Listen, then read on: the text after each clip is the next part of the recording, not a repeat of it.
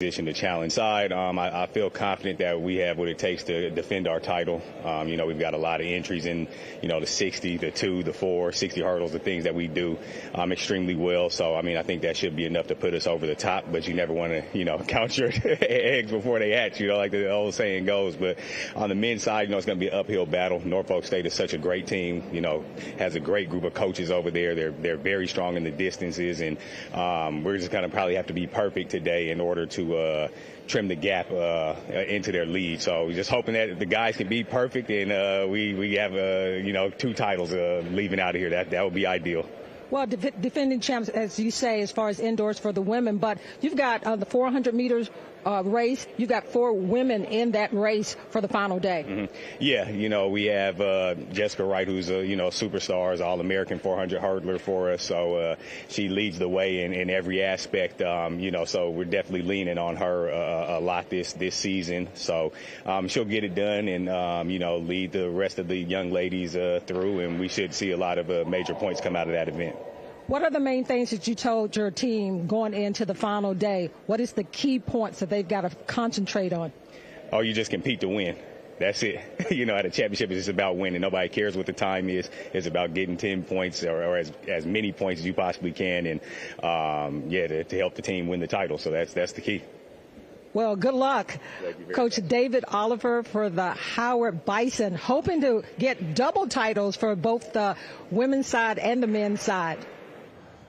Yeah, big thanks to Donna catching up with Coach Oliver earlier. And Foss, well, his women, the defending champions, and they're in a good position thus far. They lead through 6 scored events, 66 points. You have Morgan State in second, sitting with 45. Norfolk State women in third with 40. But as you said, on the men's side, that is going to be difficult trying to catch Norfolk State, the defending champion, on the men's team side. But just 12-point difference between Howard and Norfolk State. So still plenty there, and, well, a full day of competition. And as you well know, anything can happen. Hey, you're absolutely correct. And, again, the short sprints, the relays, you just never know, because one athlete could be feeling pretty good, one may be a little tight. It is 3 days of competition, so you have to pace yourself, and then you've got to really figure out when you want to peak. We talk about that so much in sporting events, and when does an individual athlete truly peak to have their best performance, given it's a championship run? That's a very good point, Foss, and you talk about it. Obviously, if you have that best event, maybe in the trials, who knows? Maybe you don't have as much left in the tank for the final. We will see today pretty much all final events, a few trials and finals as well, including what we'll have coming up in our second event of the day, the women's shot put. But right now, the focus on women's pole vault as we are ready to get things underway here at the beautiful Virginia Beach Sports Center. Glad to have you with us on the MEAC Digital Network. It's the 2023 MEAC Indoor Track and Field Championships, third and final day of competition. Foss, the conference record set by FAMU's Jasmine Dennis back in 2019, a mark of 3.80 meters. The NCAA record set by Demi Payne of Stephen F. Austin, the former Lumberjacks, set it back in 2015, 4.75. I know nothing about the pole vault except that you have to be very confident when you jam the pole into the box so that you can get yourself up. I had some guys in high school who were among the state's best in Texas. Now, that's a lot of people. But their technique, they were unafraid. As much as I would like to say I was daring, I enjoyed the track and other field events. But I always been impressed about the pole vaulting and the technique and the sound technique that these athletes have running down that track to go ahead and mount and get over the bar. It certainly takes a different mentality. You have to be absolutely fearless if you're going to be a pole vaulter. Have you ever seen one of the poles break on somebody in practice? Listen, luckily no one that I've seen or heard had it happen has been injured. But just that you've got to rely on so much. And again, these athletes do that, and they have no fear in getting up enough speed to get over the bar. Yeah, right you are. No fear whatsoever as they continue to warm up, get ready for our first event, the women's pole vault final. We will have 7 in the flight. A pair of Spartans, and well, we will have that coming up when we return. Stick with us. It's live coverage, third and final day of the 2023 MEAC Indoor Track and Field Championships from the Virginia Beach Sports Center, Virginia Beach, only on the MEAC Digital Network. Since 1896, South Carolina State University has dared to be the best in higher education. Our 68-degree programs attract the brightest scholars, and our graduates change the world. Continue the legacy of excellence in education, social justice, military sciences, the STEM fields, and the arts. Dare to go anywhere from here. Dare to be great. Visit scsu.edu and apply today. Behold has a special meaning at Norfolk State University. It exemplifies knowledge, hard work, perseverance, and striving towards success. Since 1935, Spartans have walked these grounds, ready to take on the challenges of the times, transform lives, and realize dreams. We are a state-of-the-art institution, preparing students to take on the modern world with innovative coursework, experiential learning, and cutting-edge degrees. As NSU celebrates its 85th year, the green and gold tradition continues. For more than 150 years, Morgan State University has positioned its graduates to grow the future and lead the world. Morgan students receive a world-class education, engage in meaningful research, and uplift their communities. Over 126 programs, conveniently available online or on Morgan's beautiful campus. Designated the national treasure, there's something for everyone. Pursue your purpose. Progress in your passions. Achieve the promise of career fulfillment. Your Morgan experience awaits. Choose Morgan. There is something greater than finishing first. True champions stand on principles. We fight for the right causes. We believe in the power of teamwork, whether in rebounding, receiving, or in research. In service and in sportsmanship. Only a few have what it really takes. We develop the talent. We unleash the potential. It all boils down to this. Now is the time. This is the place. We are MEAC. Welcome back to Virginia Beach Sports Center, here for the third and final day of the MEAC Indoor Track and Field Championships. Glad to have you with us here on the MEAC Digital Network alongside Steve Foster. I'm Kip McConico. Boss, you know a thing or two about the Mid-Eastern Athletic Conference, now in its 52nd year of intercollegiate competition. Yes. The namesake, my dad was an illustrious Morgan State Bear, and certainly enjoyed all of the accoutrements, especially sports and athletics wise. In fact, I have a few sweatshirts and T-shirts from him. But we promise Foss will be unbiased in his broadcasting today. Absolutely. And I tell you, between that eastern northeast corridor, a lot of great universities represented here in the MEAC. Yeah, right you are. 8 fantastic institutions. Meon Frierson of SC State there. The Bulldog. Darius Leonard, the all-pro NFL linebacker from there. First attempt here in flight 1 of the final women's pole vaults. Again, we have 7 competitors. A trio of Norfolk State Spartans. Do you know how difficult that is? Because really, the way that you get the momentum, and this is from all these physics classes that your boy took. You got to slam the pole, and basically the momentum from your speed, when you slam the pole into the box, propels you up. So basically you're changing planes, but the force from your speed and being able to have the pole go into the box properly gets you over the bar. So you have to rely on timing, speed, and being accurate and getting that pole where it needs to be to get your body up and over. Yeah, it's a difficult sport. So Leah Williams-White now of Howard with the bar at 2.30 meters here in flight 1. Her first attempt. Williams-White over, no trouble. Good start for Howard. And I tell you, getting over the bar, that is a lot of confidence being built. It is not as easy as it looks. People just think, well, you know, run down the track and get over the bar. It is a difficult task to get all that timing correct, kid. It certainly is. You're right about that. It is a lot of things happening at the same time and very little room for error.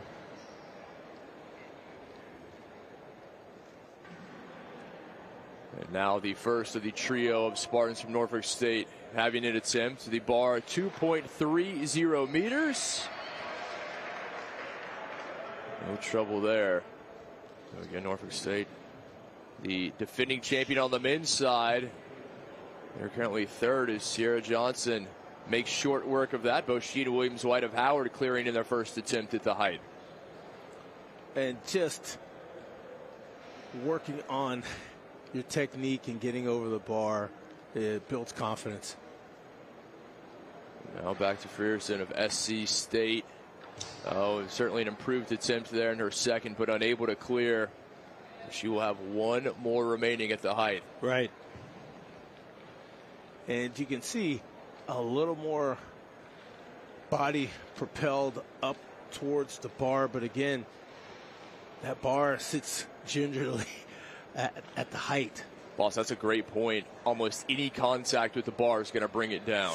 Pretty much. And, you know, again, you have a lot of momentum, and you're weighing over 110, 20 pounds, and you're getting your body up over a bar, and you're creating tremendous force. Again, downward force on the pole to get yourself up over the bar. A lot of precision. Both Annalise Bond of Delaware State and Shauna Azenor of Morgan State, they will not come in until much later in the competition, and the bar moves to a height of 3.10 meters. The third and final attempt for the Bulldog, Jan Frierson of SC State. Oh, and just unable to clear. Again, give her credit, improved each attempt, but unable to clear, and well, she will bow out of the competition. So now we are down to 6 here in the women's pole vault final. Again, a very tough sport to execute, and there's no shame in these competitors as they are attempting. Now it looks like the bar gets raised a little bit, Kit. It does indeed, my friend. They will bring it up. So the bar, as you said, it was at 2.30 meters, and we will continue to raise it until we have no competitors left. A beautiful facility here. Big thanks to our host at the Virginia Beach Sports Center in Virginia Beach, Virginia. Not a bad place to spend 3 days. See Destiny Hooks, nice and bright, full of Norfolk State, those teammates. And Foss, you mentioned it in the open. A lot of times we think of track and field as an individual sport, and it is to a degree, yes, but it is very much a team sport as well. You want to be the track champions, and you and I have done broadcasts throughout the years, and we've seen the gatherings of men's and women's teams that are track champions. They possess individual champions among them, but they all contribute for that team title. Women's shot put, they will start at the top of the hour, both the trials and the final, as we head back to Sierra Johnson, unable to clear. The bar now at 2.40 meters. Well, she missed her first attempt at the previous height of 2.3. She made the necessary adjustments and cleared it in her second. We'll see if she can do so now that the bar is at 2.4. And again, for all those that think it's that easy, try to clear 1.5. That's a very good point. Because you're running and you have to hit the box just right with your pole to propel yourself over. And I don't care how high it is. It's just the technique of making sure that that pole is where it is so that it can propel you over the bar. It is not an easy task. It certainly is, and I grew up, and I'm going to date myself here, watching a gentleman by the name of Sergei Bubka, who's arguably the greatest pole vaulter in history, certainly one of. And you talk about the fearless ability to trust the pole, as you said, and you're up there 2, 3, 4, 5, 6 meters and higher. That's a daunting task. It is, and that's when you're throwing your body literally perpendicular to the ground to get enough height to get over the bar.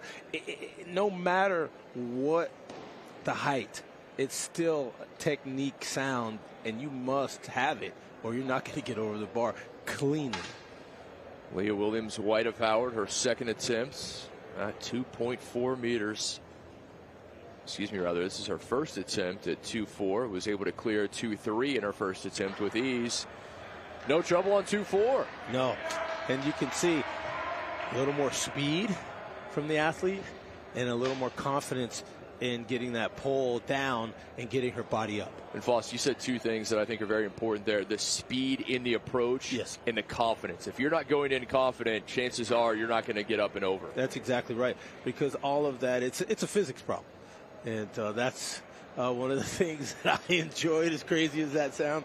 And it just shows you. And so many sports, especially in track and field, have a component of physics, whether it's jumping, running, or a combination of the two. Back to Norfolk State, Sierra Johnson, her second attempt at 2.4.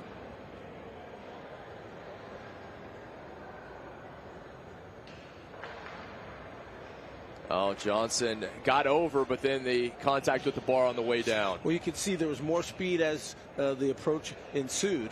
Now it's just controlling the body to get over the bar and not have it come down with the athlete. Well, you see it there. It clearly has the height, but the descent just a bit too close, and that one dislodging the bar. So she knows she's down to her final attempts. You spoke about teammates. They can actually, because coaches sometimes, and the rules have changed a little bit, where the coaches can or can't coach from in the stands. But certainly your teammates that understand what techniques needed to get up and over the bar, they can talk to you a little bit. That's a great point, and obviously I think the best analogy I've heard for track meet is it's a family reunion, and you get to see these people you don't get to see a lot. And I've been privileged to go to the Texas relays, down to the Lone Star State, the Penn relays, and there at historic University of Pennsylvania. Following me, kid. I did the Penn relays first, but I tell you what, both amazing events. Absolutely. There's just something about it as you see the athletes trying to stay warm. And that's another thing, is that if you're not going to be making an attempt, you have to stay warm physically, but you have to stay focused mentally as well. And the interest that you see here with the blankets is so that you don't have to keep putting on those sweats. And that can be, with the spikes, a little more difficult than just wrapping yourself and staying warm. Johnson, final attempt, unable to clear 2.4, and she will bow out of the competition. Yes, now we are down to 5. We started with 7. Excuse me, rather 6 remain. We have Leah Williams-White of Howard, Destiny Hooks, Brightful, Bond, and Asnor. So with Johnson bowing out, 5 remaining there. Johnson came out, as did Frierson of SC State before her. And once again, at the top of the hour, a women's shot put. It'll be both the trials and the final. The only other trials and final event we will have today, the men's shot put, that'll be coming up at noon Eastern time. Aside from that, Voss, it is all about the finals. It's all about the medals today, my friend. Oh, it is. And I tell you, it is a great feeling when you can be in that competitive mode, looking to get bronze, silver, gold. Trying to get on the podium, not just for the individual glory, but to add those precious team points as well. Yes, sir. Back to Williams-White of Howard. Thus far has been successful in attempts at 2.3 and 2.4 as the bar now raised to 2.5 meters.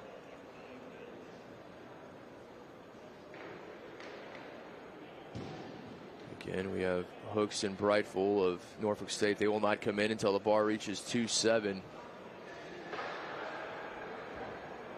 Williams-White there unsuccessful in the first attempt, has 2 more, and we said earlier, Bond and Asnor, they will not enter the competition until the bar is over 3 meters, 3.1 to be exact. Well, that's confidence, one. And I'm sure that's because the technique has been mastered a little bit better. Just for those curious, the world record is about 5.02 meters. And as we said earlier, the conference record set back in 2019 from the former Rattler Jasmine Dennis, 3.8 meters. That equates to 12 feet 5 1/2 inches. The NCAA record set in 2015 by Stephen F. Austin's Demi Payne, 4.75 meters. That is 15 feet 7 inches. It's too high for me. That's up there, my friend. It's too high for me.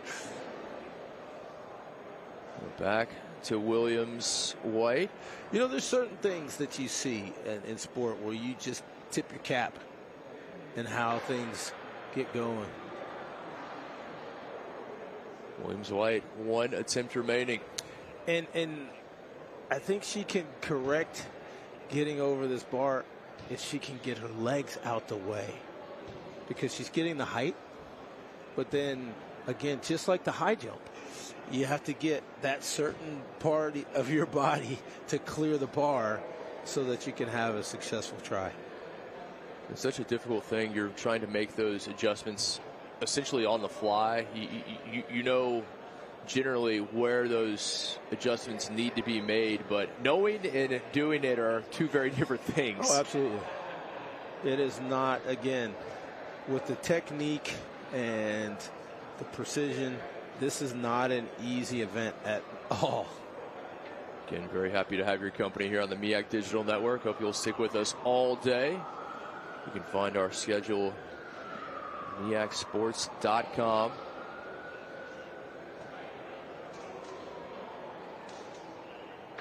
Williams White unable to clear, and she is the third competitor to bow out here in the women's pole vaults.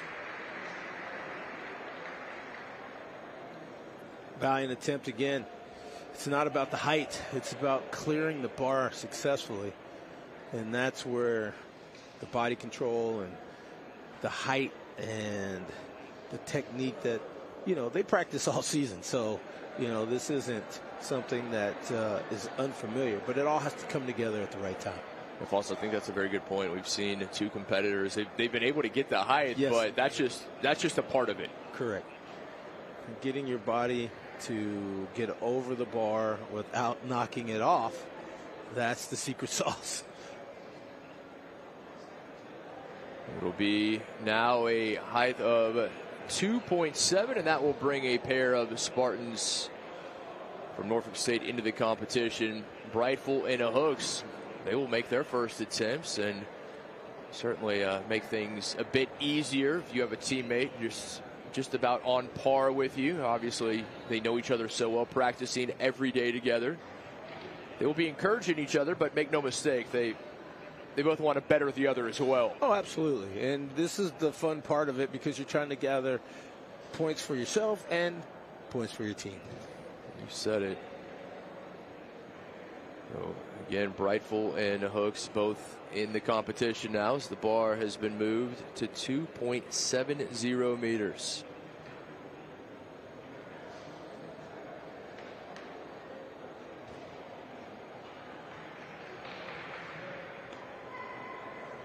Rachel Brightful, first attempt. I don't think she was pleased with the approach. No, but you could see that if you have a little more technique, you can get up there, recognize I've got to get my body just a little more with a better angle to propel myself. But you could see there's a little more confidence and a little bit faster approach on the athletes that want to go higher. So now it'll be her teammate Destiny Hooks, her first attempt. Again, we have two competitors who will not enter the competition until the bar reaches 3.10 meters. That is Annalise Bond of Delaware State, Shauna Azenor of Morgan State.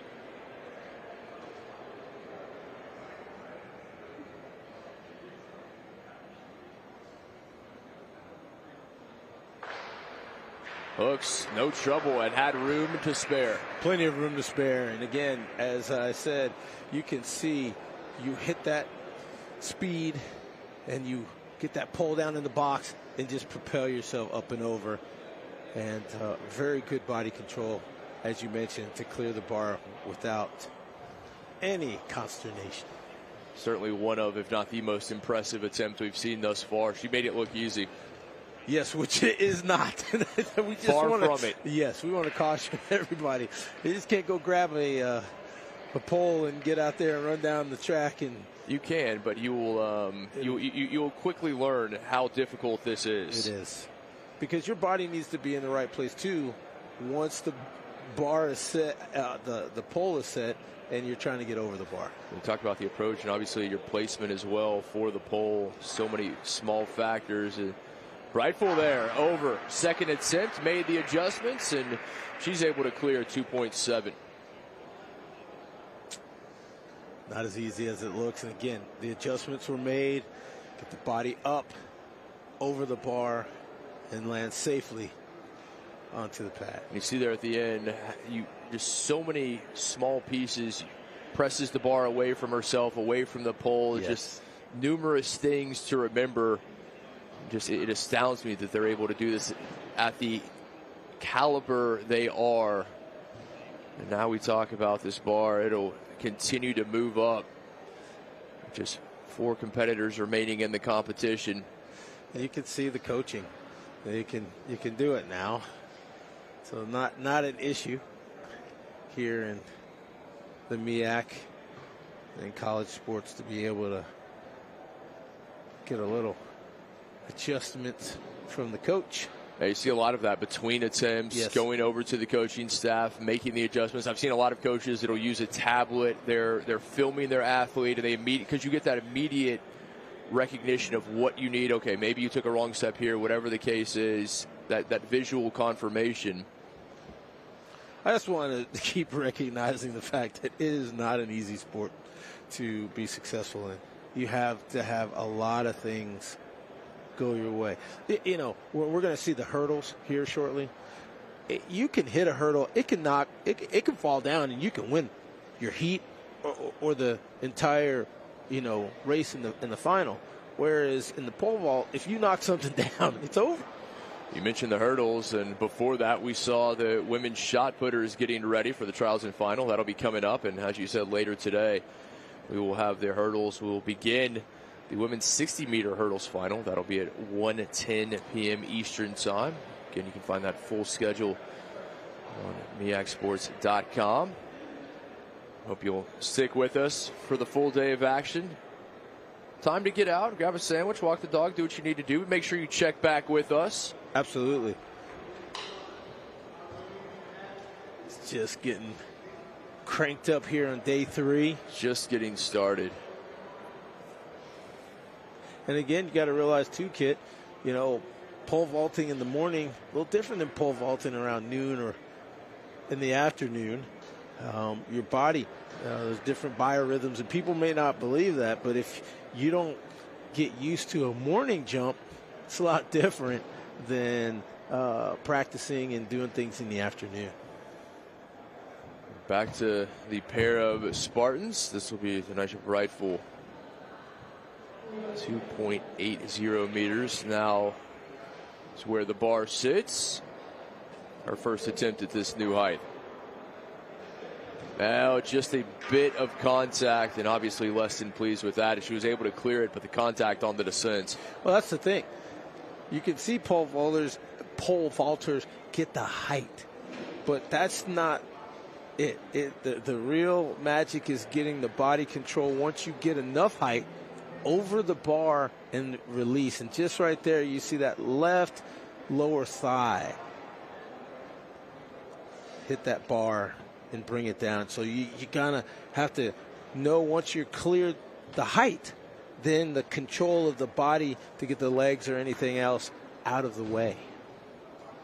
You think about all the, as we've said more than one occasion, the very small little factors, just all those little things that you've got to get right.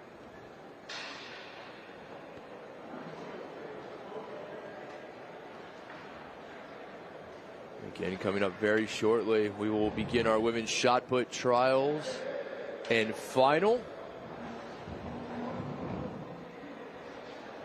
And that was a field event that I enjoyed, Kit. The shot put. You were multi-talented. You could throw. You could run. We've already figured out you were not a vaulter. No, by no stretch of the imagination. And there is the field. It'll be 15 competitors in the women's shot put. Back we go. The shot put was cool because you could hold the foot on your neck. You just kind of looked a little tough when you're doing it. Like, all right, let's see. Get some control. Just a little bit of a hang up at the end. Enough height, as you mentioned. The height is there, but it's the control of the body over the bar is what is going to move you on to the next round. But now the pressure really on as Breitful down to her final attempt with the bar at 2.8 meters, and her teammate Destiny Hooks has elected to go ahead and bypass this, so she's feeling confident. She will bypass this height and will rejoin the competition as the bar moves up. But right now, all the focus on Breitful. And she's trying to figure out, okay, is it the height? What's going on? And you can see the coach trying to give the technique to get up and over and kind of throw your body over the bar in a way that is controlled and is not bringing the bar down. Because the height, as you mentioned, Kit, is there. You said it. It's about keeping that control, but at the same time, got to be just on the edge of it. Now the pressure really on the shoulders as she has already seen her teammate Sierra Johnson eliminated. She was unable to clear when the bar was at 2.4. Right now, just 4 competitors remaining, and 2 have yet to enter the competition. It's Bond and Asnor of Delaware State and Morgan State, respectively, and they won't come in, as we said, until the bar moves to 3.1.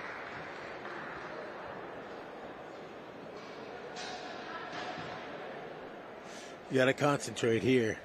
You need this third and final attempt to be successful, stay in the competition. Pressure on Breitful. Can she continue? And that is not to say that she was not concentrating on the first 2 attempts. But here,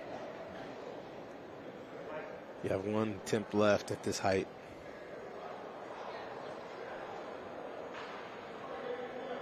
And able to do it, the pressure on. Denisha Breitful, no mistake, up and over 2.8, and she continues in the competition. And that was a very confident attempt. Body was up. Spikes got where they needed to be, straight up, and then she just gets all of her body over and pushes away from the pole. Clears that height successfully. You talk about a confidence builder right there. Yes. She understands the pressure's on, has not been able to clear in her previous 2 attempts, has to, and does. Yeah, and then you see now, as the height will increase, a little change of bar. Well, as we said, and part of a track meet is everything going on at once, and there are multiple events, as you see Abigail Jeffries there of Delaware State, our first competitor in the women's shot put trials. Her first throw. The conference record set by Maryland Eastern Shore's Vanessa Henry back in 2012, a mark of 16.5 meters. That is 54 1 3/4 of an inch. The NCAA record set in 2017 by Raven Saunders of Ole Miss, 19.56 meters.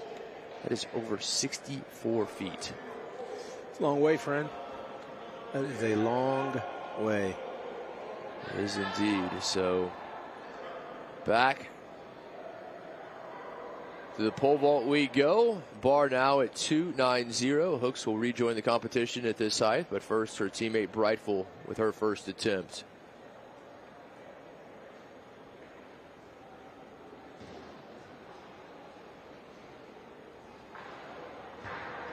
Breitful there just may have been an issue with the pole placement, but she's already proven that she can come up when the pressure's on the most. She was down to her final attempt at the previous height and was able to clear. That is correct.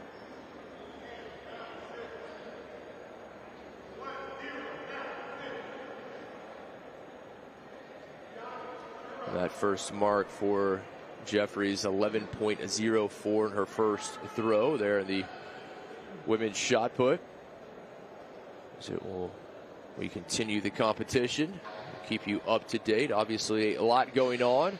One of the great things about a track meet, Floss, is as long as they are 3 days of competition, 3 full days, there are no opportunities to get bored. No, you've got multiple events going on inside the track, outside the track, and then there will definitely be some on the track movement as well.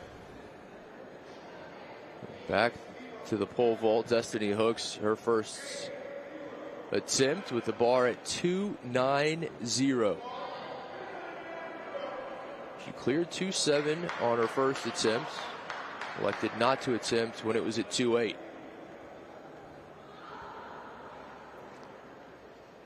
Issues on the run up there, the approach.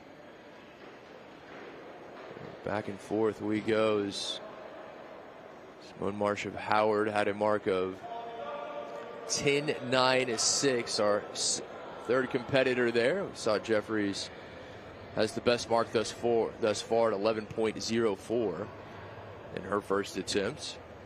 There will be 6 total. Try to keep you up on everything that's going on, and you can head over if there's one thing you want to pay specific attention to an event. You can head over to Half Mile Timing. Make sure you're keeping up there. Johnson, who had the previous throw, the Maryland Eastern Shore product, was 8.09. And you see the red flag raised, the foot fault. Yeah, a little fault there. Wasn't too bad of a throw by Leslie Young of Norfolk State, Kit.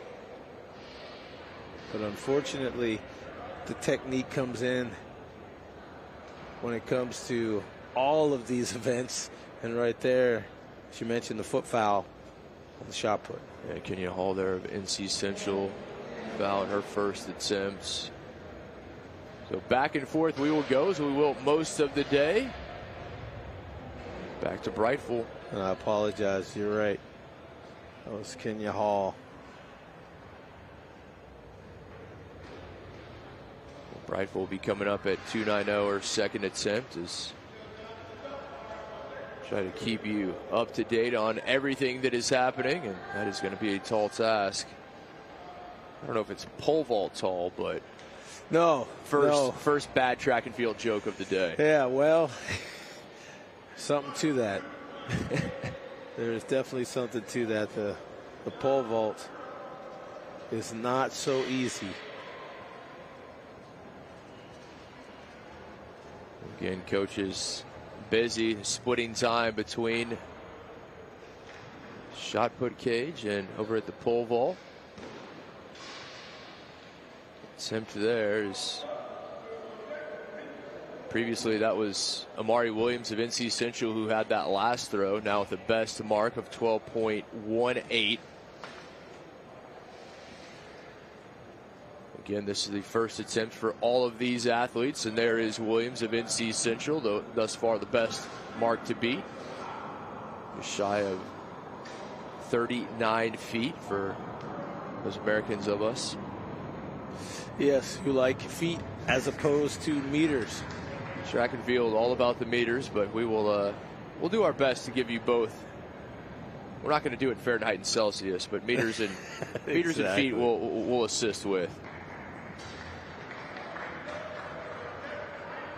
And Janelle Johnson of Morgan State, 41 feet 10 inches, and next competitor, see how much. So Johnson with the best mark thus far. She's able to surpass Williams of NC Central now, that 12.75 mark for Johnson. That is the best mark to beat.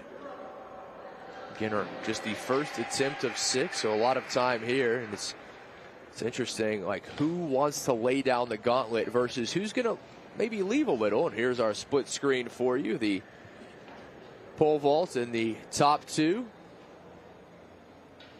Shot put there in the bottom left, and I'll keep an eye on the pole vault. I'll let my partner keep an eye on the shot put as we head back over to Destiny Hooks, her second attempt at 2.90.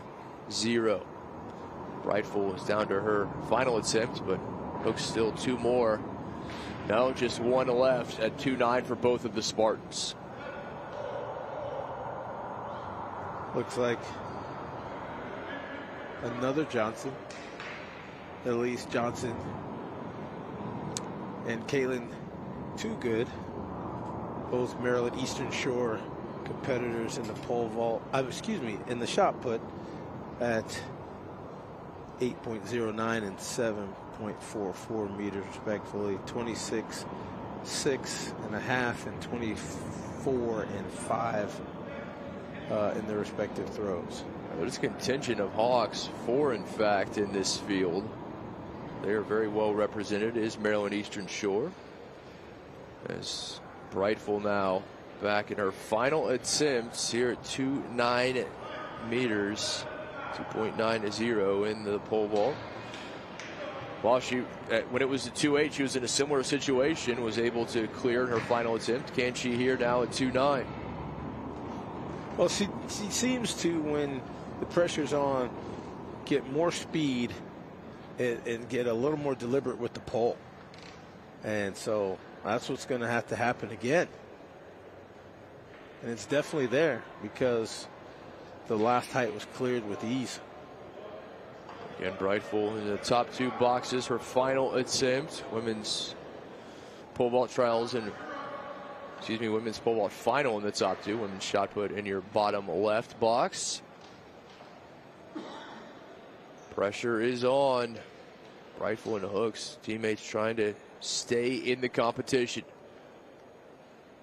And Lambert of Morgan State with the foul over in the shot put.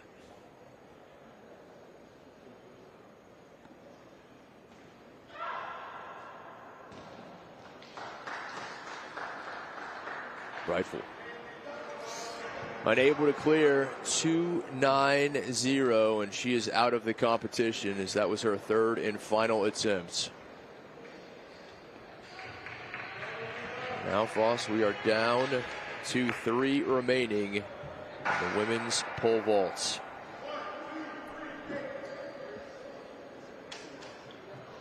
Destiny Hooks, her teammate, will have her final attempt. That'll be coming up. But first, we head back over to the shot put cage. Again, still in the first attempt for these women. Still the best mark for Morgan State. Janelle Johnson of 12.75. Leslie Young right behind her from Norfolk State. They're right there at 12.38 meters. She and Williams, those three, Johnson, Young, Williams of NC State, their final competitor, all clearing the 12-meter mark. The only ones thus far.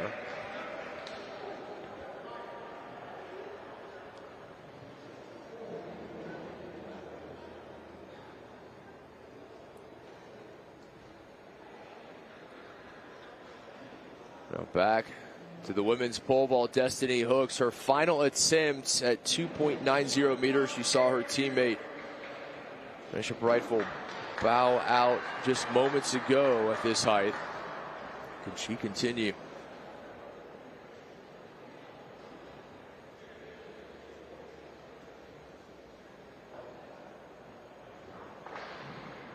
Hooks able to do so. Elated, and why not? Absolutely. And very good body control over the bar kit. Kind of landed on her feet like no problem.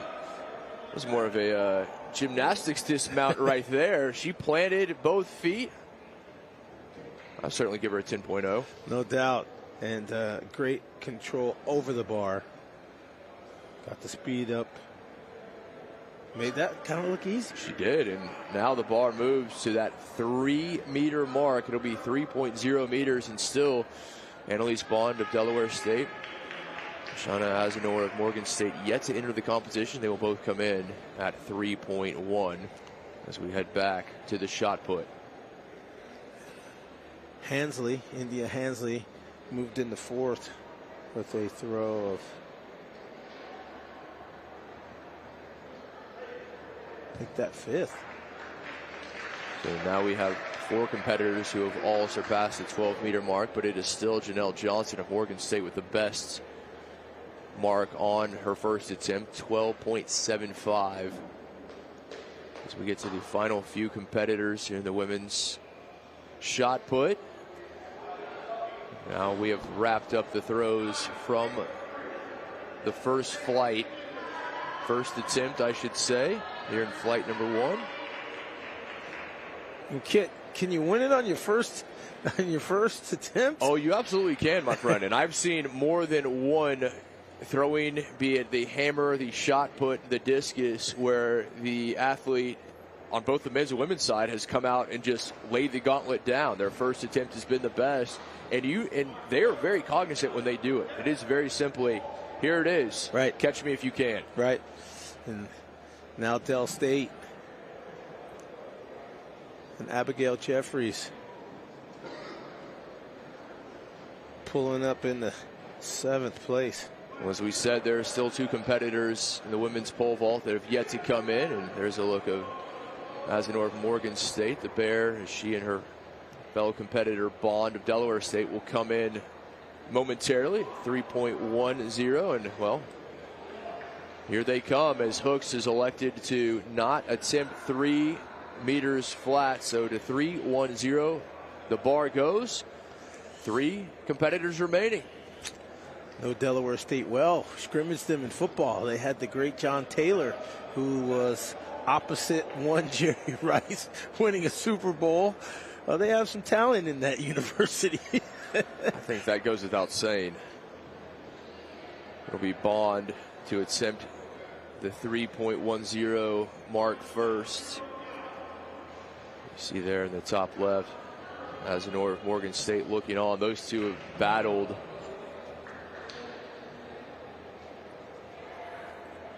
You want to get off to a good start, because remember, these 2 athletes have not attempted a vault thus far. They've been watching, waiting as the field has whittled itself down. Right.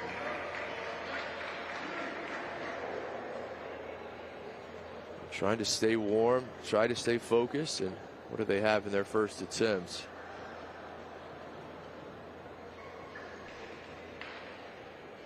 Again, you can keep up with all the scoring at halfmiletiming.com. There will be a lot coming your way, and we will do the best we can to keep you up to date with everything. But as you can already see, we're in the 3 box, and at some point it'll be 4 later today. Yes, it will. And keeping the eyes on all the competitors and what's going on, it's our job. It is indeed. And again, glad to have you here on the MEAC Digital Network. 3rd and final day of competition here at the beautiful Virginia Beach Sports Center. Check back in with the 3rd member of our crew, Donna Hopkins, there down on the track, coming up in a bit. She was able to speak with Howard's head track and field coach, both the men's and women's side, David Oliver, and he said it. He's pleased with where his women are going into this final day of competition. They are the defending women's champion. For the men's side, he made no bones about it. He knew it was going to be difficult to catch Norfolk State. Literally and figuratively. I told you, the bad jokes will be coming all day, my friend. Well, whether they come or not is not changing the fact of how well Norfolk State's men have done in defending their championship. We've had more competitors in the shot put, but it seems status quo. And after 2 days, they have that lead, 65 points for Norfolk State men. Howard currently sitting in 2nd on the men's side with 53.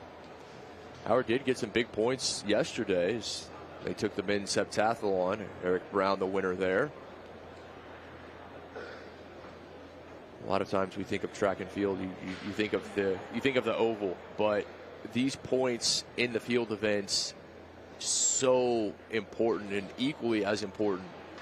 It's not just what's going around the track.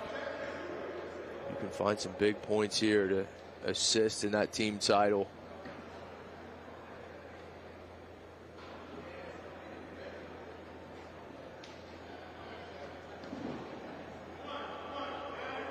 Women's shot put in the bottom left, now in their midst of their second attempt, still the best mark. Janelle Johnson of Morgan State, 12.75 meters. No one has yet to best that. Set the conference record. Well, that was set back in 2012 by Maryland Eastern Shore's Vanessa Henry, 16.5. I've got the high jump winner from yesterday, Lamont Victor.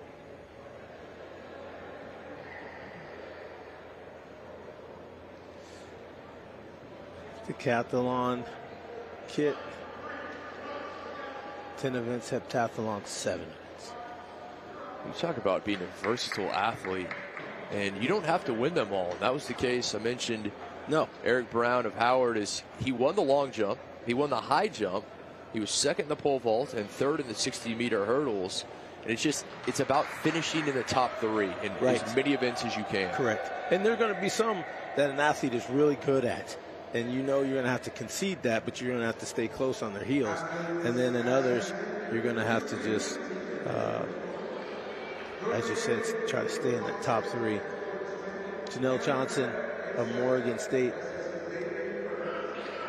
gets to 13.17. Now Annalise Bond there at the top, her first attempt, had no trouble whatsoever clearing 3.1 meters. That's why she could wait. Because, again, you could see the technique.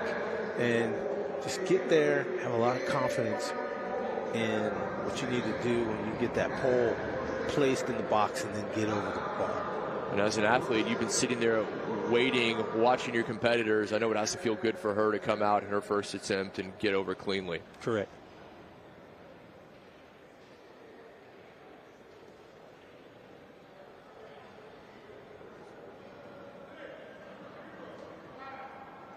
Now Azenor, Morgan State Bear first attempt. Just a slight bit of contact on the descent at 3.1. Now let's head down to the track to check in with Donna Hopkins, standing by with a star freshman from yesterday, Lamont Victoria, the winner of the men's long jump title. Donna? Hey guys, this was a 3-way jump off to win this title at 2.05. Lamont, just talk about going through that 3-man jump off, and you had every jump. I was very nervous. It surprised me that I saw, I missed, and then I made it my first try. Can we start? No, that's all right. He's a little nervous now, but a champion also. Yes, it's crazy. Freshman year, I'm planning to do the same outdoor. Well, let's talk about that, being a freshman also and walking away with the title this year. I still got a lot more things to work on and PR. So there's a lot of things I need to fix and work on for outdoor season. Well, speaking of working on things, you've been successful this indoor season. 5 jumping titles, I believe. Yes. Yes. And he still has a lot to work on, guys, but 5 titles. Just talk about the season you've had. My first meet, my opener, I went 6'11", and the second meet after that was my PR meet. I hit 7 feet, and then it got a little shaky towards the end, but it's outdoor season. I'm trying to kick it back up. How did it feel walking away with the title? Man, it's probably the greatest feeling ever. Thanks a lot.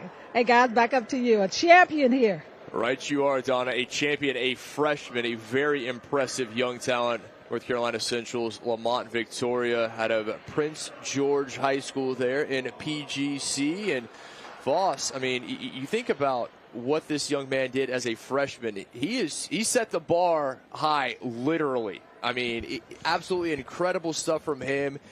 He won the gold, 2.05 meters. That is 6 feet, 8.75 inches. And he won that 3-man jump off, as he said, without fouling. Yeah, he just got over the bar. Whatever you can do, I can do better.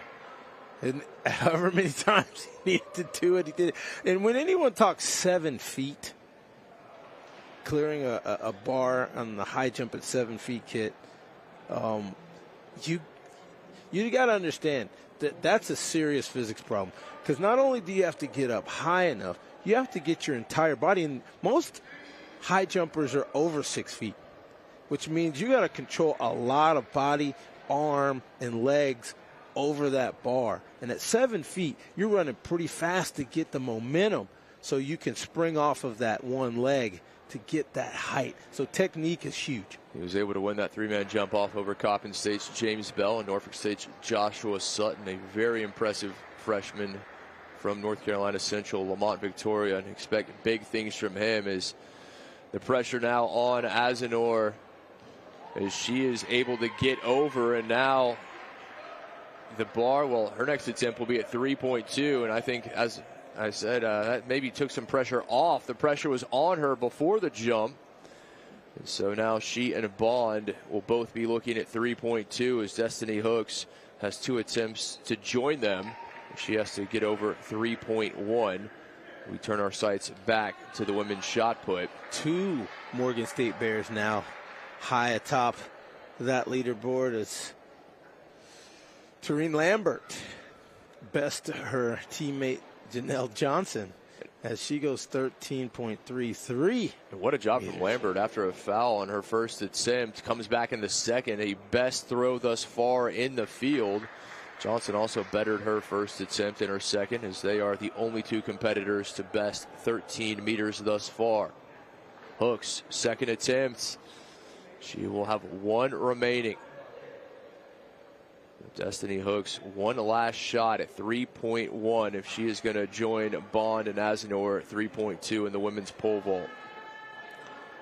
Well, she can get the height, but again, it's the body control that you're going to have to look at, and you can see the difference in those who clear this height with the pole vault and those who get hung up on the bar. Making those little adjustments over there, getting a few words from her teammate Brightful and their coach. Brightful, who bowed out in the competition. She was unable to clear 2.9, as now there are just 3 remaining, and Hooks 1 attempt left. And we've seen these athletes just focus a tad bit more on those third attempts. And hopefully here, as we've seen early, Destiny Hooks can get her third attempt. Foss, to your point, when the bar was at 2.9, she was able to do just that. Missed her first 2 and then was able to clear in her third and final. Can she now that the bar is at 3.1?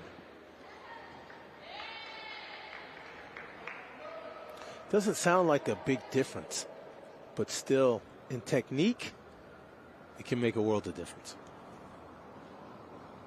Competitors in the women's shot put in the bottom left now in their third attempts. 6 total. Keep you up to date on that, but right now, Hooks trying to remain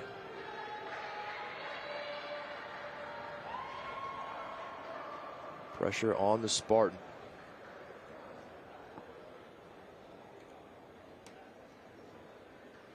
See the judge there. 1 final attempt remaining. Hooks unable to do it, and now we are down to 2. It will be just Bond and Azenor for the women's pole vault title. And you mentioned, Kit, they waited till the bar got 3 meters or better, so they were very confident in their abilities here in this indoor track championship. Full credit to Destiny Hooks there. A great show of sportsmanship. Is congratulated by one of the judges. She will be your bronze medalist in the 2023 MEAC Indoor Track and Field Championships. No shame, but again, you shoot for gold. And so now 2 competitors remaining. And we know that it's going to be silver and gold to Annalise Bond and Shauna Azenor. We just don't know who is going to be silver and who's going to be gold. Well, this could be fun. These 2 competitors here, with their technique and confidence, speed down the track, you never know how this one can go. Could be a lot of fun. Bond has only had one attempt thus far. That was, the bar was at 3.1 and cleared it with ease. Now it is at 3.2. Can she continue to impress?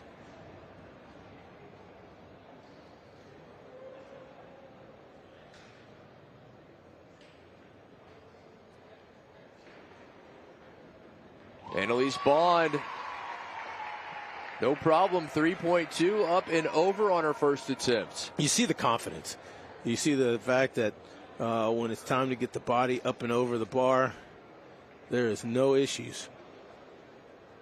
Delaware State's Annalise Bond coming down the track, getting a little more speed, and just really pulling off of that bar up and over.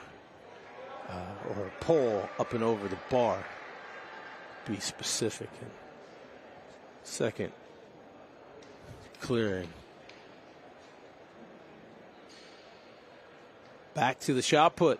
Back to the shot put indeed. And if there was ever any chance of getting bored, it's not going to be here. This is in the third attempt, and it's still a pair of Morgan State Bears at the top of the standings. Trina Lambert, Janelle Johnson, and here is their teammate Azenor, and she's over. Nice attempt there to respond to Bond from Delaware State. And again, like I said, this could be fun. It could indeed. So Bond actually began her career there at Delaware State. She was a soccer player. You talk about versatility and multi-talented, as Azenor makes it look easy.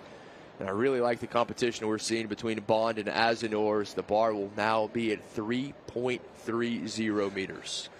Well, not only is the height going to go up, but I can't emphasize enough the fact of parents having their student athletes play multiple sports.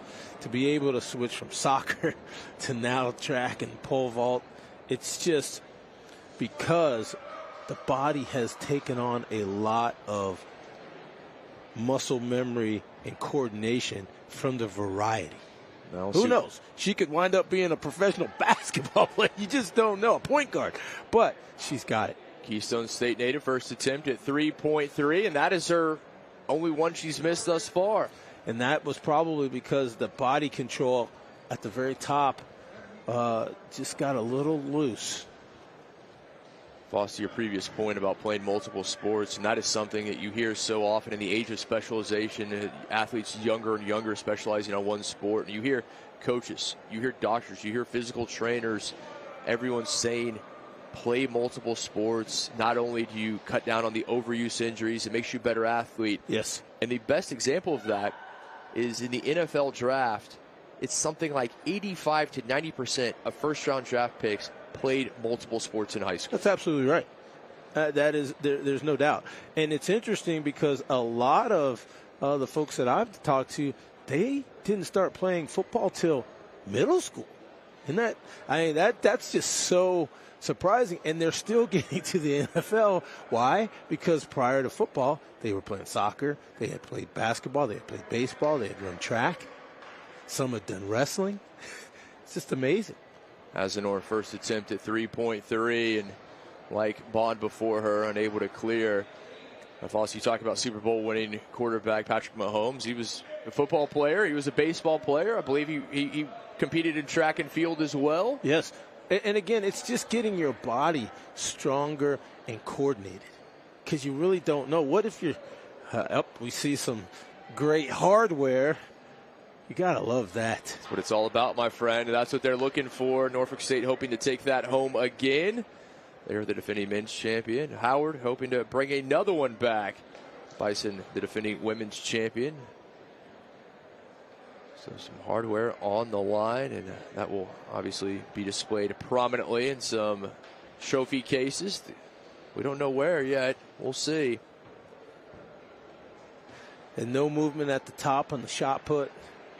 Both Morgan State Bears, Lambert and Johnson, and Leslie Young from Norfolk State in third. She has not taken her third attempt, and neither has Lambert of Morgan State. Lambert and Johnson, particularly Lambert, after a fault on her first throw, that second, so far the best mark. See if she can better that.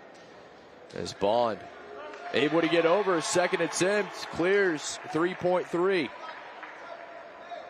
And again, just the competitiveness and the tenacity to get your body up, over, and then extend so you do not touch the bar with the top half of your body. That's a great point. We saw it earlier. Some competitors, they had the requisite height. Yes.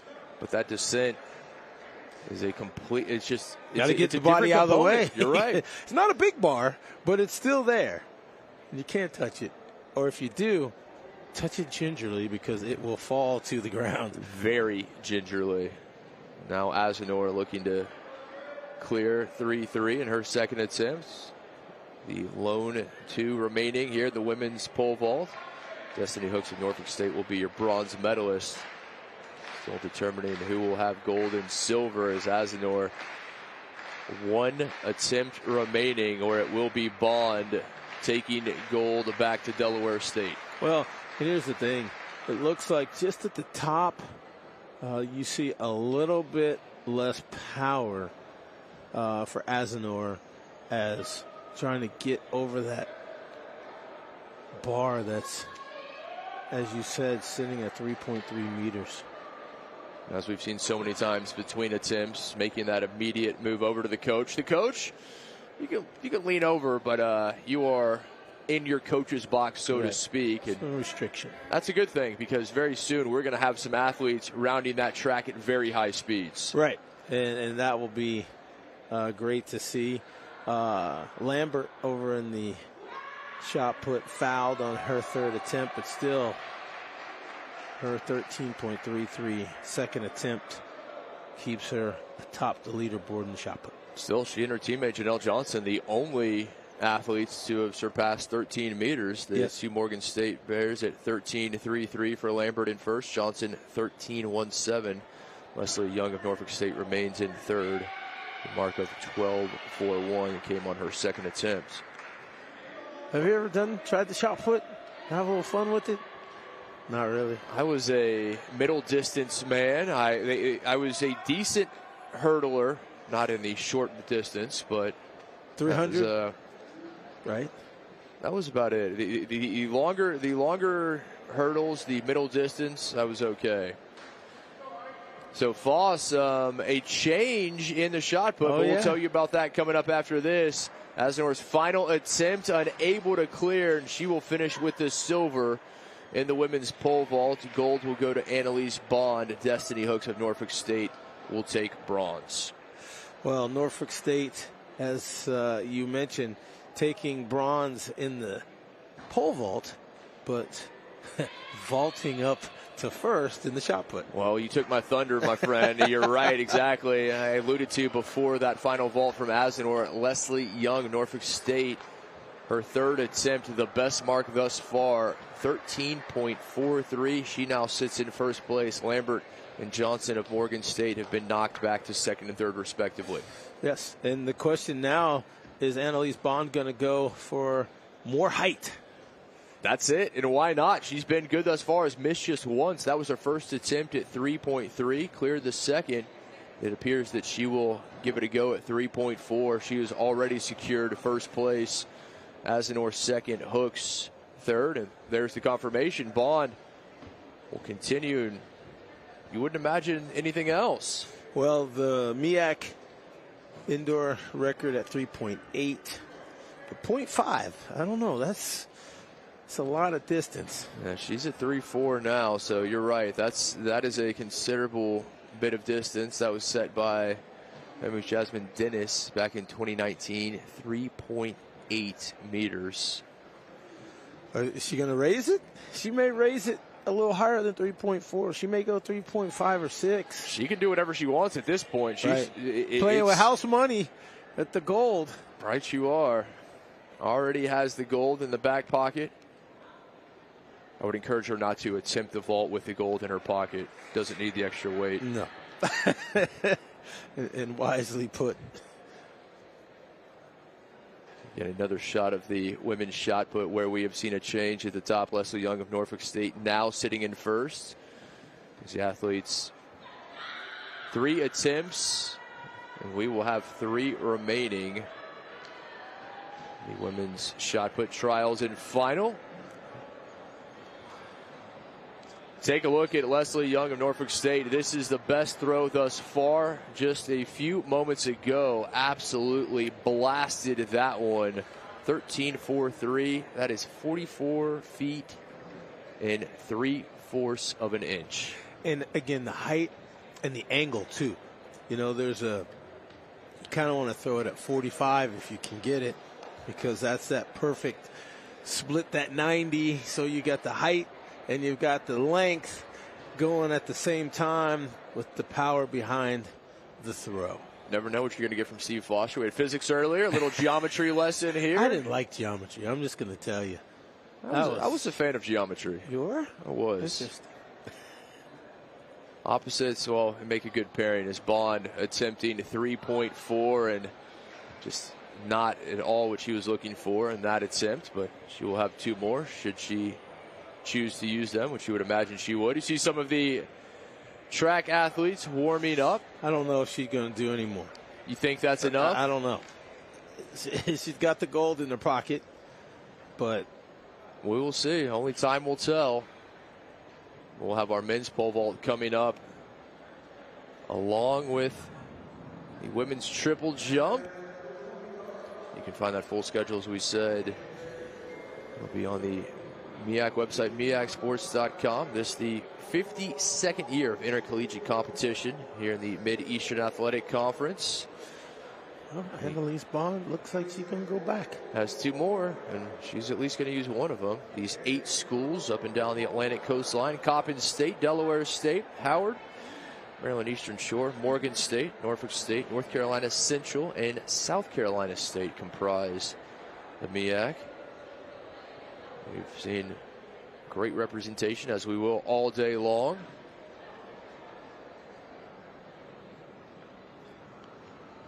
Annalise Bond, shown here, is the champ. So you say, I'm the champ. Now, how much more can I get out of this competition? We will see. Second attempt, 3.4 is already secured in first place. Asinor Morgan State with second. Hooks of Norfolk State is your third place finisher.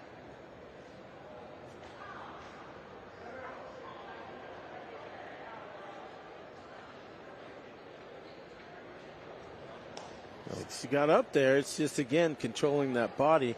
And she realizes, look, she seems more energized. Like, okay, but it's going to be. She knew how close she was. Yeah, yeah. And you could see that when she came down, just the slightest adjustment, that could be the difference. She has 1 attempt remaining at 3.4.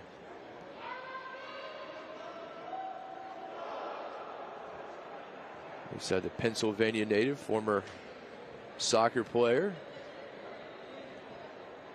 Now, I would have never have thought soccer to pole vault, but that just shows you whatever multiple combination, there's so many there. That's a very good point. Be able to talk about some versatility and just really.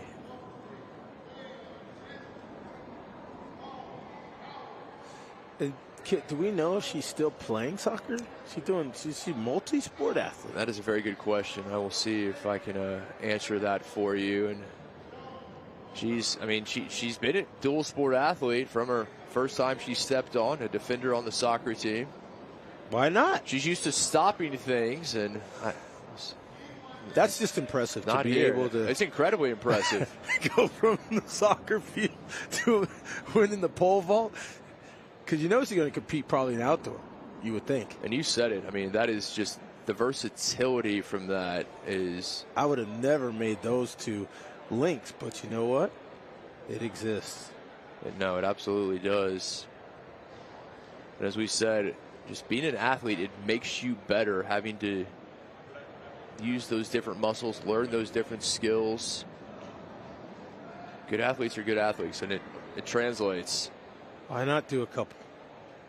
Final attempt at 3.4 for Bond. And over, but just the slightest contact, and that will wrap up her day. But she'll wrap it up with a gold medal. Yes, congratulations. And again, compete. Get your jumps in. She's still the champ. I love the competitive spirit that looks say it all right there, Annalise Bond. She probably said, I should have got over that, coach. But you know she did. That's exactly what she said. He went over. She's already secured the gold medal. She's done this. Points for the team. Right you are. Very important ones as well. No, I absolutely respect that immensely. Just her wanting to continue, and good athletes are great competitors, and as you know, that's a lot of times what does it, what makes a great athlete, that competitive spirit they have. So Bond secures gold in the women's pole vault. Asnor of Morgan State is your silver medalist, and Destiny Hooks of Norfolk State finishes in third with bronze. So Bond, 10 team points for Delaware State. Asnor adds 8 for Morgan State, and Hooks with 6 for Norfolk State. Let's head down to the track. Standing by with our champion is Donna. Donna? Here with the champion of the pole vault. Talk to me about, you had already won, got the go at 3-3, and you wanted to go for more. Just talk to me about why you wanted to go. The better, it's an opportunity to increase my PR. The competitors here were amazing. Morgan State girl, incredible competitor.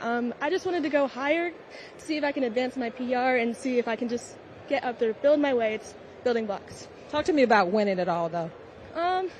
It's a great feeling, but, she beat me last year, so it was redemption, and she forgot outdoor.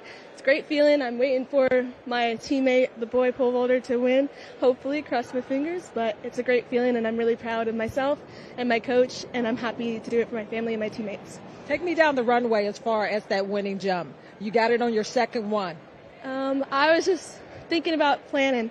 I'm usually under, and that I felt the good plan. I'm like, I got to take it up, got to do it, and I made it over, luckily. Thank God. Well, congratulations. Thank you so much. Back upstairs, guys. Thank you, Donna. Congratulations indeed. Redemption as well.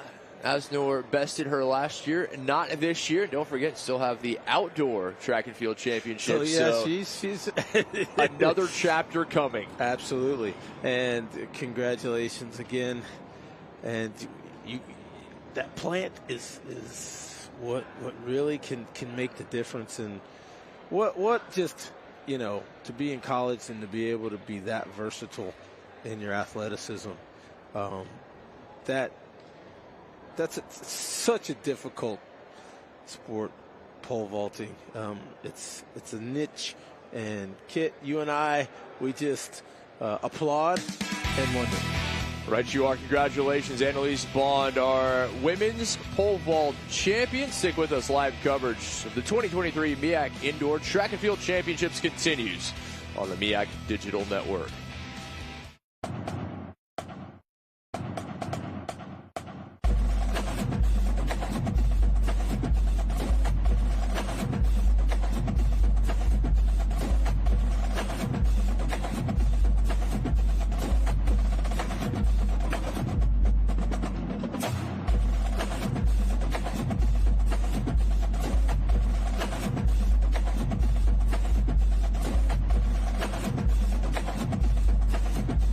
From open house to acceptance, new student orientation, and picking the program that's just for you, it matters.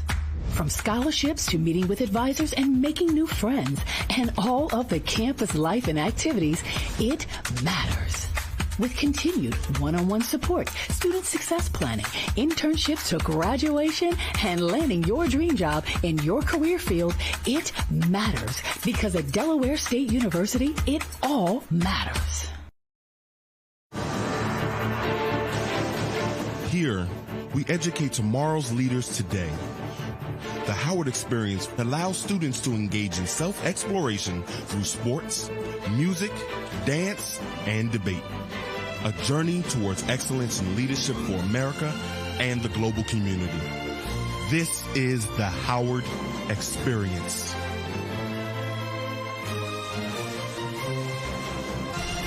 At the core of us all burns a passion for greatness. It's the rhythm of our hearts, the desire to ascend to greater heights, the drive to persevere and push beyond expectations. At North Carolina Central University, we fan that flame in an innovative and inclusive community driven by a relentless pursuit of excellence. It's here at NCCU, in the heart of Research Triangle, that you will soar with the Eagles and discover what's central to you. Imagine a place where learning pushes you further and strengthens you from mind to toe. The promise of tomorrow begins with your commitment today. Connect with people who open minds and open doors, taking you from here to there. We take pride in our legacy that prepares you for the rest of your life. Coppin State University. Welcome back to the beautiful Virginia Beach Sports Center here in Virginia Beach. It's day 3, final day of the 2023 MEAC Indoor Track and Field Championships. Alongside Steve Foster, I'm Kip McConico. Very glad to have you as we head over to the podium. Our women's pole vaults, gold, silver, and bronze medalists. Gold again won by Annalise Bond of Delaware State.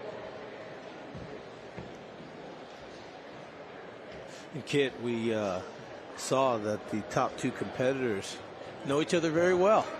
They're trading gold for silver, silver for gold, and they also have the outdoor season to compete in the pole vault. That's a great point, Fox. You see that a lot. Competitors that they kind of switch positions, they battle with each other, they have that competition, and iron sharpens iron. I think if you asked either Bond or Asnor, they would both agree that that competition with the other makes them better. No doubt, because one believes the other one is working just as hard on their respective campuses to do better. And in the pole vault, you could probably work out even with the guys because it's just height. Again, Bond of Delaware State, your gold medalist. Asnor Morgan State winning silver. Hooks of Norfolk State is your bronze medalist. And I think that's a very good point, that competition you have both intra and inter, and you're competing with your teammates day in and day out, and then your other competitors in conference. Destiny Hooks, your bronze medalist. Congratulations to her. And I tell you what, people say, it's bronze, it's silver. Getting in the top 3 is the top 3, friends, because there's a lot of people behind them that are looking up to these 3 on the podium. Anytime you can get on the podium, get on the podium. Right you are. If you're winning hardware, you're doing something right. That's right. And there are your top 3 in the women's pole vaults. Annalise Bond, your champion. Impressive work from all of them, and a great start here to the 3rd and final day of competition, and just a wonderful way to set things. And I think we could say the bar literally set by these women. Told you, my friend. Unintended. All day. And you know what? You think that, we go to a track meet everybody wants to see. And I went to the Olympic trials, Mount Sac, and had a blast doing that. And yeah, everybody wants to see the running races, but I'm telling you, in these field events, you can get some great competition and record set. And huge points. Bond giving Delaware State 10 points. And you said it, a lot of times maybe overlook the field part of track and field. Yes. And that's a huge mistake if that is the case. Right. I love the hammer throw. Javelins, crazy. There's so many things, and you're looking at it and you're going, wow. And if you want to appreciate a sport, look at it in its entirety.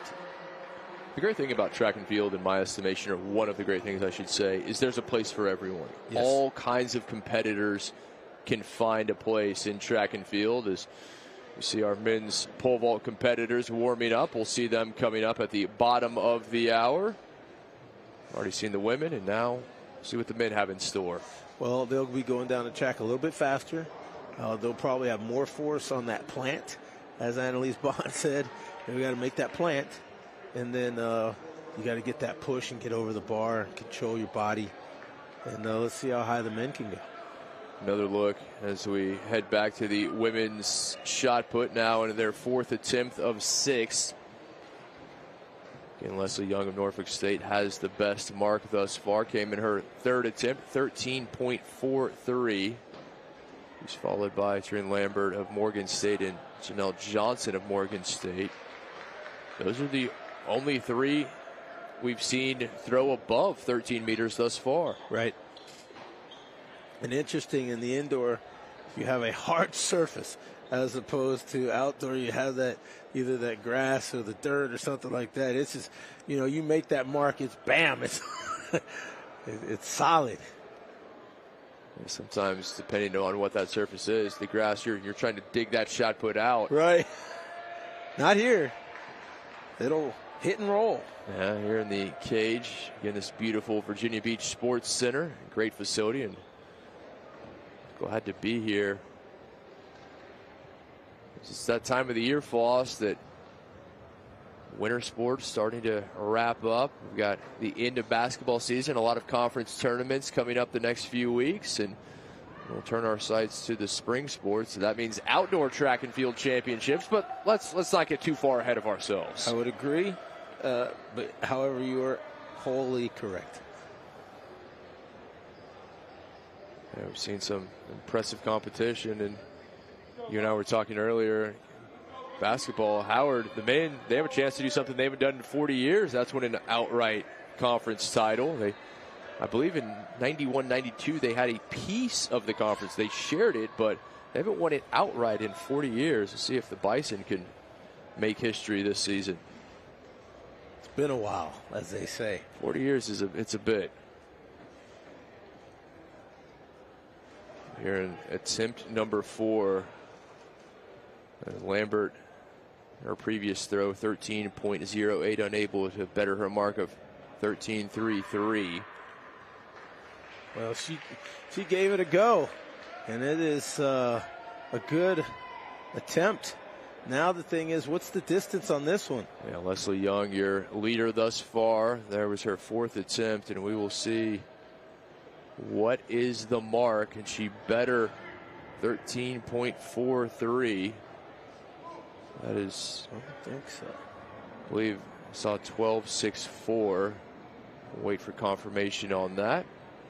And there it is indeed. So 12.64, her last attempt. And now competitors down to their final 2.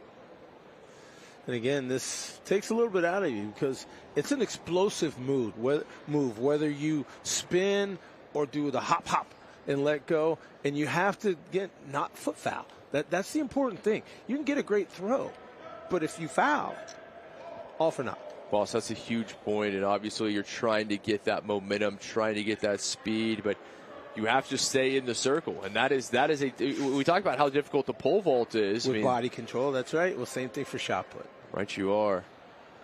And again, just 6 attempts, the explosive nature of the shot put and doing that in quick succession, it takes it out of you. It does. It does, because your muscles fire, and then you need them to fire even more. Well, you got lactic acid building up. You've got, and I don't want to get too deep, too much glycogen that you can use to burn. And one's going down, one's going up, and it's not in the positive way. Exactly. So you have to figure out, hey, how can I either get myself warmed up enough that I can actually overcome some of the natural body functions you have. I think that's an outstanding point. And another great point you mentioned earlier is the fact that this is happening relatively earlier in the day. You mentioned biorhythms, and that it plays a large part of it. Right. How awake are you? I mean, what are you going to eat before? Because you need to be fueled up, but you don't want to eat too. There's a lot behind the scenes, my friend. And right here, another good toss, but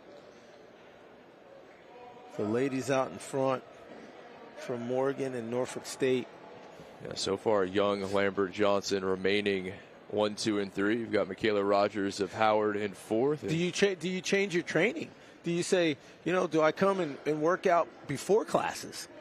to get into what you were going to see at the 3-day championship. That's a great point. And remember, these are student athletes, yes. and they have essentially 2 full-time jobs. The first in the classroom, the second on the track, the field, the Correct. hardcourt, the gridiron. Exactly. And so they don't have the luxury of professional athletes to say, we can train whenever we want. Right. They're doing it between classes, between study hall, between labs. So they may not have the luxury of being able to train in the morning. They may be in class. Right. Or if they do, you're going to have to go to bed a lot sooner, which means your studying is going to come a lot quicker after dinner, and get to bed so you can train in the morning, get to class, eat, get to bed to get on par with the championship schedule. That's a very good point. You look at what these athletes do, and you and I have seen it throughout college athletics, what the great athletes do, the sacrifices they make, and you see what they're doing in the classroom. GPAs 3.4, 3.5, 3.8, 3.40. You see some graduate students as well. I mean, you talk about taking care of business. Well, to me, if you want to be good in one place, you want to be good in the other places too. You don't want to be known as Kit good over here, but Kit average over there. Steve good over here, Steve not so good over there. You want to be well represented and solid in all areas and phases of life. I couldn't agree more. I think it's that competitive nature. And that yeah. competitive nature doesn't stop when you get off the track. No. If you want to be the best shot putter, everywhere. You want to be the best in class, right. You want to be the best right. in the drama club, right. Whatever you're doing, right. You want to be the best. Right. It does not go away. And I've said that to people because they say, well, you just don't stop. No, I do not. I wanted to have the best grade. I wanted to have the best sports team. I wanted to play the position as best as I could. There was,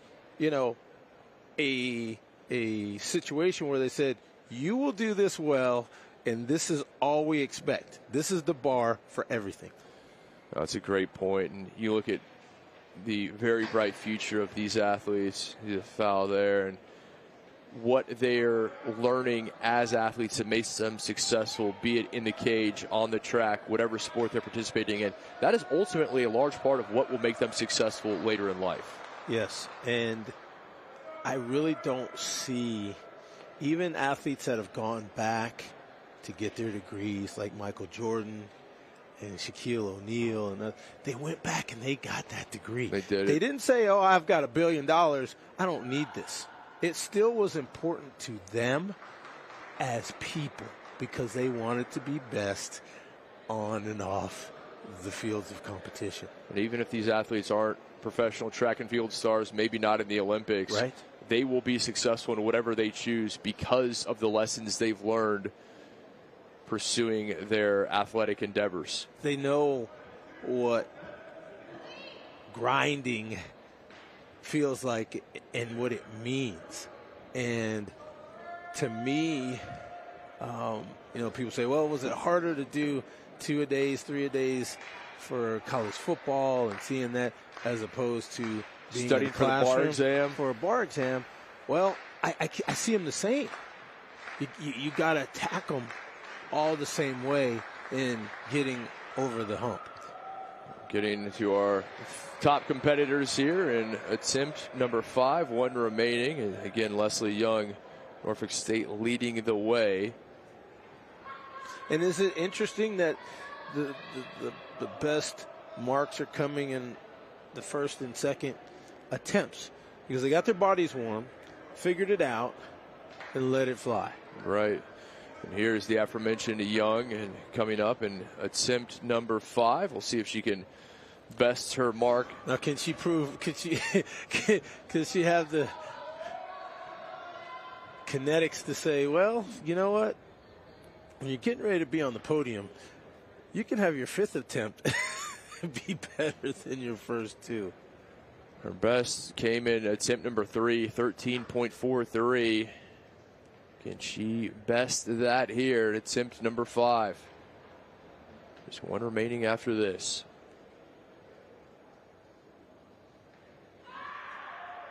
Young, we'll have to see. And looks like she had good distance, but from her reaction, not thrilled. Again, it's always so difficult to speculate in the shot put. I've seen people be unhappy with 290-yard drives right in the fairway, and you look at them at the tee box, and they look like they lost their best friend. And I'm like, what happened? Oh, it's 290 right down the middle of the fairway. So we'll have to see after this distance gets scored for Leslie Young. Still waiting for confirmation on what that 5th attempt measurement was. So they're going to say 13.30. So that is her second best thus far, but still unable to best her mark of 13.43. So that top 3 remains the same, Floss. It is Young, followed by a pair of Bears, and Morgan State's Trine Lambert and Janelle Johnson. Yes. And again, to go from 44 3/4 to 43 7 3/4, 6 inches, that's a lot of power output to get that much difference of length. Yeah, right you are. The power to move the shot put that far it seems like just 6 inches, but what that athlete has to generate to get an additional 6 inches is more than a little bit. That's a very good point. Sometimes you look at the track and field margins, and they are so narrow. Right. Like, what's the difference between them running a 10 flat and a 9.98? Those 0.02 of a second is huge. There's a lot there. You're exactly right. You look at Young, her best throw, 13.43. Lambert in second, 13.33. There's a lot there in that 0.10 of a meter. There's a lot of power that has to be generated to just get the slightest of advantage in distance. And that's why they train so hard, and it's so precise. Athletes in their final attempts here. Our women's shot put final. Again, we've already had one champion crowned today. That was in our women's pole vault. Congratulations to Delaware State's Annalise Bond taking home gold. Don't go anywhere. There's a lot more hardware to be handed out, in both individually and the team titles. You saw those trophies. The question is, can Howard defend their women's title? Can Norfolk State defend their men's title? Or will there be a new champion in indoor track and field in the MEAC in 2023? That is the question. I think, as you mentioned when we opened, I think the men were 12 points. You're exactly right. Coming into today, there was a 12-point difference between Norfolk State in first. They had 65 points. Howard in second with 53. That's attainable, because you win a couple relays and look out. That's it. You're exactly right. And we'll see the men's pole vault coming up. Or you win a 60-meter hurdle or 60-meter dash, and look out. You cut the margin in half, or you win in an half event. and a half. Someone doesn't place, and all of a sudden that's 10 points. That's right. We will see. Final throws here, final attempts in the women's shot put.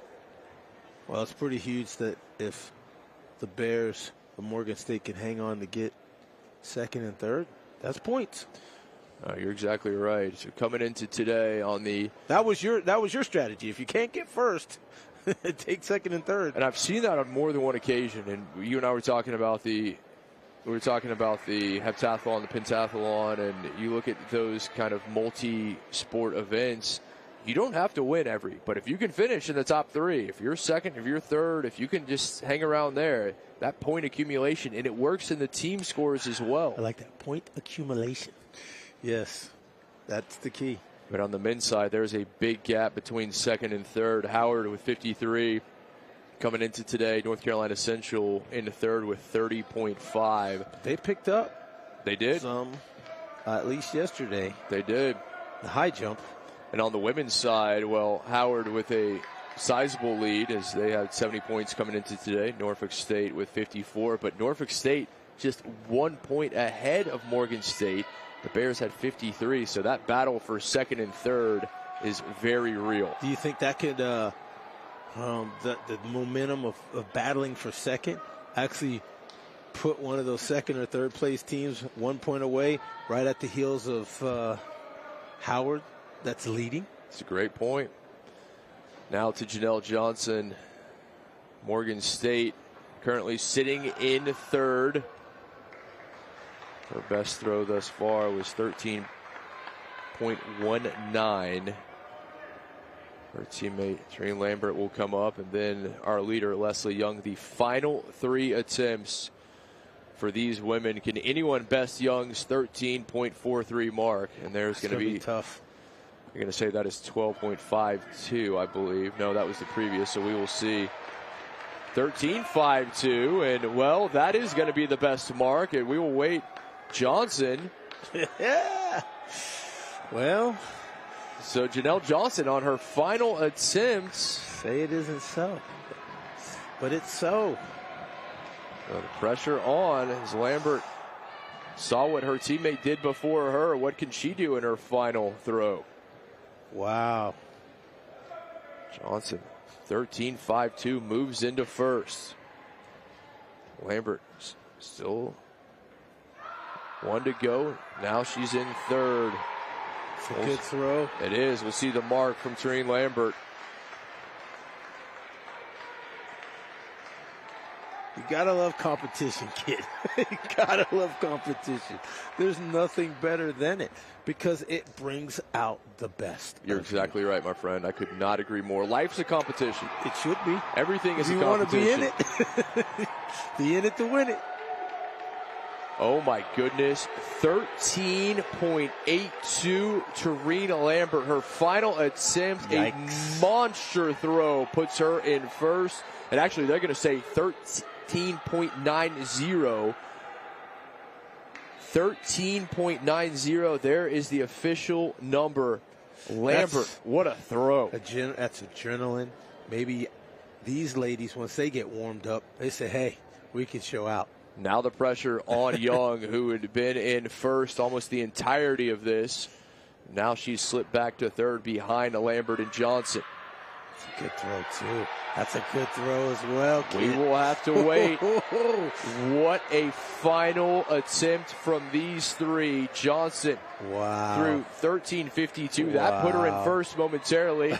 She's been knocked back to second by Lambert's monster throw of 13.9. And we wait for the official distance from Leslie Young's final attempt. This is great. Great stuff. Young, 13.89. Wow. That will put her in second. Could not beat Lambert. And there is your women's shot put champion, Tareen Lambert of Morgan State.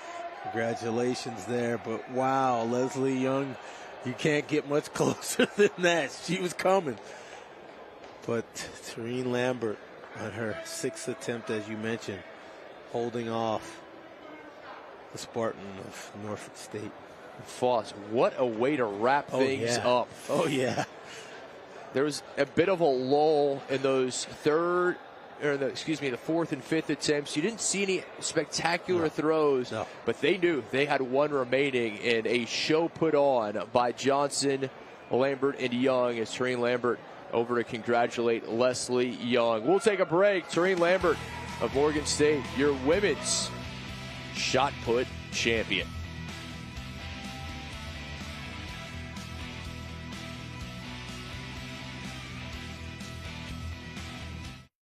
Since 1896, South Carolina State University has dared to be the best in higher education. Our 68-degree programs attract the brightest scholars, and our graduates change the world. Continue the legacy of excellence in education, social justice, military sciences, the STEM fields, and the arts. Dare to go anywhere from here. Dare to be great. Visit scsu.edu and apply today. Behold has a special meaning at Norfolk State University. It exemplifies knowledge, hard work, perseverance, and striving towards success. Since 1935, Spartans have walked these grounds ready to take on the challenges of the times, transform lives, and realize dreams. We are a state-of-the-art institution, preparing students to take on the modern world with innovative coursework, experiential learning, and cutting-edge degrees. As NSU celebrates its 85th year, the green and gold tradition continues. For more than 150 years, Morgan State University has positioned its graduates to grow the future and lead the world. Morgan students receive a world-class education, engage in meaningful research, and uplift their communities. Over 126 programs conveniently available online or on Morgan's beautiful campus. Designated the national treasure, there's something for everyone. Pursue your purpose. Progress in your passions. Achieve the promise of career fulfillment. Your Morgan experience awaits. Choose Morgan. There is something greater than finishing first. True champions stand on principles. We fight for the right causes. We believe in the power of teamwork, whether in rebounding, receiving, or in research. In service and in sportsmanship. Only a few have what it really takes. We develop the talent. We unleash the potential. It all boils down to this. Now is the time. This is the place. We are MEAC.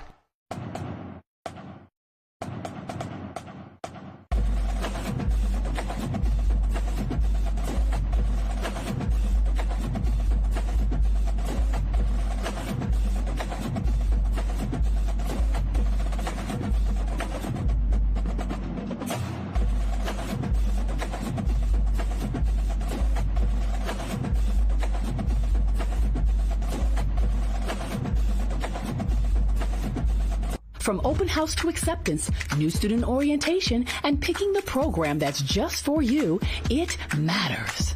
From scholarships to meeting with advisors and making new friends, and all of the campus life and activities, it matters.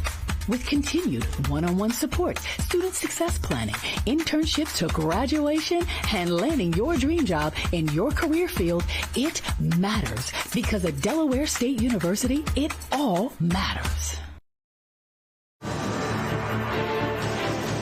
Here, we educate tomorrow's leaders today. The Howard Experience allows students to engage in self-exploration through sports, music, dance, and debate.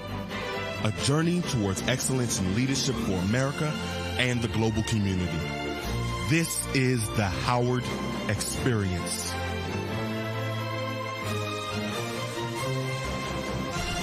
At the core of us all burns a passion for greatness. It's the rhythm of our hearts, the desire to ascend to greater heights, the drive to persevere and push beyond expectations. At North Carolina Central University, we fan that flame in an innovative and inclusive community driven by a relentless pursuit of excellence. It's here at NCCU, in the heart of Research Triangle, that you will soar with the eagles and discover what's central to you. Imagine a place where learning pushes you further and strengthens you from mind to toe. The promise of tomorrow begins with your commitment today. Connect with people who open minds and open doors, taking you from here to there. We take pride in our legacy that prepares you for the rest of your life. Coppin State University.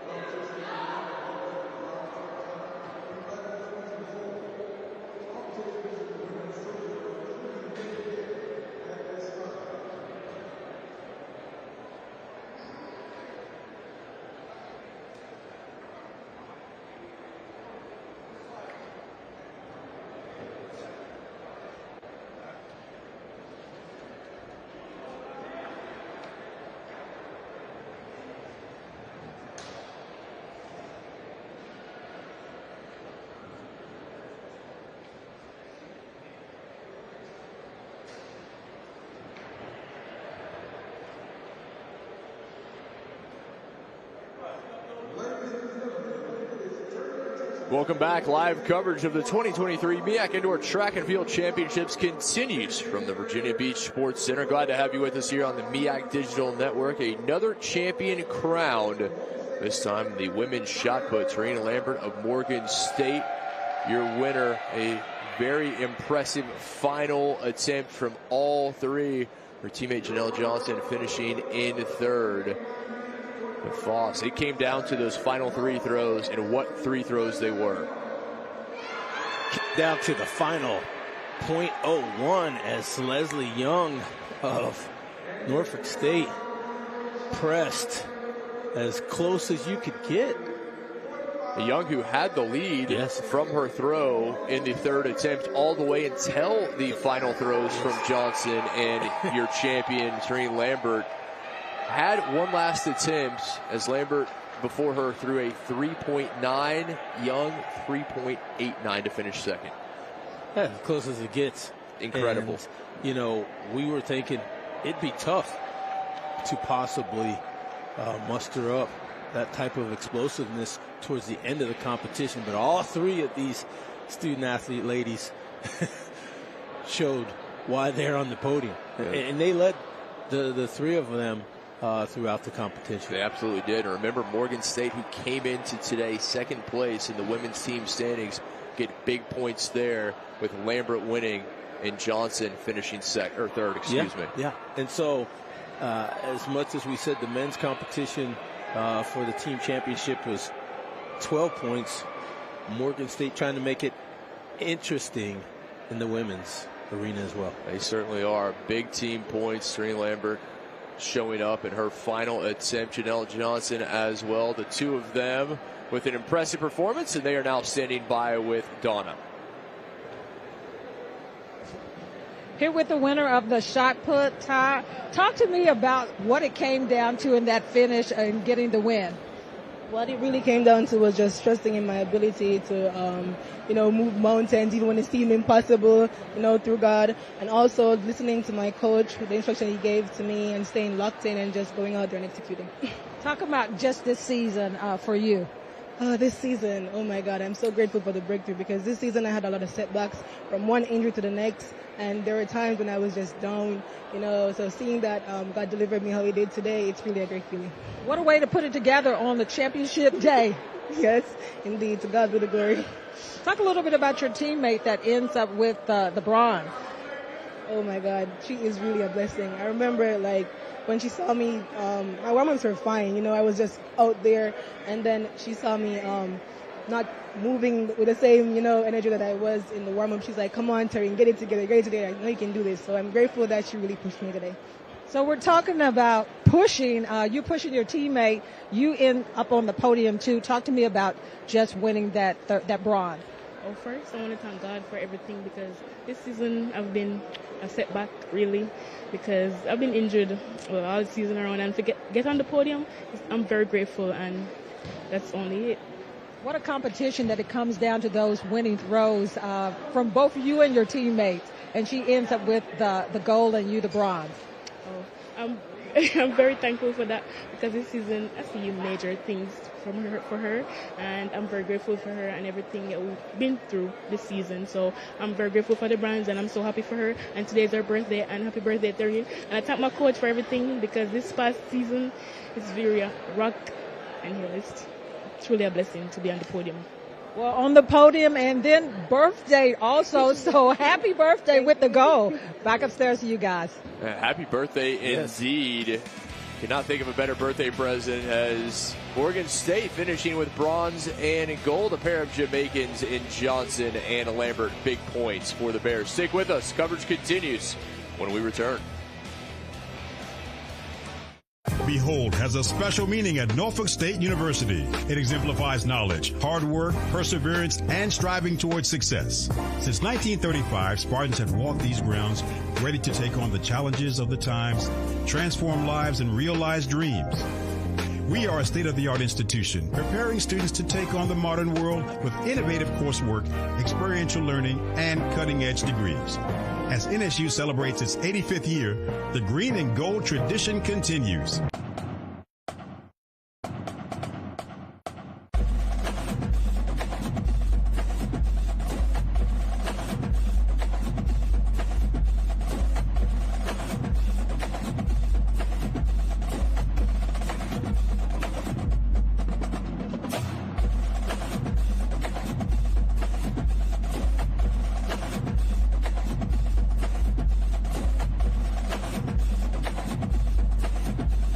From open house to acceptance, new student orientation, and picking the program that's just for you, it matters.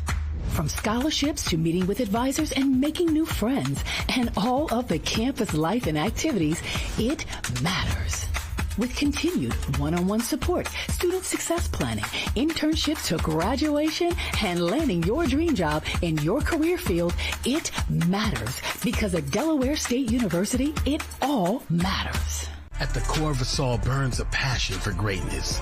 It's the rhythm of our hearts, the desire to ascend to greater heights, the drive to persevere and push beyond expectations. At North Carolina Central University, we fan that flame in an innovative and inclusive community driven by a relentless pursuit of excellence. It's here at NCCU, in the heart of Research Triangle, that you will soar with the Eagles and discover what's central to you.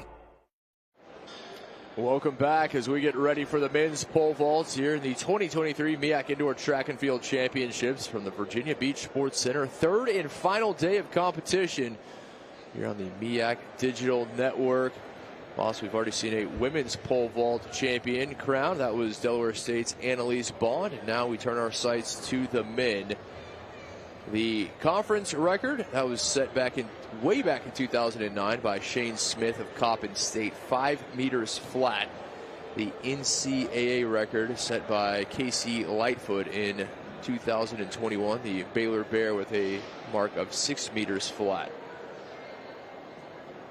Ready to get underway. We've seen champions in the women's pole vault, the women's shot put.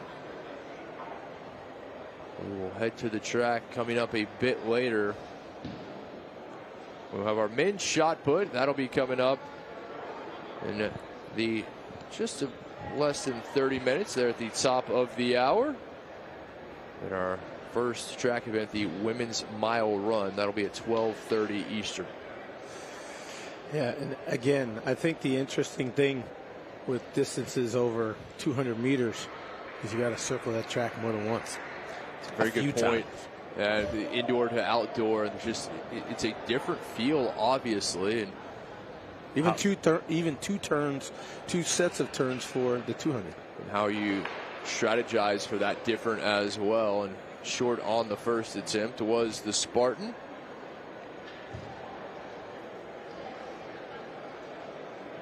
I tell you, it's not easy. You're running down, and you've got to really trust your technique when it comes to pole vaulting, kid. On Christopher of Norfolk State there. The bar currently set at 3.50 meters. See the field here. Flight number 1. Total of 7 competitors. A trio of Howard Bison and Hawkins, Brown, and Hamilton. Have a pair of Spartans as well. And then in addition of Peter Kamanu of Delaware State and Malik Brown of Morgan State round out the field. Mentioned what a huge boost it is to have teammates competing in the same event, not just at the track meet itself, but in practice every day. Oh, right. You know, everyone's trying to best the others. I'd say there's a little bit of bragging rights as you're walking back and forth from practice. You see somebody between classes, and like, hey, you remember my mark from yesterday, right? Right.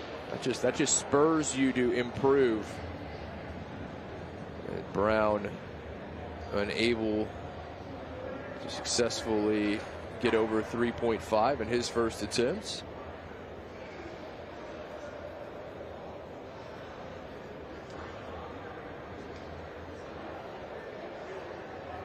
Again, just a great time of year, and happy to have you with us here. Crowning champions here in the first attempt at 3.5. Let's head back down to the track, check in with Donna standing by with a special guest. Here with the Spartans head coach, Kenneth Giles. Coach, you know what? I always like to talk to you because you always have this big old smile on your face. And I can see why you have a smile on your face, because you're the defending men champ and you come in day one leading on the leaderboard. Well, I tell you one thing. First of all, thanks for having me. And you know, I got to tell you, the kids have done a great job so far. You know, last year we leaned on the back of our sprinters. This year we're leaning on our heavily distance crew. I mean, the distance crew is doing a great job for us, and you know, we just got to finish it today. How hard is it to in day two as far as you're leading going in, but what is the key as far as racking up those points to stay up top? Well, we don't have to do nothing special. We just got to do what we were trained to do. If we just do what we've done all year, we'll be in good shape. You know, I don't expect them to come out here and perform and make a performance that they haven't done all year. All they have to do is just stay consistent, and we'll be fine. What about on the women's side? They're doing great. Right now, Howard is really loaded on the women's side. I think we're in good shape to finish second. But, you know, of course, we got to finish it today. Don't want to take nothing for granted. But Howard is really loaded on the women's side. They really are. And as he said, they're really loaded. But who's some standouts as far on the men's side coming up with some of those sprint races? Well, we're looking at the defending champion in the 60 and the 200, Kyle Cole from Norfolk State. I mean, he got some competition. Yeah, he got some competition. But if he go out there and execute, you know, he'll bring home both of those titles again today. Those are the expectations. And, you know, at Norfolk, you know, we expect to win championships and we expect to win titles. So he know what the expectation is. And then, you know, we have Gideon Siegel. He won the 5,000 and he anchored that DMR yesterday. Then we have Reagan Kumatai. Reagan, he'll give Gideon a run for his money in the mile and the 3K, and he's also running the 800. So I think there's a lot of Spartans that's out there, along with Isaac Haywood. Isaac Haywood is the prohibited favorite in the triple jump. So he's already jumped 50 feet 6 inches. So I look for him to go 51 feet today. Now you hear this. Coach said they expect to win championships. Back to you guys. Thank you, Donna. They certainly do. The Spartans, well, they have had excellence in that program for some time, and the bar has been set. So they understand when those young athletes come into that program what they need to do. That expectation is high. Coach Giles, quite simply, we expect to win championships, and why not? That's what you want to see, excellence begetting excellence. Absolutely. He's even calling out some of his individual athletes. Well, if he does what he's supposed to do, that's a win. That's a win. I expect, you know, another foot longer, and the triple jump, that's a win. I mean, you shouldn't count them before they're hatched. I don't know if that's praise or pressure telling them that they need to be going. All I can tell you is both words start with a P. Right. You're right on that one, my friend, as we are here in the midst of the second attempt now for the athletes in the men's pole vaults. The bar at 3.5 is Christopher of Norfolk State, one of Coach Giles' athletes, missing in his first 2 attempts, so he will have one more. Over back to Eric Brown, and he is unable to clear as well, so he will have one more. We will have Claude Jeffrey of Norfolk State. He is elected to come into the competition once the bar reaches 3.8 meters. But then the prohibitive favorite, Peter Kamano of Delaware State, he's going to wait until it reaches 4.1 before he makes his first attempts. You know, you talk about, I guess, a sports courtesy disrespect. I don't know how to put it any softer, because you're like, yeah, 3.5. No. I need a 4 in the front before I even get going. Mr. Kamanu of Delaware State, he's hanging out on the side, checking his TikTok, making sure he knows he's got plenty of time to warm up. That is so interesting. Unable to get over was Hamilton, so both he and his teammate Eric Howard, along with Norfolk State, Jaquan Christopher, down to their final attempt at the height. Ezekiel Hawkins of Howard as well. So that's no joke. You know, you're sitting there, and these heights starting out higher than the women's heights of the champion, and you think, well, how much difference can it be? Well, we're seeing right now these last competitors having some difficulty getting over this 3.5 meter mark. Again, it bears repeating, Peter Camano, Delaware State. He's elected not to come in until the bar's at 4.1. It's quite the jump. Yes, it is. That one to Ezekiel Hawkins of Howard. He unfortunately could not get over, so both he and his teammates Brown and Hamilton, along with Christopher at Norfolk State, one attempt at this height remaining, or we will see the field narrow considerably. Malik Brown of Morgan State, he will come in at the next height when the bar moves to 3.6.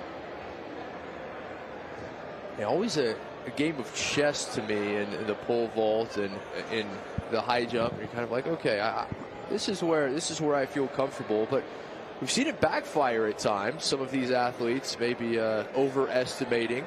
I mean, that's a huge difference. I mean, why not come in at, well, because he says, look, I know what I can do. I don't care what you're looking at. I know what I can do. Look at that, and it certainly makes a statement. If you're talking about tenths, because you go 3.5, 6, 7, 8, 9, 4, that's a difference of 6 tenths. Just think if you had a 6 tenths difference in a sprint. You say, hey, I run a 10 flat. Well, I run a 9.4. Can you see what I mean? If you put it in that perspective, or you run a 10.6, I run a 10 flat. It's monumental, isn't it? Reminds me of being a child in the backyard racing a younger sibling and saying, I will give you a head start. Yeah, that's a huge head start. That is a large one. My goodness. Christopher looking to bring the crowd into it here. His final attempt at 3.5. But a half a meter lower, right? Wow. Christopher needs to clear to stay in the competition. Unable to do so. So the first competitor eliminated, and it's Norfolk State, Jaquan Christopher.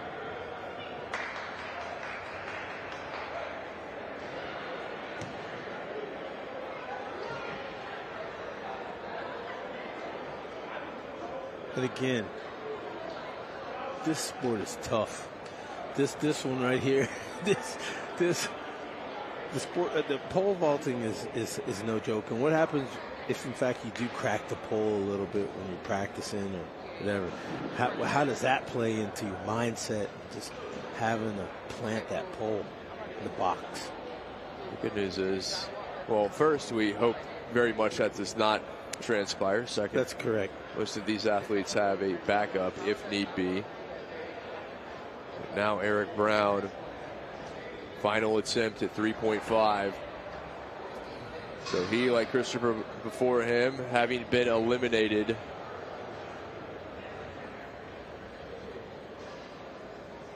The field, as we said, Foss, it may well narrow considerably when we move to 3.6. Still a pair of bison to come. Frederick Hamilton and Ezekiel Hawkins trying to stay in. Well, if none of these 5 competitors gets over 3.5, we move to 3.8. We still have Malik Brown of Morgan State, who will be coming in. At 3.6, correct. But right you are. After Mr. Brown for the Bears, Kalon Jeffrey of Norfolk State, he's selected to come in at 3.8.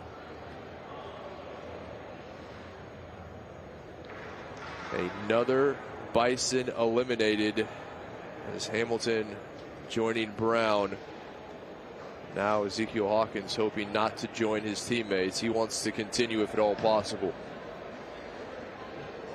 And again, it just shows you as athletic, prepared as you can be, you still have to work with an apparatus and timing to get over this pole vault bar. And the pressure so much higher once you get to a conference championship. And you may do this every day in practice. You may do it at meets, but make no mistake about it. These young men and women, they understand what's at stake. Conference championship is a bit different. It is indeed. As you mentioned. Ratcheted up, and how you deal with the pressure, that is going to be a large part of it. Now Ezekiel Hawkins, his final attempt, 3.5.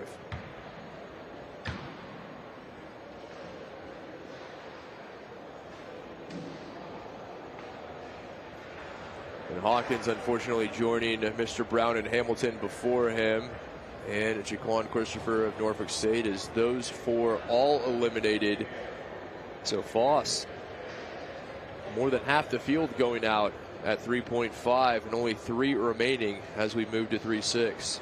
Yeah, now it's going to get real interesting. And Malik Brown of Morgan State electing to come in at the next scythe is. It's just a fact that in pole vault, you come in whenever you want. It's such a unique competition. There's the men's shot put field. They warm up and get ready. Again, congratulations to Tareen Lambert.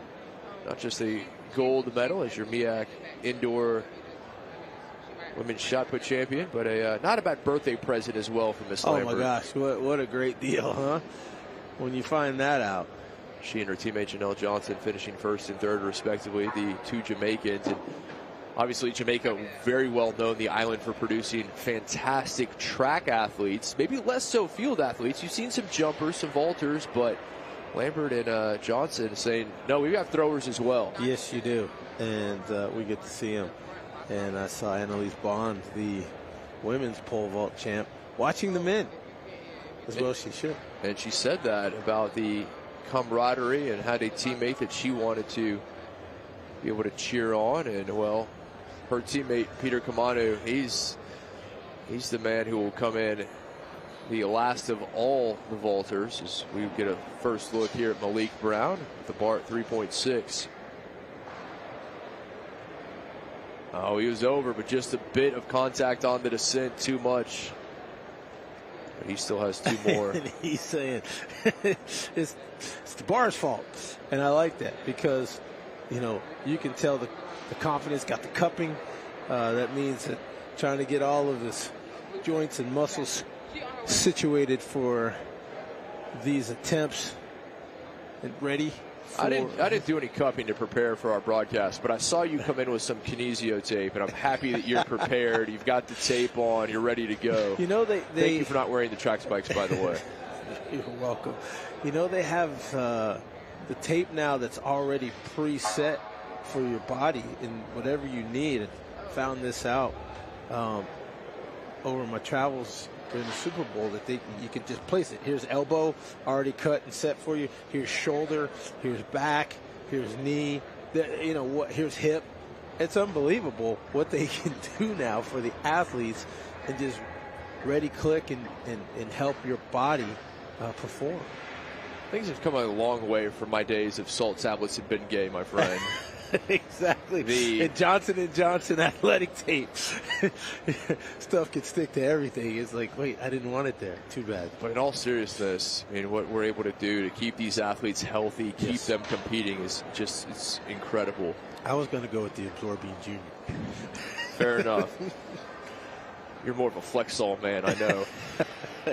Well, then they became Tiger Bomb. I could probably give you the whole progression, but what we're saying is these athletes can stay at tip-top shape through injury. And you heard that from the shot put from the female athletes. They were hurt all season. Exactly.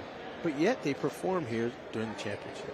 Brown, his second attempt at 3.6. He's got it.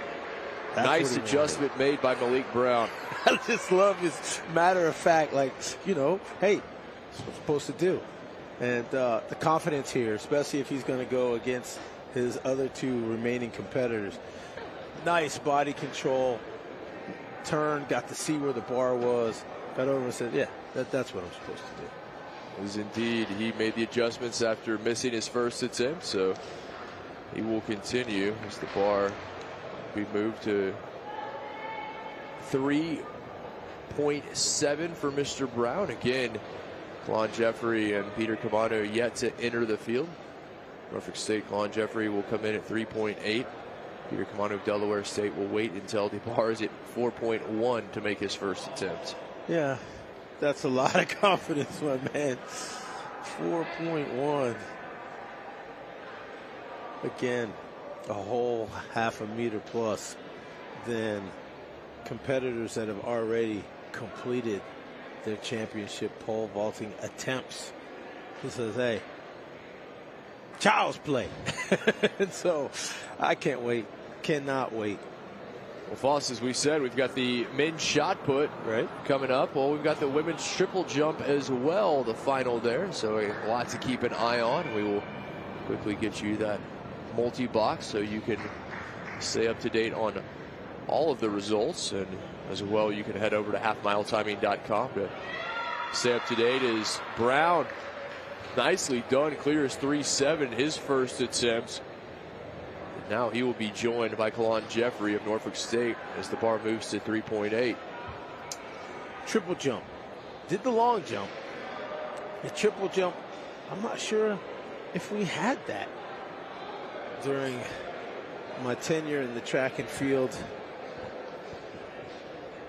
world. But it looks cool to me. I like it. And you talk about timing. You talk about body control, hitting the board right, and then letting it all go. You said it has all of those aspects. I just wanted to hit one board with the long jump. Can I just hit one board and go? Like, yeah, kind of. Just our third competitor, Mike Gravely there of Norfolk State, as the flag raised was not clean, and foul in her first attempt. So far, Jate Joyner of Howard with the best mark, 11.83, but the very early goings. So again, 3 attempts, then we will whittle down the field for the final. Correct. Where they will get 3 more. Oregon State, Denisha McLaurin coming up. So number 1 in the triple jump. Not clean. Back over to her teammate, Mr. Brown, at the pole vaults. Oh, he had that. He had that. That's 3.8. Had the height. Just got hung up with the bar.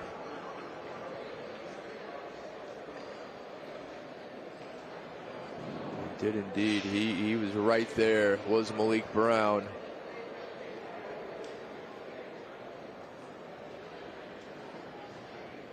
A lot going on the floor, and as we said, no time for a breath.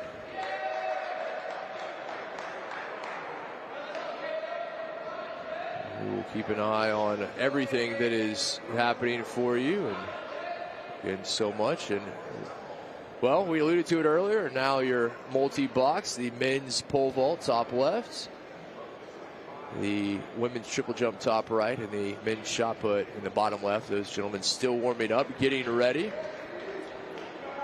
Now Kalon Jeffrey of Norfolk State, his first attempt, the bar at 3.8. Jeffrey, easy as you please. That looked very smooth and over the bar, very easy. So we'll keep an eye on the men's pole vault for you, and also he'll keep an eye on the women's triple jump, as now Jeffrey successful in his first attempt. Pressure on Malik Brown, his second attempt at 3.8, but look at Jeffrey, smooth as silk. Just 3 competitors remaining. So we already know who's going to be on the podium. It'll be Malik Brown, Kalon Jeffrey, and Peter Kamanu. But the question is, who finishes gold, silver, and bronze? That is, in fact, the question. Cameron Gist of South Carolina State takes the lead in the women's triple jump at 11.88 meters. There in the top left, Malik Brown's second attempt at 3.8, and he's got it. Brown, much as he did earlier at 3.6, made the adjustments, clears in his second attempt. To 3.9 we go with Brown and Jeffrey. Just gets his body up and over. Very compact at the end.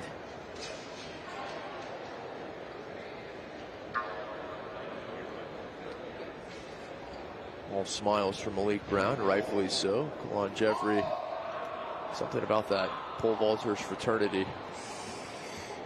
Yeah, that one was quick, though. You know, it was a look and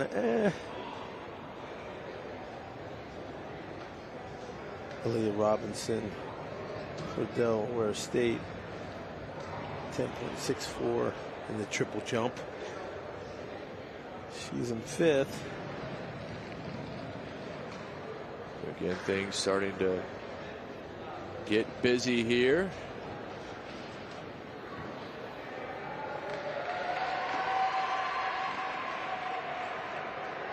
Women's triple jump for the Eagles of North Carolina Central.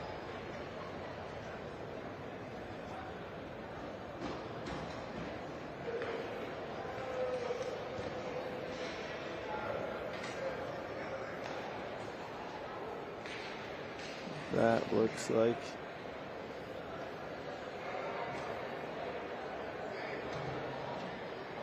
may have been Body or Bodie. Again, still in the first attempt. Getting down to our final 2 competitors here in the women's triple jump. Mumford of Howard, Taylor Small of NC Central, the last 2 who have yet to compete their first attempt, and unfortunately flag raised there for Taylor Small. Her teammate in first. Last jump, 12.59 meters. The body of NC Central, the best mark thus far, the only mark above 12 meters for many of the competitors. Mumford of Howard the first, I should say the last here to attempt, coming up in attempt number 1.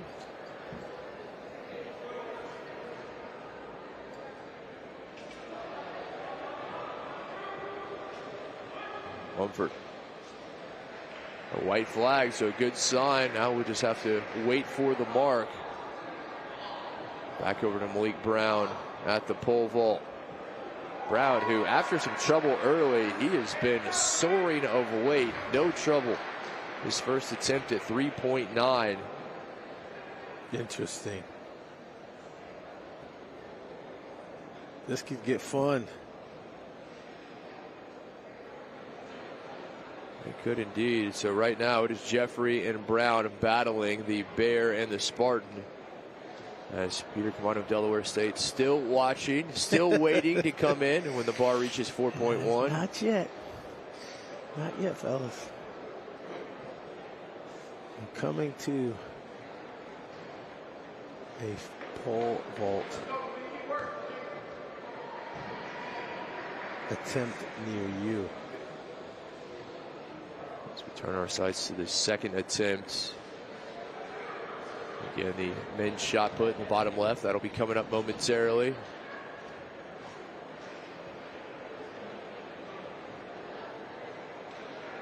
flag there, a fault.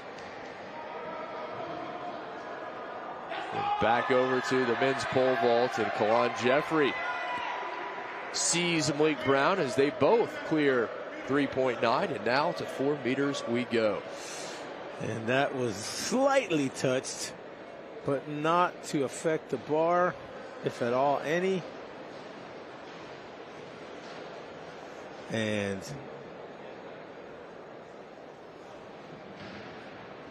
moving down, Jasmine Wad of Howard with the fault. And now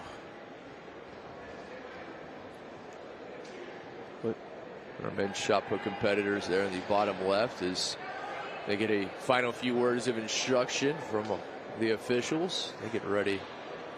Back to Malik Brown in the top left of Morgan State. His first attempt at 4.0. Micah Fulton of NC Central. She stays in second. Actually moves up in the second past Cameron Gist on her second attempt.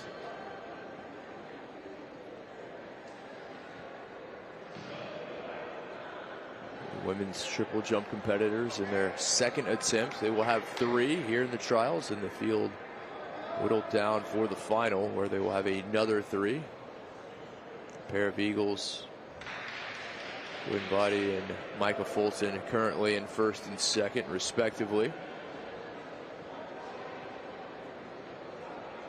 So, to 4 meters flat we go. Malik Brown, attempt number 1 for Morgan State.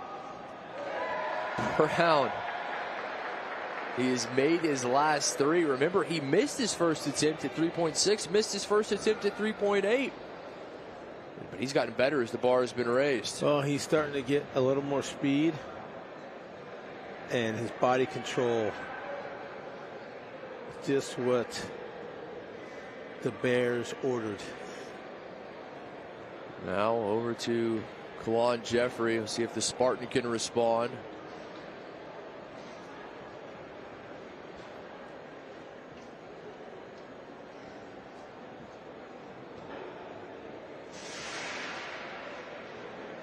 His teammate waiting the all clear for her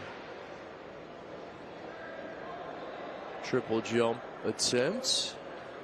Again, glad to have you with us here on the MEAC Digital Network, as we are in the thick of things here at the Virginia Beach Sports Center, and it's still a lot to come.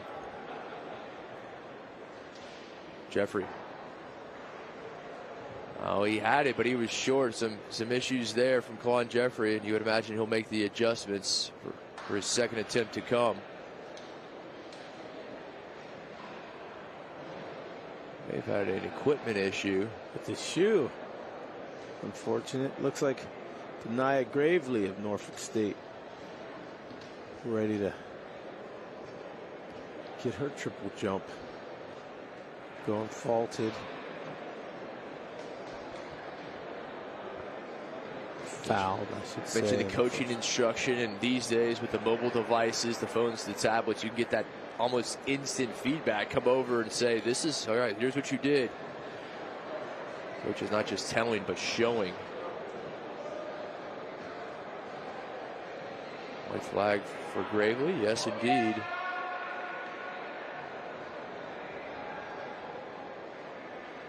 Men's shot put coming up. The conference record is set back in 2015 for Maryland Eastern Shore's Dylan Simon, 19.22 meters. The NCAA record set in 2021 by Arizona State's Turner Washington Jr., 21.85.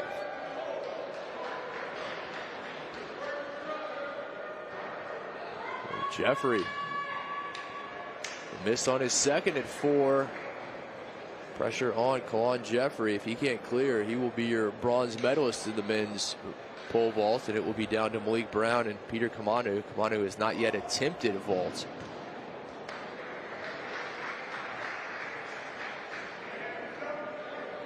You've got to imagine this, Voss. Kamanu, who's not come in, if Jeffrey is unable to clear here, would be assured no less than silver. Just by biding his time. That's interesting. But you still got to get over the mark. You do indeed. Very good point.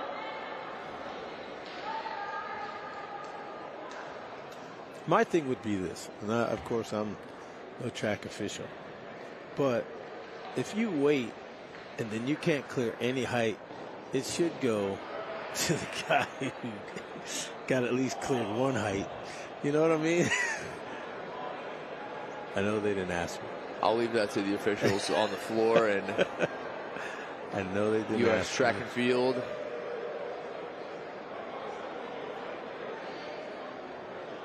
But I believe there's a standard that they have to hit that they can allow them to pass at certain heights. Jeffrey.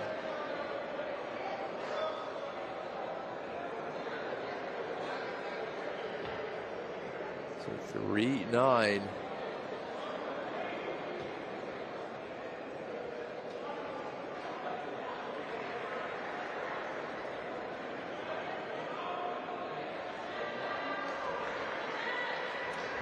Jeffrey unable to get over.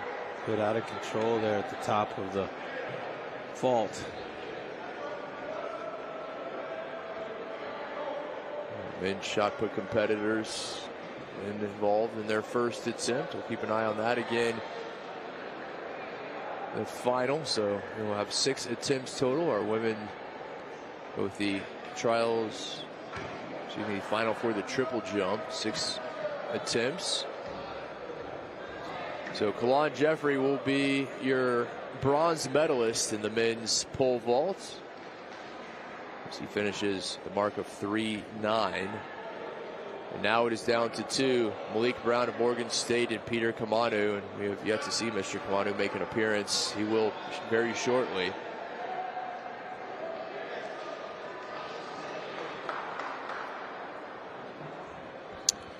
Two competitors already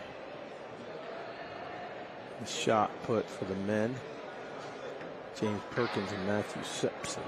Perkins of Maryland Eastern Shore, the best mark thus far, 14.78 in his first attempt. The women's triple jump, still a pair of NC Central Eagles. Bodie and Fulton with the best marks thus far as we're wrapping up the competitors' second attempts. Look to the top left, Malik Brown, his first attempt at 4.1. Is he feeling it? Didn't get that height and extension like he did previously. Looked a bit cautious there. He did. And body not as well as she did on her first attempt, but she's still in first place.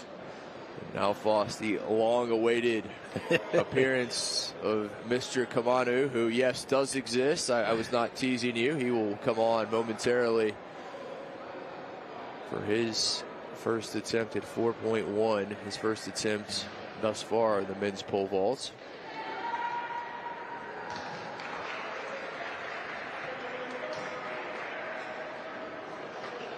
And his fellow Hornet, a throw there, and the men's shot put. Full action for you here at the Virginia Beach Sports Center here on the MEAC Digital Network.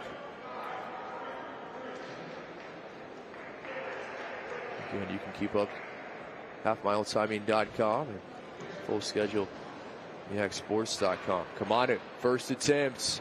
Oh, wow. And that is why he was confident not coming on until the bar reached 4.1 meters, as he cleared that with ease and distance to spare. Wow. His teammate Annalise Bond, she won the women's pole vault earlier, and see if Mr. Kamanu can make it a double for the Hornets when it comes to the vault. His smoothness down the track was just, you could tell the plant, everything was just very easy for Kamanu. He certainly knew what he was doing. There was no second guessing anything. It was, you wonder if he'd been waiting that long. No, he simply came out and I'm good. The execution, perfect. Now the pressure in the pole vault on Malik Brown. He still has 2 attempts remaining at 4.1 if he's going to continue. Now to attempt number 3. And the women's triple jump. Still Bodie and Fulton of North Carolina Central leading the way. Oh, Brown almost just the slightest, and now the pressure really on Morgan State's Malik Brown, as he just has one left and he knows it. You see the head nod there. That just that much. That was the difference. That's right. Garrison Wheatley, Norfolk State, in 5th after his first attempt for the men's shot put.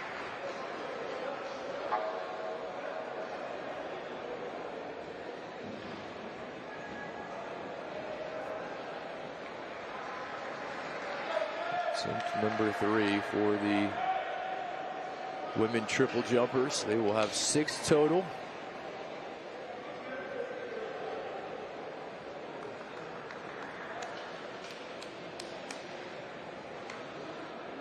Plenty of action going on right now. We will go to the track very shortly. Michael Fulton, who remains in second, couldn't better her previous jump of 12.4. Troy McWilliams supplants his teammate Garrison Wheatley. McWilliams now in the fifth. Well, their Turner of Howard. Hold on, let's see. Wait for confirmation on that. Is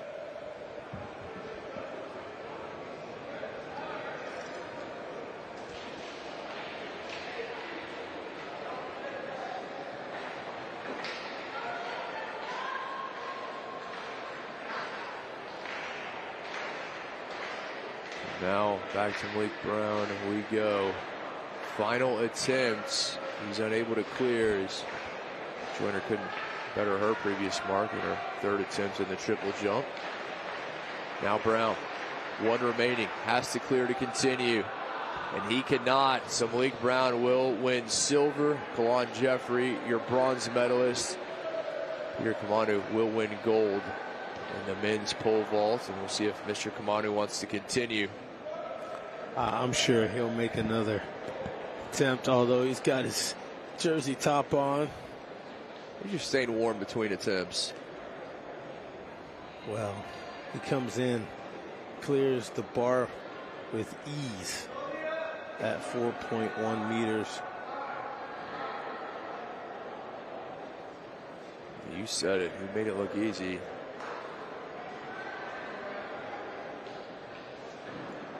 So Delaware State taking both the women's pole vault title, Annalise Bond, and now the men's with Peter Kamanu. Some big team points for both their men's and women's sides. Again, Malik Brown and Morgan State finishing with the silver. Kalon Jeffrey of Norfolk State with the bronze in the men's pole vault. Kalon Smith ready to do his best in the shot put. Kamanu, as predicted, will continue.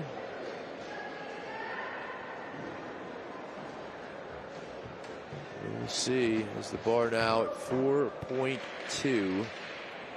He had no trouble when it was at 4.1. I think he could have cleared 4.2 in that first attempt. I think he could have done whatever he wanted. He made that 4.1 look like nothing. My goodness.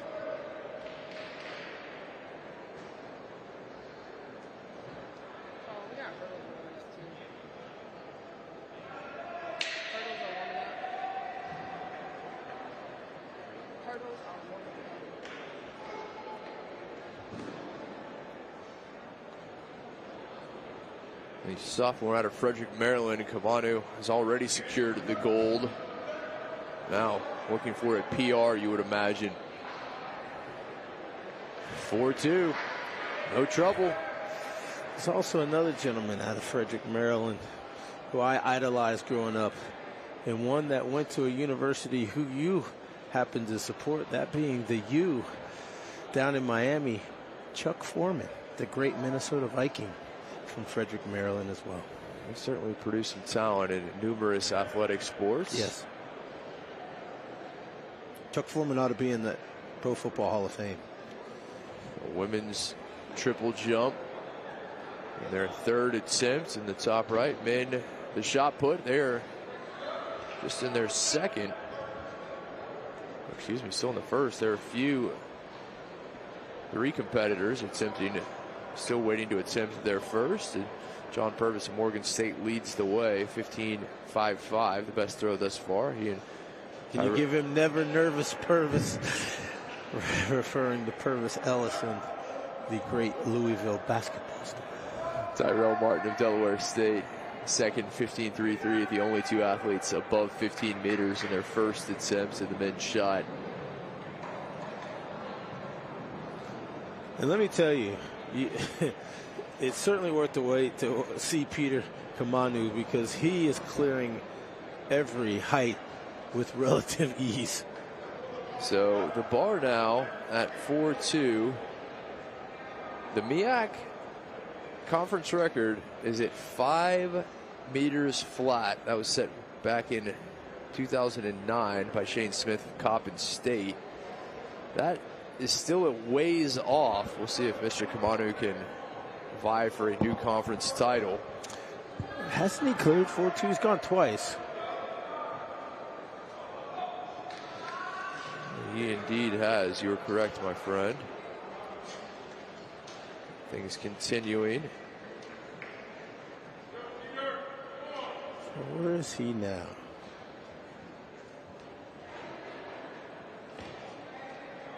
So Mr. Kamanu has elected to attempt 4.5 here as he skewed 4.4, and well, why not? Let's just skip 4.4, not necessary. 4.5, might as well skip 4.6, just go to 4.7. Man.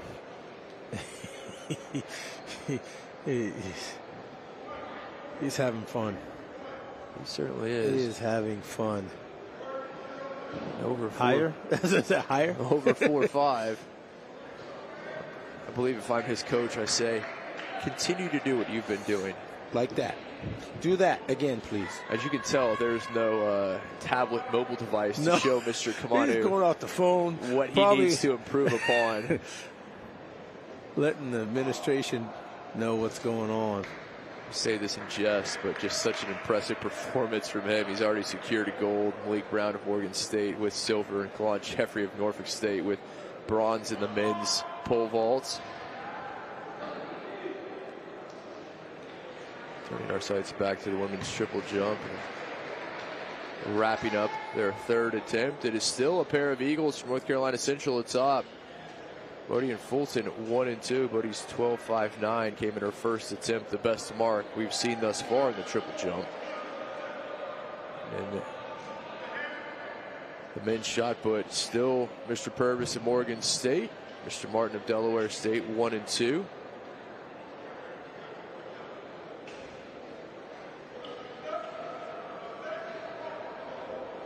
We'll see. 5 meters flat conference record. Kamanu break the record. We've seen some PRs set. We've not seen a conference record fall today. No. You would imagine it's just a matter of time. Kamanu trying to figure out what's next.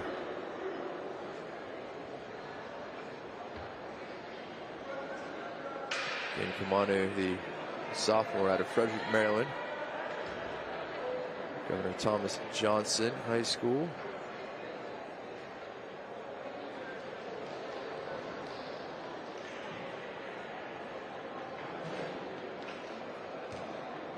Shot put being thrown.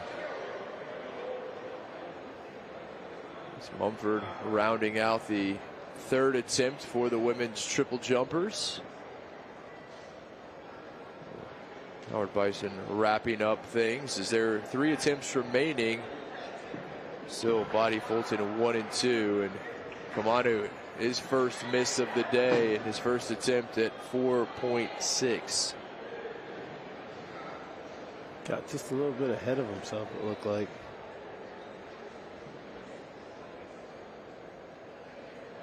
But now time to start making the necessary adjustments. Go over, get a word, and how does he do? He's not dealt with a lot of adversity today, and still 2 attempts at 4.6. Looks like Christopher Johnson. Shot put there, if I'm not mistaken. Again, in the midst of attempt number 2, the men's shot put. There are 16 competitors in total. It takes a while to get through every attempt. And in fact, Christopher Johnson stays in 5th. 14.66. This looks like his teammate, Terrell Martin, he was in 2nd. A pair of Hornets in the top left and bottom left, Martin and Kamanu. Martin looking to better a throw of 15.33, came in attempt number 1 to put him in second place.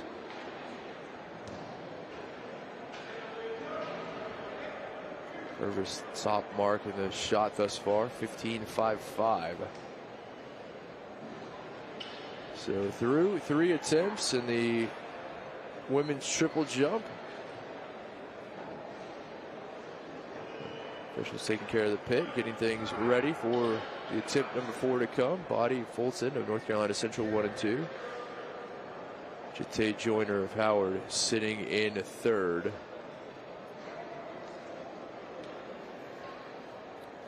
Martin does not best his first attempt. Martin 15.19 there in that previous throw. Now back to Mr. Kamanu we go. Second attempt at 4.6. What do we have? Already has a gold secured. He will have one more attempt at 4.6. He's saying, just you know, and again, the reason why they keep jumping is, as was stated, you may want to hit a personal best, or a PR as they call it. All about continuing to better your own marks.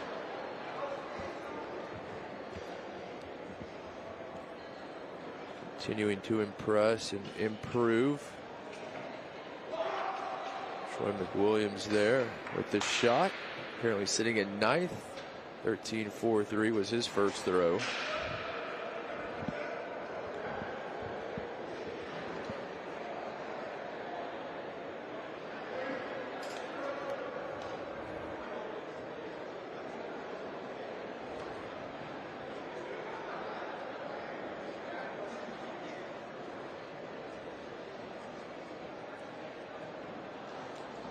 Kamanu again, one more attempt at 4.6 as you see some of the athletes getting ready for the hurdles. We'll have the women's mile coming up very shortly. We'll have the women's 60-meter hurdles coming up at 1:10 Eastern. Athletes starting to warm up for the track events. It will come fast and furious. Yes. Also, a lot of times you think of an athlete, maybe a good sprinter, but 60 meters, very different from 100. I like the 60. Oh, I love the 60. Says the former running back next to me. That you know, the 40, but the 60, you could catch somebody at the tape. You could mug them at the tape. For you, it was about not getting caught. Right, but or if somebody had just a half a step on you, you could catch them. The combination of power. That's the perfect touchdown run, would be from about 60 or so. Yeah. All right. I will gladly defer to you on that one. I'd be happy to get in from about 6 inches. Just move the pile. That's it, my friend. Extend your arms. Lean forward. Lean forward. See some of those 6'4", 6'5" quarterbacks. Just lean forward. That's right. Fall forward. You're going to be good enough. All right, Kamanu. Final attempt. Already has the gold medal. Can he clear 4.6 and continue? Not today. Well, Peter Kamanu bows out at 4.5. He is your men's pole vault gold medalist. Malik Brown of Morgan State finishes with silver. Kalon Jeffrey of Norfolk State with the bronze. Congratulations to those three student athletes. Well done indeed. An impressive performance. Mr. Kamanu may be looking for more, but he can't be too displeased with a first place finish. Sights. Oh, that's a foul. Yeah, Purvis. He's shocked. He's like, I didn't go out. I stayed in. What's good? No white? Unfortunately, the lobbying after the call is rarely. I like it. Rarely going to do it. I like it, though. He's still I don't understand. Here's another look. The man who currently sits in first in the shot. Okay. He stays in. Oh, I might have given it to him. Oh.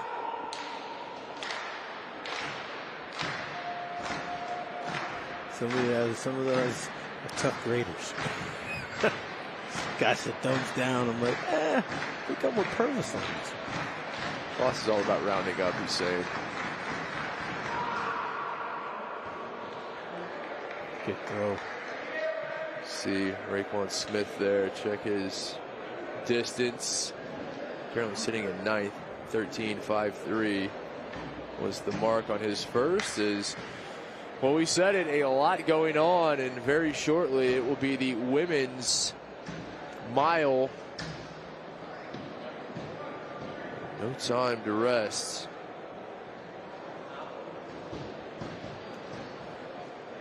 Competitors getting a few words there. Hampton, Sierra Brown, she has the conference record set in 2016, 4:51.63, and you see the field. 9 athletes: Rachel Field of Morgan State, Camila Egbulla of Howard, Ava Larkin of Delaware State, Kimayo of Norfolk State, Swepson of NC Central, Kara Grant of Norfolk State, Stutley of Coppin State, and Melanie White of Howard round out the field. 1 through 9. As we ready to get underway, the women's mile, and well, maybe an issue there from Rachel Field of Morgan State. Rygren. So we will attempt things yet again. Off we go. Women's mile again. Brown of Hampton set the MEAC record back in 2016, 4:51.63. NCAA record set by NC State's Caitlin Tui, and this year 4:24.26 earlier this year, so a new NCAA record. Foss, you mentioned the difference in these events, not just the shorter track, but the banked track as well. Yes, and it is a difference because, as most people know, if they go to their local high school and they want to go out and walk or run, that's a 400, that's a once around.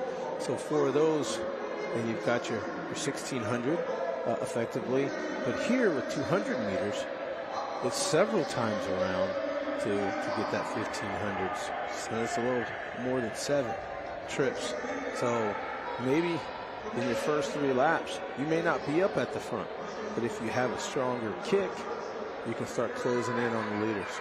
Ursuline Kamayo, Norfolk State leading the way, and Camila Egbulla of Howard right behind her.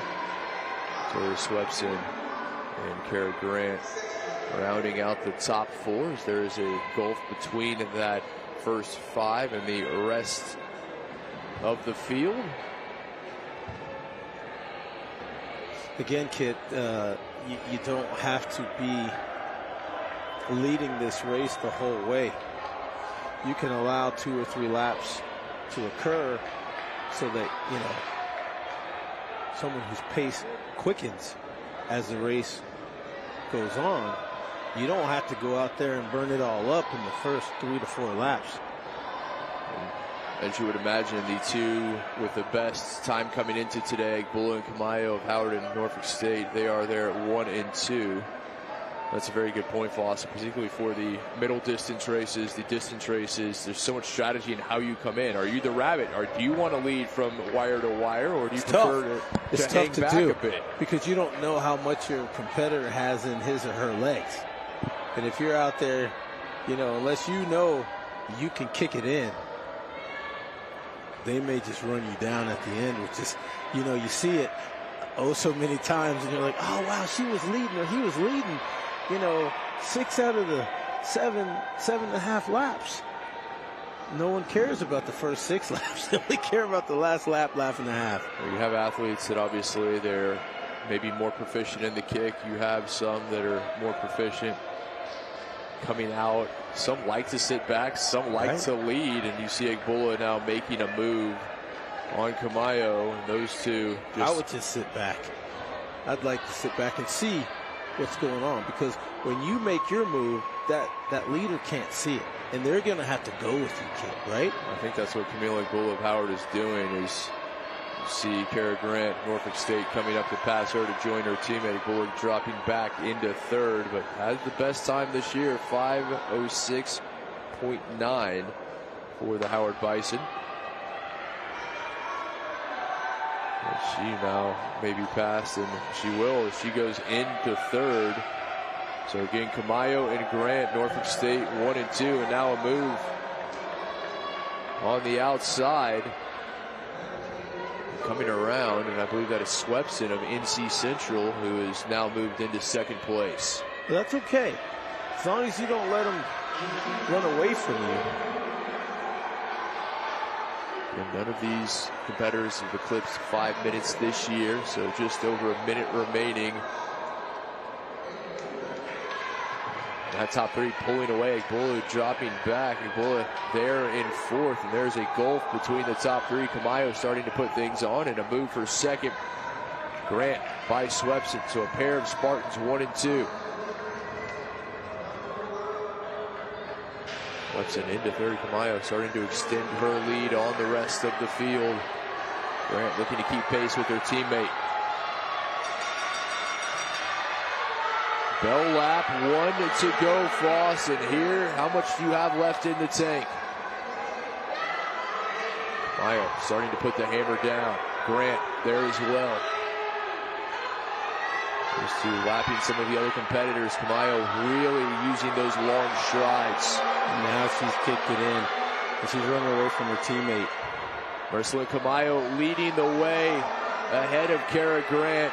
Swepson has dropped back into third, and it will be Ursula Kamayo of Norfolk State, your women's 1 mile champion. She ran a best this year of 5:08.25. We'll see if she was able to beat that. So a pair of Spartans 1 and 2, big team points there. Yeah, and again, the fact of the matter is, it's tough. You have to peak at the right time. Norfolk State looking good. Kamayo, a big improvement at 5:04. Again, it was 5:08, shaving almost 4 seconds off that time. Yes. That is a lot of time in a mile. It is. And again, you have to be prepped for the moment. You see these times across the board prior to this race, Kit. But they got to carry it in. Yeah, right you are. Well, talk about getting some hardware. These young men, they're about to pick up theirs. Is your men's pole vault champion, Peter Camano of Delaware State, in the middle. Vaughn Jeffrey of Norfolk State will finish third, and Malik Brown of Morgan State, your silver medalist. Malik had some good runs and cleared the bar. Norfolk State piling up the points still, making moves. They are indeed. Here's Malik Brown. The Bear picking up silver. Still a good performance. That absolutely was. And Norfolk State, who came in as the men's leader, Vaughn Jeffrey able to add some points to that team. And not only does he get a bronze medal, but he has some team points as well. But yes, your men's champion in the pole vault, Peter Camano of Delaware State. Great job. Waited till the bar got over 4 meters. Did not disappoint. He absolutely did not. He certainly did not. As we have another champion crowned as well in the women's mile. Ursula Kamayo taking the title there. She'll make her podium appearance. With our second and third place finishers coming up in just a bit. Back to the men's shot put. The women's triple jump.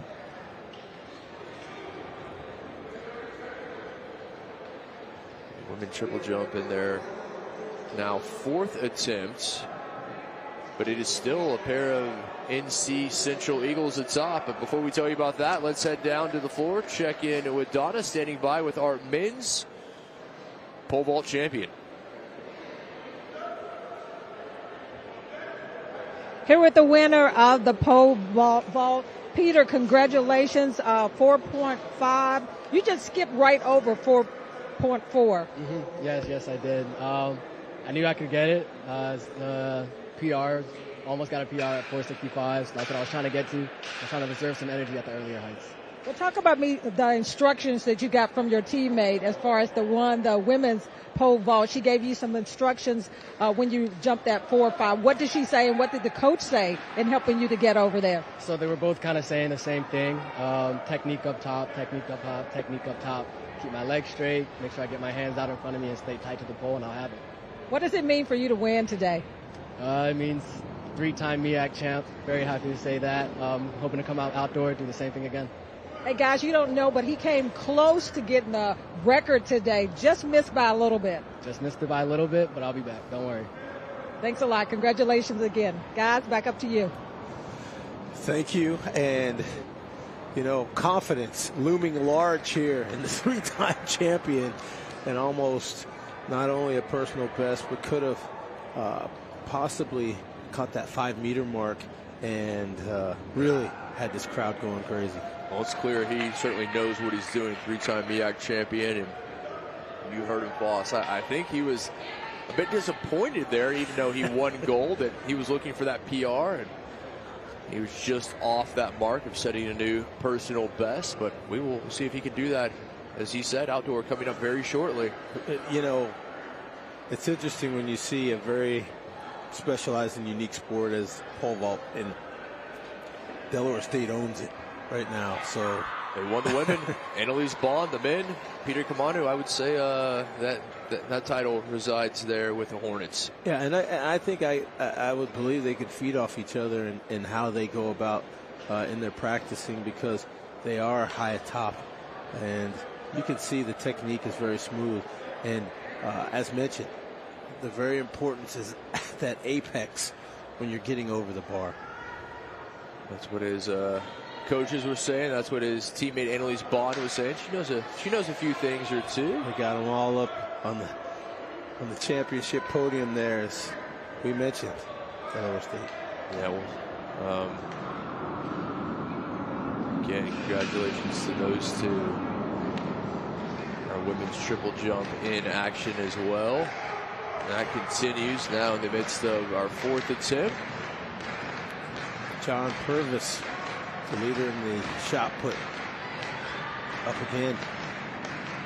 And Mr. Purvis, who put himself in pole position very early on to throw a 15.55. That was his first attempt. He had a fault on his second. A questionable fault, as he was tap dancing in front of the pit there. I'll leave that to you. Okay. I defer to the officials. Sure. I don't know a lot. Do they always make the right calls, Kit? No. I enjoy being in the broadcast booth. Yes, and I do not want to exchange positions with our referees and officials. Understood. I'm very thankful for what they do. They do a phenomenal job, a thankless job. A thankless job.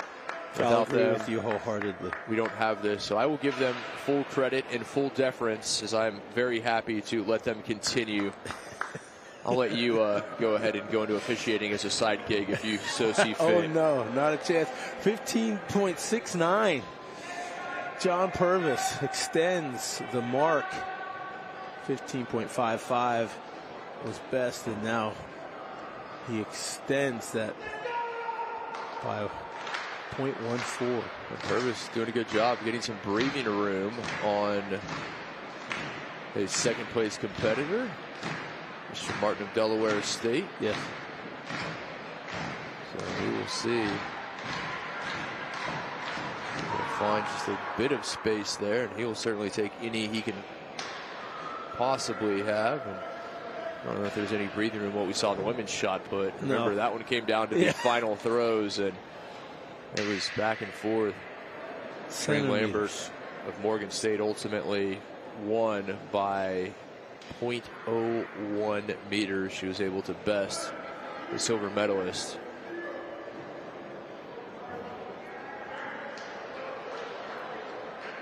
men's mile. That'll be coming up as well.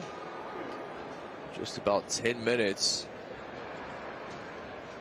Right now, splitting our attention between the women's triple jump alongside the men's shot put. And, well, we said the men's mile's coming up. We've already had the women's. And here are your medalists. NC Central finishing with the bronze. And Norfolk State with both silver and the gold. It will be Mercelin Camayo who finishes your gold medalist in the women's mile. Did her level best to run away from the field towards the end of that mile.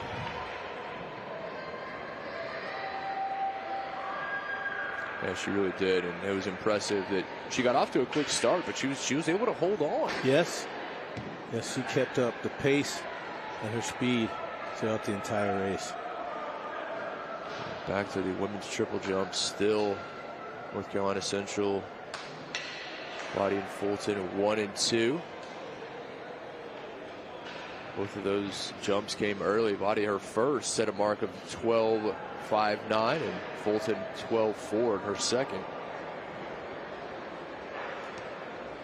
Let's head back down to check in with our women's mile champion. Back to Donna. Here with the winner of the women's mile, Mercelin. Talk about just that race that you just ran to get the gold. I don't know to express it. Like, I wasn't prepared to win because of the fatigue of the 2 races I've done.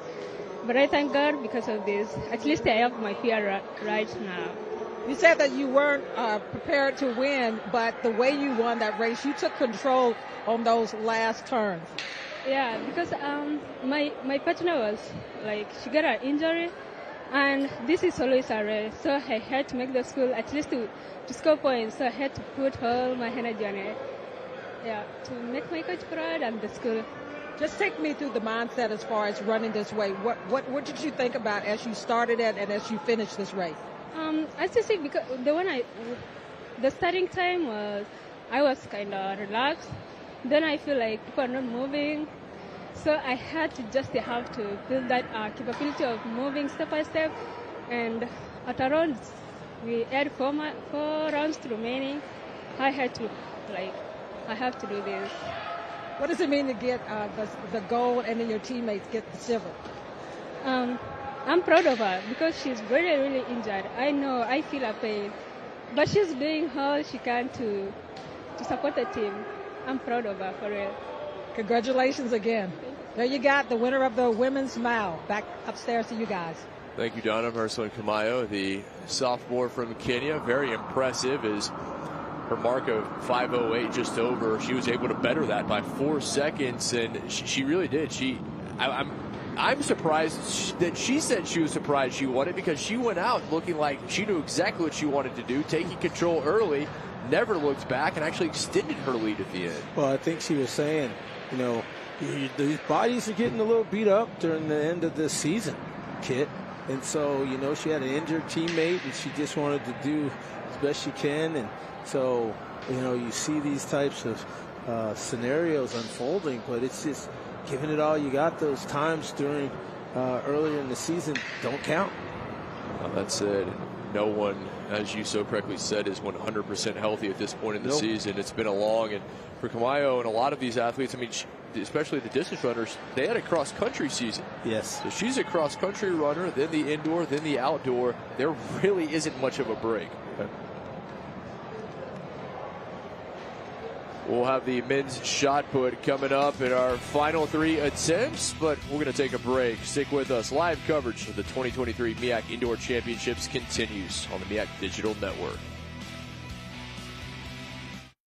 Since 1896, South Carolina State University has dared to be the best in higher education. Our 68-degree programs attract the brightest scholars, and our graduates change the world. Continue the legacy of excellence in education, social justice, military sciences, the STEM fields, and the arts. Dare to go anywhere from here. Dare to be great. Visit scsu.edu and apply today. For more than 150 years, Morgan State University has positioned its graduates to grow the future and lead the world. Morgan students receive a world-class education, engage in meaningful research, and uplift their communities. Over 126 programs, conveniently available online or on Morgan's beautiful campus. Designated the national treasure, there's something for everyone. Pursue your purpose. Progress in your passions. Achieve the promise of career fulfillment. Your Morgan experience awaits. Choose Morgan. There is something greater than finishing first. True champions stand on principles. We fight for the right causes. We believe in the power of teamwork, whether in rebounding, receiving, or in research. In service and in sportsmanship. Only a few have what it really takes. We develop the talent. We unleash the potential. It all boils down to this. Now is the time. This is the place. We are MEAC. At the core of us all burns a passion for greatness. It's the rhythm of our hearts, the desire to ascend to greater heights, the drive to persevere and push beyond expectations. At North Carolina Central University, we fan that flame in an innovative and inclusive community driven by a relentless pursuit of excellence. It's here at NCCU, in the heart of Research Triangle, that you will soar with the eagles and discover what's central to you. Imagine a place where learning pushes you further and strengthens you from mind to toe. The promise of tomorrow begins with your commitment today. Connect with people who open minds and open doors, taking you from here to there. We take pride in our legacy that prepares you for the rest of your life. Coppin State University. Welcome back. 2023 MEAC Indoor Track and Field Championships live from the Virginia Beach Sports Center and only on the MEAC Digital Network. Glad to have you with us as we turn our sights back to the cage. The men's shot put championships. First 3 attempts in the books. Now it is time to see who can come away with the title. 3 attempts remaining right now. John Purvis of Morgan State, the leader. 15.69. That came in his 3rd attempt. Tyrell Martin of Delaware State, 15.5. And James Perkins of Maryland Eastern Shore is your 3rd place competitor right now.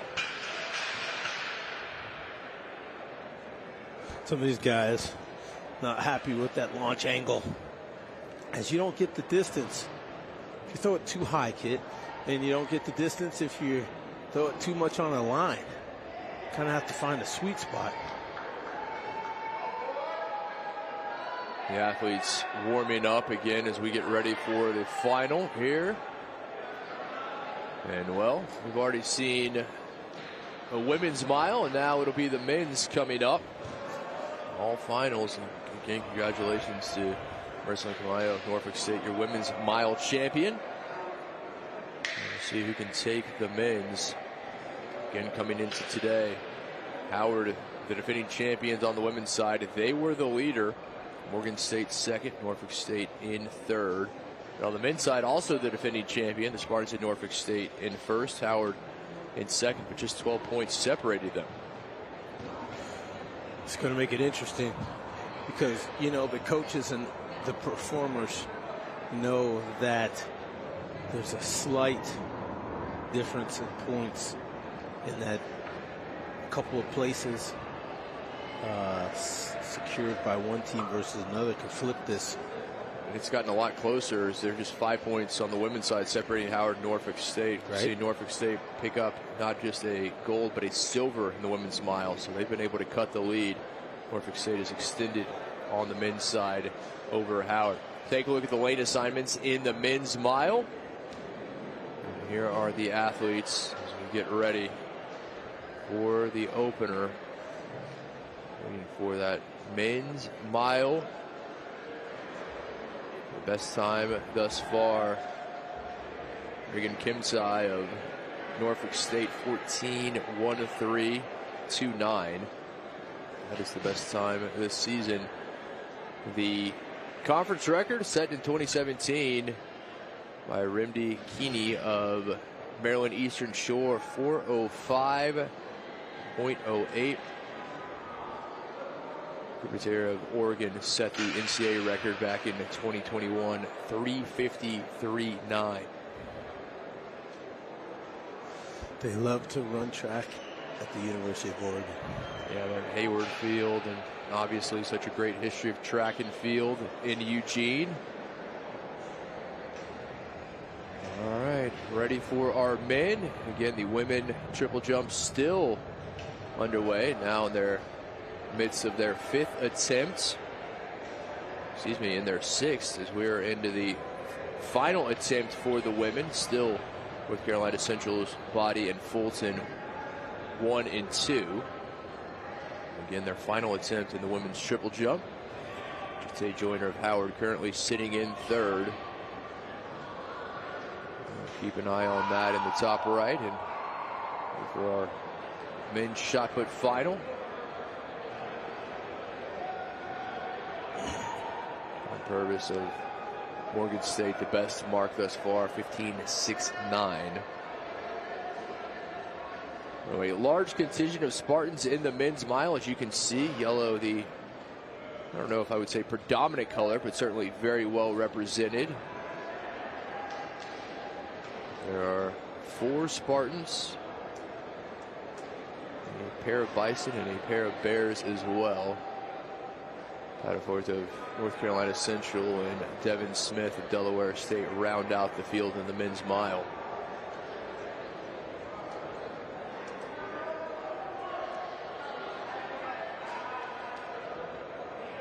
Give it some final words of instruction. I think when you can cross in and where.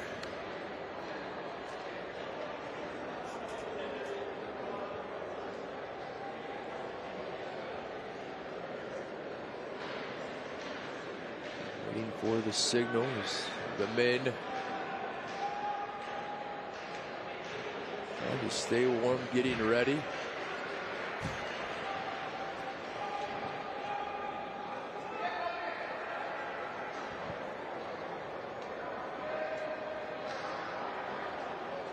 Shell of Morgan State, her final attempt in the triple jump. And will be on the top 3. Will it finish? Lottie, Fulton, and Joyner. Can one of those 3 make a move? Jate Joyner. Waiting for her final attempts.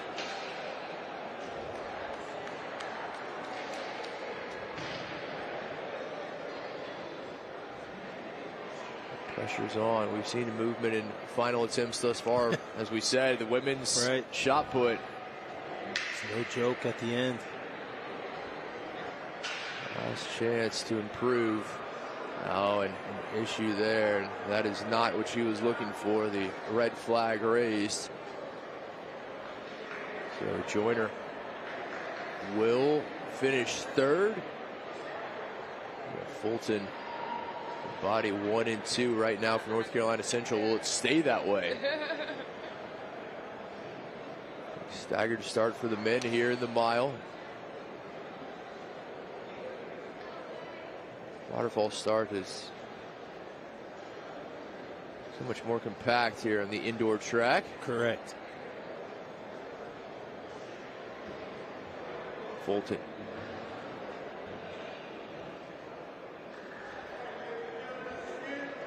Wow, to win by default, huh? So it appears that foot foul. Joan Body will be your women's triple jump champion. Michael Fulton of NC Central will finish 2nd. Jate Joyner of Howard 3rd. Body will still have one more attempt to improve upon her best mark of 12.59. Came in her first attempt. It did. And indeed, we thought that for the women's shot put, and then their final attempts, they really stepped it up. May not be the case here, and no need. But NC Central will finish 1-2 the triple jump for the women. Big points for the Eagles. Gold and silver performance. Good final jump. Chance to maybe set a new PR for Body and see if she can improve upon the mark of 12.59.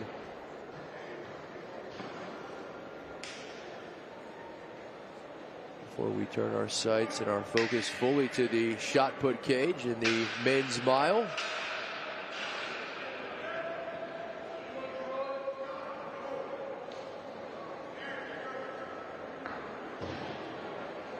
So again, in Body of NC Central, your gold medalist, the women's triple jump, her teammate Micah Fulton winning silver. Tate Joyner of Howard, as Body unable to improve, had a mark of 12.18 in her final attempt, but she will be atop the podium coming up in just a bit. Congratulations to her.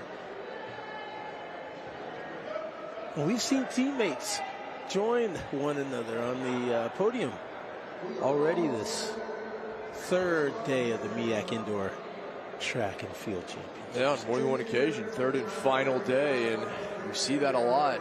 Teammates, they go against each other in practice every day.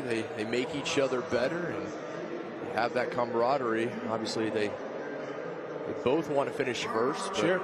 As you heard from Merceline Camayo, very happy to have a 1-2 finish in any event for any school. Right. Spartan men did it in Spartan women, I should say, did it in the mile. Spartan men will be looking to do the same in their attempt here in the mile. They certainly have enough competitors in this field to be able to do so, as the stand's starting to fill up here at the Virginia Beach Sports Center. If you're in the vicinity, we invite you to come and join the action. If not, just stick with us right here on the MEAC Digital Network. We'll bring it all to you live, culminating this afternoon with the award ceremony to give our team awards to both the men's and women's champions. And the question, Foss, can Howard defend their women's title? Can Norfolk State defend their men's? Well, you know, so far that seems to be correct. But again, a lot of competition to come. I think the women, tighter situation. Norfolk State trying to run down Howard. And then on the men's side, Norfolk State outrunning everyone. Yeah, on that women's side, just 5 points now separating Howard and Norfolk State, but the Bison have some of their better events. The dashes, the relays coming up later. Chance for them to regain some of those points, maybe pad that lead a bit. But the dashes, I like the dashes, kid.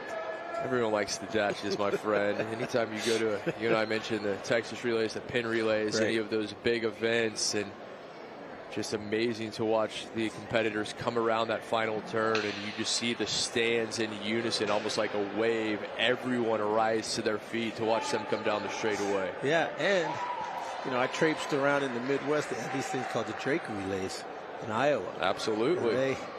That's the Midwestern student athletes burning it up.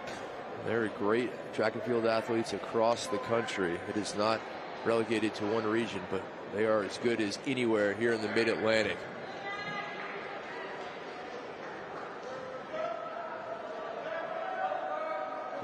Webson, NC Central, currently sitting in fifth. Maryland Eastern Shore's James Perkins, he's in fourth. Christopher Johnson is moved up into second. Johnson, a huge throw for the Delaware State man, as he has surpassed his teammate. A throw of 15.68.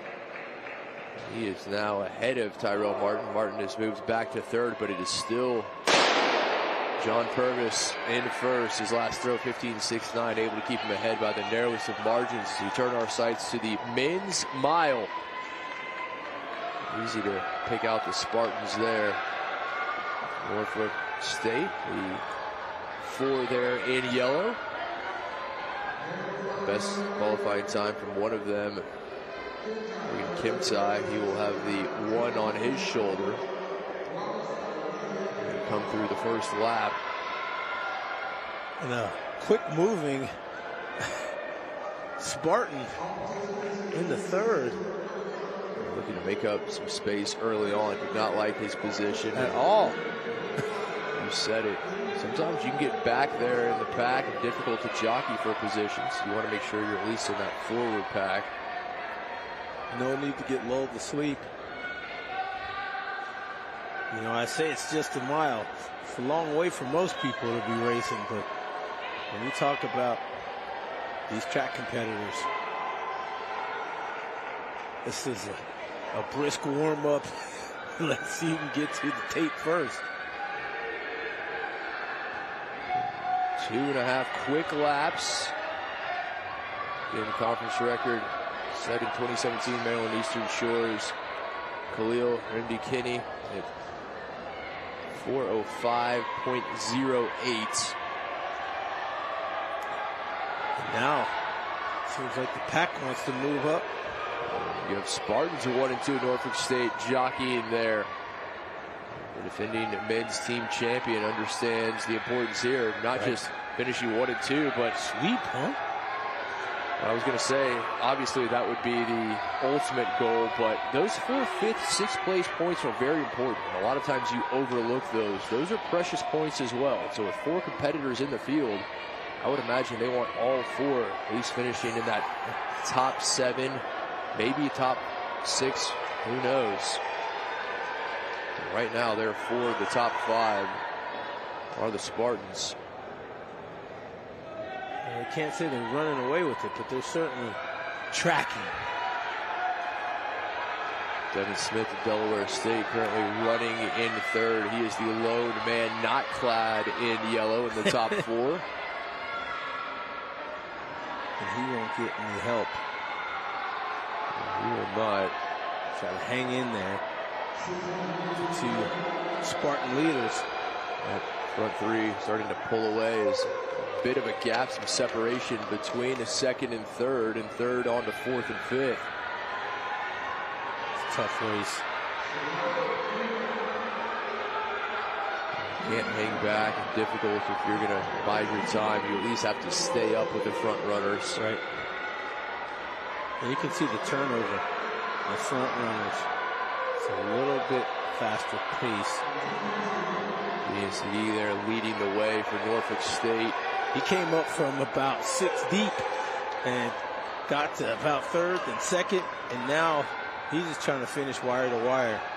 And he's going to get challenged by his teammates. And he will be passed by his teammates. Devin Smith of Delaware State looking to keep pace with that top 2. Doing his level best. The front 3 having separated themselves from the rest of the field. And Reagan Kimtai. And Kimtai is starting to turn it on. We said it. He had the best time this year of the bunch, 4:13.29. Kimtai starting to drop the hammer. He did. He saw when people were starting to go. He said no, and he's got the stride going now, heading for home. Yeah, you said it. 1 lap remaining, waiting for that bell lap, and no, it's going to be this, already in the bell. And Kimtai takes a look back, and on the bell lap, he knew it. He waited until the final 200. He put it in another gear, and it will be Reagan Kimtai who comes away with the men's title. We will see. Yeah, just impressive stuff. A pair of Spartans atop, and it's going to be ultimately Smith finishing 3rd. But Norfolk State with 4 of the top 6. I said it. That is, I had a feeling, what they wanted, and those are precious team points. Oh, that's huge. You almost owned the event right there, and even if you didn't get 3rd, 4th and 5th can make up for that. A huge finish right there. All 4 runners for Morgan State, or for Norfolk State, finishing in the top 6. Massive points for the Spartans. And Terrell Martin of Delaware State. It's like he is now in 1st with the men's shot put. We'll get your confirmation on those finishes and times in the men's mile. But first, we'll turn our sights back to the men's shot put.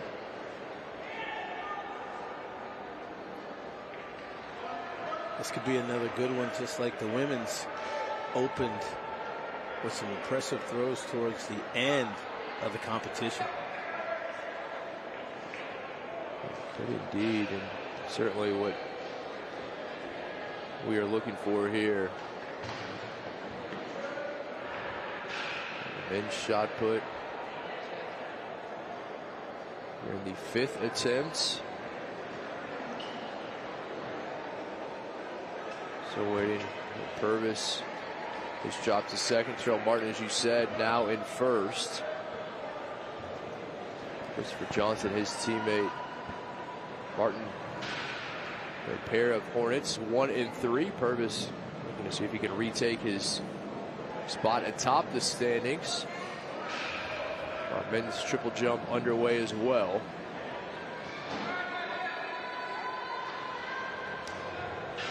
Trying to keep up with everything going on. And again, you can find all that at halfmiletiming.com.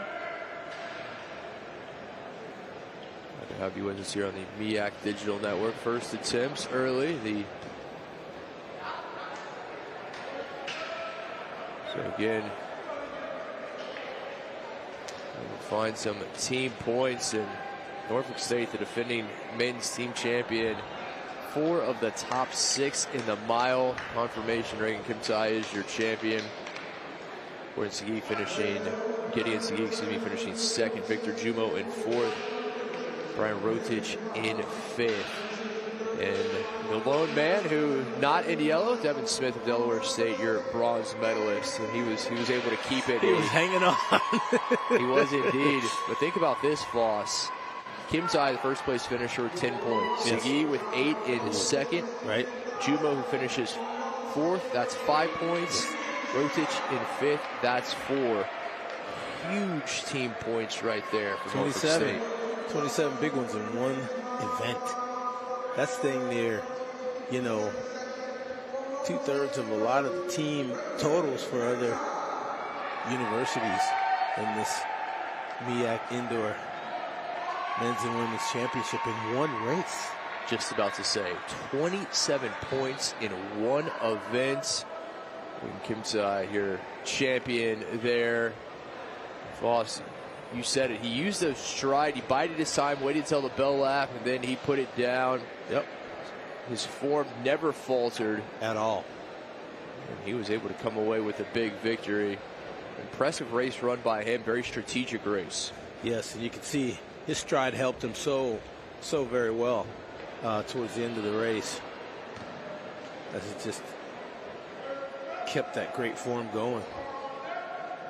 Well, we saw a Kenyan winner for Norfolk State in the women's mile run in the form of Mercelyn Kamayo, and we have a Kenyan winner for Norfolk State in the men's mile, Reagan Kimtai.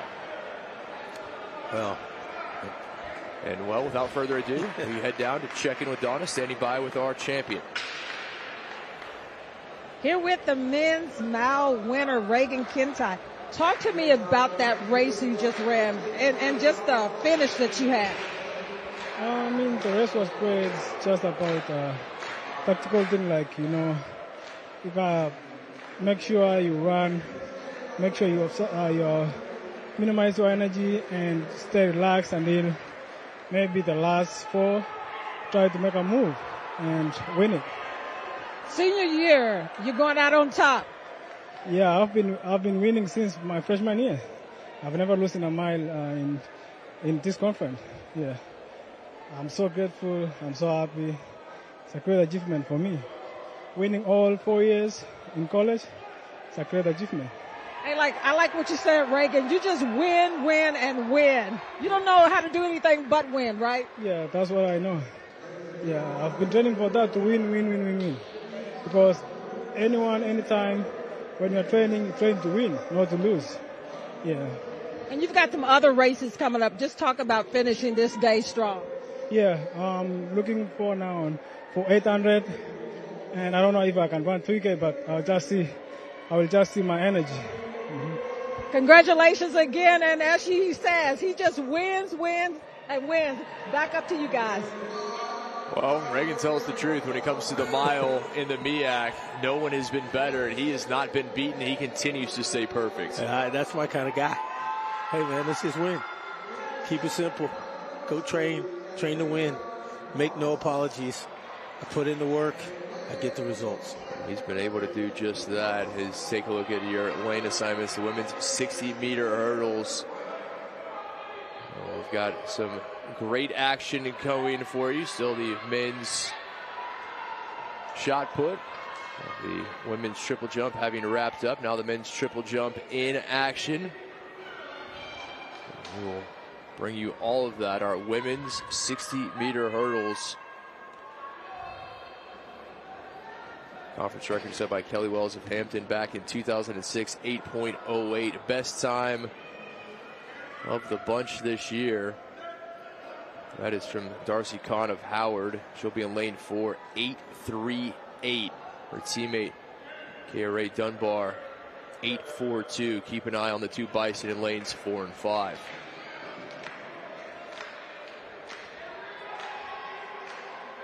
Looked like Catherine Glenn asked for a little restart there. She's talking about her blocks getting figured out there. Again, Jasmine Hunter of Howard in 1, Catherine Glenn of Delaware State 2, Nia Richards, Norfolk State in 3, Con Dunbar of Howard in 4 and 5 respectively, Leah Otley of Morgan State in 6, Rena Morris of Howard in 7, and Brooklyn Robinson of Norfolk State rounds out the field in lane number 8. You get that one complimentary here where you don't get disqualified because you have some issue prior to the start of the race. NCAA record set earlier this year. Masai Russell of Kentucky blistering 7.75.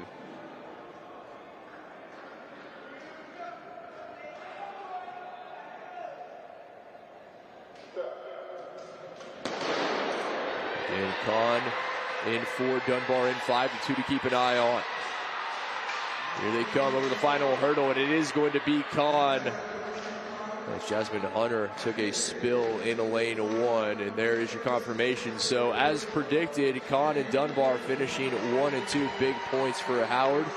Nia Richards of Norfolk State in 3rd. Great, technically sound race. When you don't hit the hurdles, it keeps and maintains that speed for the 60 meters, and that's a testament to working on the technique as well as the speed. The turnover is important, but not hitting those hurdles tantamount as well. It was a clean race run we saw there from Darcy Kahn, your winner. Ray Dunbar, her teammate, finishing 2nd. A nice 1-2 finish for the Bison. They're checking on their teammate Jasmine Hunter again. She took a spill there, and that final hurdle came off the track.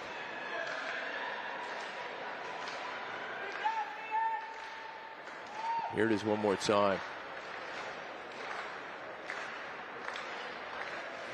Looks like maybe her spike may have gotten caught. Yeah, just caught on that final hurdle and back on her feet. But Howard, an impressive showing, as we would expect to see from the defending women's team champion. Again, the points add up. When you stack them like that, kid. Yeah, you're getting multiple athletes on the podium, multiple in the top 4, top 5, 4 in the top 6, as Norfolk State did there in the mile. 27 points in a single event. Yeah, that's almost like stealing. So now we go to the men's 60 meters. Is that correct? We do indeed. And over to the top left, the men's triple jump, as Isaac Hayward now with the best mark thus far. The Spartan, he put up a 14.84 in his last jump. And right you are, the men's triple jump indeed underway. And now our men's 60-meter hurdles coming up as well. And so you space them out and you raise the height of the hurdle.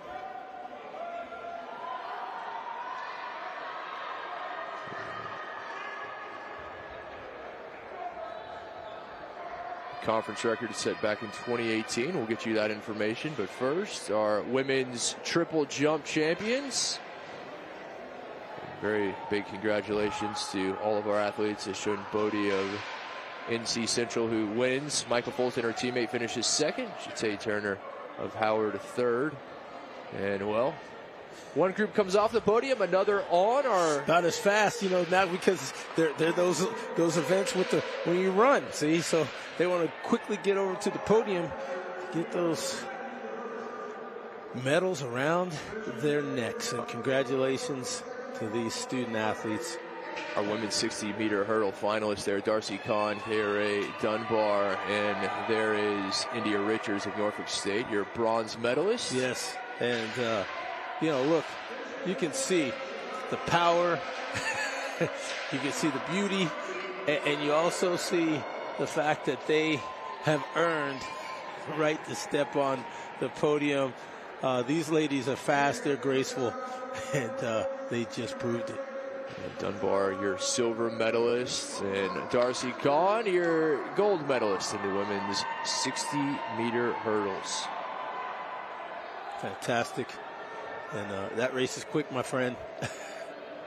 They were, the only thing quicker than the race was how quick they got over to the podium. Give me my medals right now. Well, you think about it, a lot of these women, I mean, you think what you've got coming up, they have other races to run.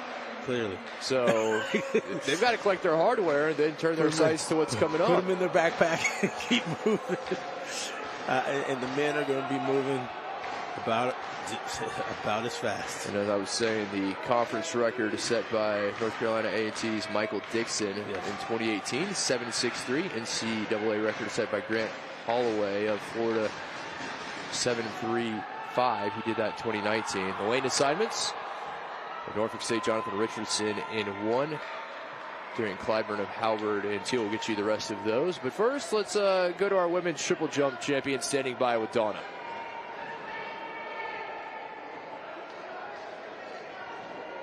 Here with the triple jump winner, just talk to me about this win for you and getting the go and what it means for you. I was really excited about today's performance. I actually predicted it exactly. I really wanted to jump 12.5. And the girl who is officially number 1 in the MEAC, she jumped 12.58, and I was like, I got to jump 12.59 at least. So to do it on my first jump was tremendous. It was really exciting. You predicted this, that you were going to get this, and you did it on your first jump. How huge was that? I mean, you had a lot of confidence in yourself. Yeah, well, to be honest, the jump felt so good. Like, I didn't feel like it was that jump until she announced it, and I was like, it was amazing. I had no words. I just was so excited. Take me down the jump as far as the runway. I really love this track because it allows me to really get my speed up, and it's really bouncy, so that helps. I'm all taped up and wrapped up, so it helped my joints a lot too, yeah. Congratulations again on getting that goal. Thank you. Predicting the goal. Hey, guys, back up to you.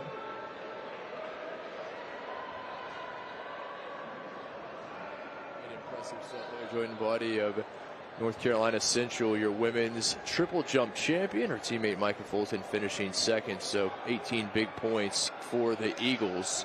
Kit, you think she's ever heard of Joe Namath predicting a win? I have a feeling she has not heard of Mr. Namath, but we will see. So from one champion to another, from our women's triple jump champion to our women's 60-meter hurdle champion, Darcy Kahn standing by with Donna. Hey, guys, here with the winner of the women's hurdles, and what a race today. Talk to me about just getting over those hurdles, getting over it clean, and getting out to a quick start.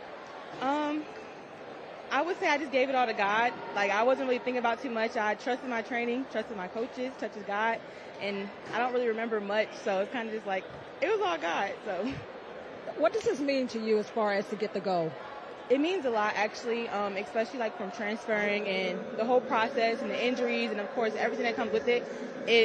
Winning in the end is like it's all worth it. And all I can do is say thank God. And all my supporters and my mom and my dad and everybody else. And you had some teammates enjoy this and get on the podium also. Yes, my ride or die Kaya. Couldn't have done it without her. Best training partner ever. Trained with us too. Shout out to them. And is the key to getting those points too? Howard came in as the favorite as far as to get the title again, and getting these points today is really key. Yes. We came in with the winner mentality. As a team, the energy is really high in here for all of us, and it's just an amazing feeling to have all your teammates there to support you and like cheer for you when you're done. It doesn't get any better than that. Okay, go get ready. Well, congratulations. Congratulations indeed. There is Darcy Kahn, your women's 60-meter hurdle champion. You take a look at the lane assignments. There's no time to waste from the women's 60 to the men's 60-meter hurdles. Jonathan Richardson, Norfolk State, who will be in 1. Turning Clyburn of Howard in 2. Tayshawn Chisholm of Delaware State in 3. Jermaine Bird of Howard in 4. Zachary Hawkins, his teammate, in 5. Another Bison, Cameron Davis, in 6. Dwight Henry of Norfolk State in 7. And Jaden Shelton of Delaware State rounds out the field in lane 8.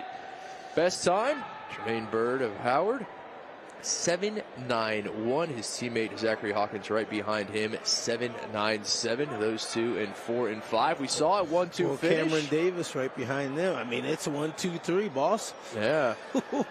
Saw a 1-2 finish for the Bison in the women's 60-meter hurdles. See if the men can do that, or maybe even a podium sweep. We will certainly see. Again, Bird in 4. Off we go. Contact on the first 2 hurdles. And able to get across. It's going to be close, Bird. But it was Hawkins at the end. Had a nice push. We will see Chisholm of Delaware State there as well. And it's going to be Chisholm. Tayshawn Chisholm there of Delaware State. I wouldn't say it was an upset. He certainly had a great qualifying time, but he is able to best a pair of Bison as he takes gold in the men's 60-meter hurdles. Well, I think his lack of hitting the hurdles gave him a cleaner race. And again, you can hit the hurdles, but it's going to slow you up a little bit. And that was just enough, because we were talking about tenths of seconds, Kit. And right there, a couple of hits on those hurdles, Tayshawn Chisholm sneaks in. Some miscues, and Chisholm left the door open. Chisholm able to get by a pair of Bison. Very nicely run race from Tayshawn Chisholm. He is your men's 60-meter hurdle champion. You know he's got to be feeling good, because the Howard Bison had a bunch of competitors surrounded him. And he said, well, you know what? If I just run my race, run it clean. And that's the difference sometimes, Kit. How you get over those hurdles without touching can maintain your speed throughout that race once you get going over 2 or 3 hurdles, and that's what Chisholm took advantage of. He did indeed. Your men's 60-meter hurdle champion from Delaware State, Tayshawn Chisholm. Absolutely getting the proper accolades, as we will see him shortly on the podium. What a good surprise. I don't know if Mr. Chisholm would say that was a surprise. I have a feeling he would say, I knew that was coming, and you gentlemen just simply overlooked me. It's hard to argue. And from the race to the podium, Tayshawn Chisholm, your champion, joined by a pair of Bison flanking him. So Howard getting some points there for the men, a 2nd and 3rd place finish, but ultimately that top prize going to an Hornet for Tayshawn Chisholm. These multiple groupings of points could loom very interesting when it comes down to it, especially with the relays. We have the 60-meter dash to go. It's going to be interesting, Kit, depending on how things stack up, and literally and figuratively. That's an outstanding point. And Howard, they've been able to extend their lead on the women's side. They are in first, 115 points. Norfolk State 92 in second. Morgan State 80 in third. On the men's side, Norfolk State able to extend their lead over Howard. Norfolk State currently at 105 points. 76 for Howard, and a distant third at Delaware State in third, but with 38. But they'll get something here. Tayshawn Chisholm able to tack on 10 big points for the Hornets. Yeah, and it's great to see the individual efforts from all these schools. And so even if some of the leaders, both men and women, are getting groupings, people are sneaking in with the golds from other respective universities throughout these indoor championships. Yeah, they are indeed. And obviously we talk about the heavy favorites for the team titles, but none of this is etched in stone. None of this is preordained, as Mr. Chisholm of Delaware State has proven, and he's now standing by with Donna. Here with the men's champion, 7.81 wins this today. Congratulations. Thank you. Thank you very much. Talk to me about that race as far as just down the stretch. You got to get over the hurdles clean. Yes. So I know running with the boys from Howard, they all got great starts, but I knew coming in here, I had to have a great start too. So that was my main focus. I know if I got out good, the rest of the race is going to be good for me. Talk about as far as what this means to you getting this goal. This means a lot for me, especially coming back from a hip injury. It means so much, right? Especially staying consistent with it and being able to go with them guys and work. So I'm happy. I'm proud of myself. You talked about those Howard guys as far as those two guys you had to beat today. Yeah. Coming in, you had the second best time in the conference, and to walk away with the win today is huge. Real huge. I'm happy. Proud of them guys, proud of myself, proud of my team. They all pushed me to get here. Ready for the outdoor season, right? Oh, definitely. I'm going to try to go get it again. You hear that? He said he's going to get it again. Back up to you guys. Thank you, Donna. That's exactly what you would expect. A senior his last year takes the indoor title. And the Dover native, he's already looking to the outdoor floss. Well, you get your first medal, and then just carry over to your next one. Go from the indoor to the outdoor. It's a great accomplishment there, as Chisholm did hit one hurdle, but hit the hurdle the least to affect his stride and his technique.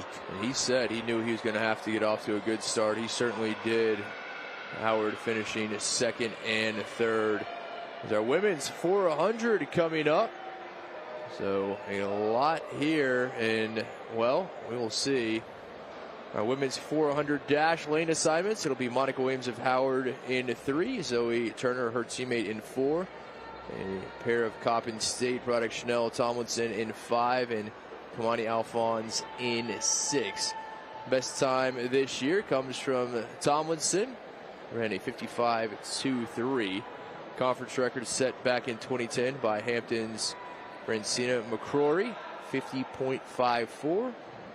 The NCAA record by USC's Kendall Ellis, the former Trojan, ran it in 2018, 50.34.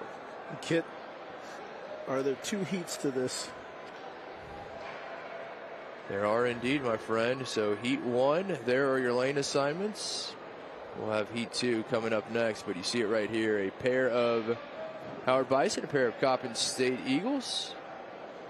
And over to the men's triple jump. We go as well. The NCAA record held by one Mike Conley. You probably know not him from the Olympics, but probably now his son, who's in the National Basketball Association. And Mike Conley, the former Arkansas Razorback, he set that NCAA record back in 1985, 17.4 meters. That one stood for a while. Yes, sir. Yeah, you see a lot of these records, and we've already mentioned a few that have been set this year in 2023. Right. Not Mr. Conley's. And well, and the other thing is, Mike Conley was track, junior basketball. And Foss in the men's shot put, we will head to them shortly. Our trophy, our medal presentation there on the podium. John Purvis was able to come from behind. He had the lead for the majority of it. Final throw. I appreciate that, because you know what? 1, that's my dad's alma mater. And 2, I think he may have gotten a little officiating. You'll leave that to me. But listen, congratulations to all of the competitors. But you're definitely right. For the Morgan State Bear, John Purvis in first. A mark of 16.52, 10 points for the Bears. A pair of Hornets, Christopher Johnson and Tyrell Martin finishing second and third respectively. Yeah, and they had great throws. Here they come right now. Here are your aforementioned podium winner, podium honorees for the men's shot put. Tyrell Martin. Now Christopher Johnson. He is your silver medalist. And I literally had a run-in with Delaware State. I'll tell you a little bit later in the broadcast. 14 combined points for the Hornets. Purvis, his first place finish, picking up 10 for Morgan State. Congratulations to him, and no doubt he will have the honor of speaking with Donna momentarily. Yes, he will. We have our women's 400-meter dash. That is coming up momentarily. You can see them. They are ready to get into the blocks. Congratulations, John Purvis, Christopher Johnson, Tyrell Martin. They're the men's shot put gold, silver, bronze medalist. Got you the lane assignments for Heat 1, and here again they are. Monica Williams of Howard in 3, Zoe Turner of Howard in 4, Chanel Tomlinson of Coppin State in 5, her teammate Kamani Alphonse in lane 6. Twice around, Kit. Right you are, my friend. Tomlinson in 5, the best time this year, 55.23, as our athletes get into the blocks.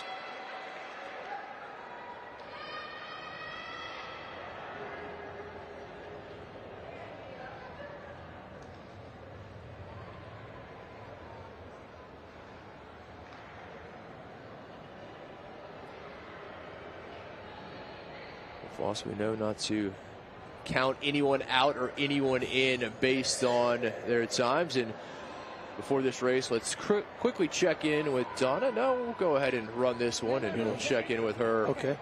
Coming up is, well, why not? Let's check in with Donna, standing by with Mr. Purvis, our men's shot put champion. Donna? Here with the shot put winner, John. Talk to me about having to come back to get this gold. It was a long road back. I came back, not even from today, from last year. I was out for 8 months with a partially torn wrist. So this just means a lot to me. Just worked very, very hard to get here. In the comp, I was just thinking about, to set it up and get after it. I know what I can do. I know what I've been doing at practice. So it was just all on time. You talked about overcoming adversity and getting back out here and getting this gold today and how much it means to you even more. So walk me through today. So today I just, woke up, and first thing I woke up to was a message from my coach. And he just said, we prepared for this. Go have fun today. I'm there for y'all. I'm not really going to say too much. Just get after it and have fun. So that's how today went. Congratulations again. Thank you. I appreciate you. Hey, John, coming through adversity to get back to get the gold. Back upstairs to you guys. Yeah, congratulations indeed, John Purvis. Morgan State, your men's shot put champion, a mark of 16.52, and we are already underway, already one lap into our women's 400. And Coppin State leading the way. Tomlinson and Alphonse pulling away from Williams and Turner of Howard. You're exactly right. You see it right in front of you, and both runners working well with each other. 2 by 2, but it's Coppin State, the Eagles, making this one look easy coming off this final turn. They will indeed. So it's going to be a 1-2 Coppin State finish. Howard here in heat number 1. And again, Tomlinson and Alphonse, a very well-worked race. They knew what they wanted to do. They worked in unison, and yes. It will be Kamani Alphonse. There's your confirmation as she finishes first in the heat. Tomlinson second.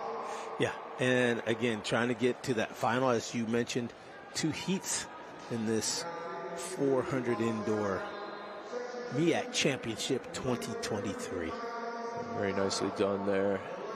Chanel Tomlinson, Wani Alphonse. Alphonse, your winner. And they just let it go. You know what I mean? They did. They just, Carrie knew that they have to do one more, but wanted to get to that final. Beautiful Virginia Beach Sports Center here, site of the 2023 MEAC Indoor Track and Field Championships. Glad to have your company on the MEAC Digital Network. And, well, it's hard to imagine we've already crowned so many champions, but still a lot more to go. And yes. Those team titles coming up as we take a look at our heat number 2 here. And here are the lane assignments for the women.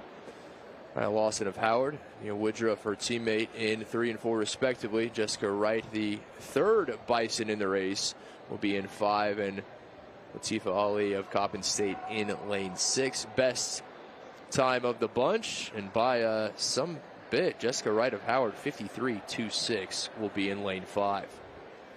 This is interesting because there's just 2 schools. It comes down to 2 schools.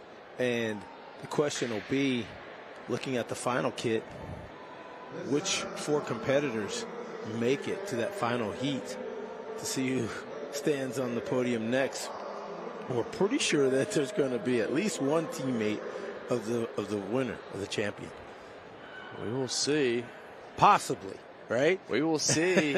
Tomlinson and Alphonse would certainly like Ali to join them, see if they could make it an Eagle sweep.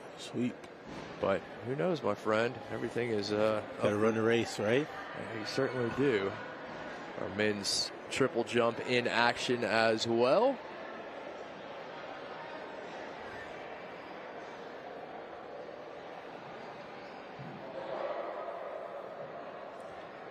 Looks like Jalen Blanc, I think you had mentioned that, and Isaac Haywood. I was going to call him Sir Isaac Haywood. You know, with the Newton's laws. Body in motion stays in motion.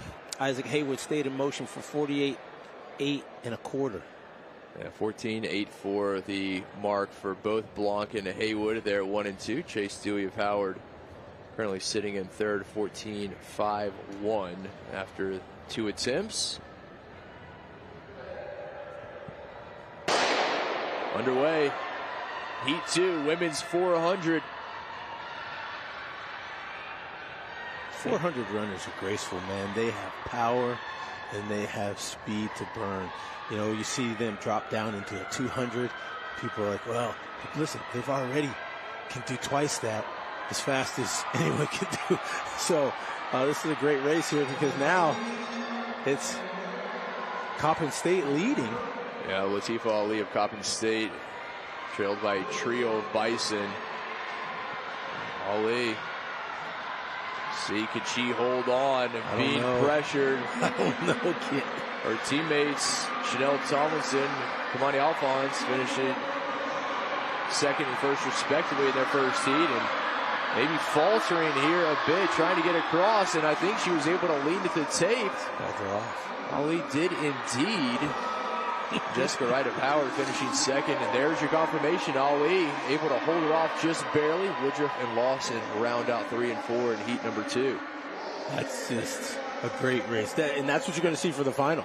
You're going to see them all out like that. And again, that power coming off the second lap, turn 4, just enough to eke out the placement for Coppin State's Latifa Ali. Yeah, great race run by her. She started to falter, but she had enough in the tank, and you wondered, as hot as she got off, yes, with that blistering start, would she be able to hold on? She was. Yes, and that's training.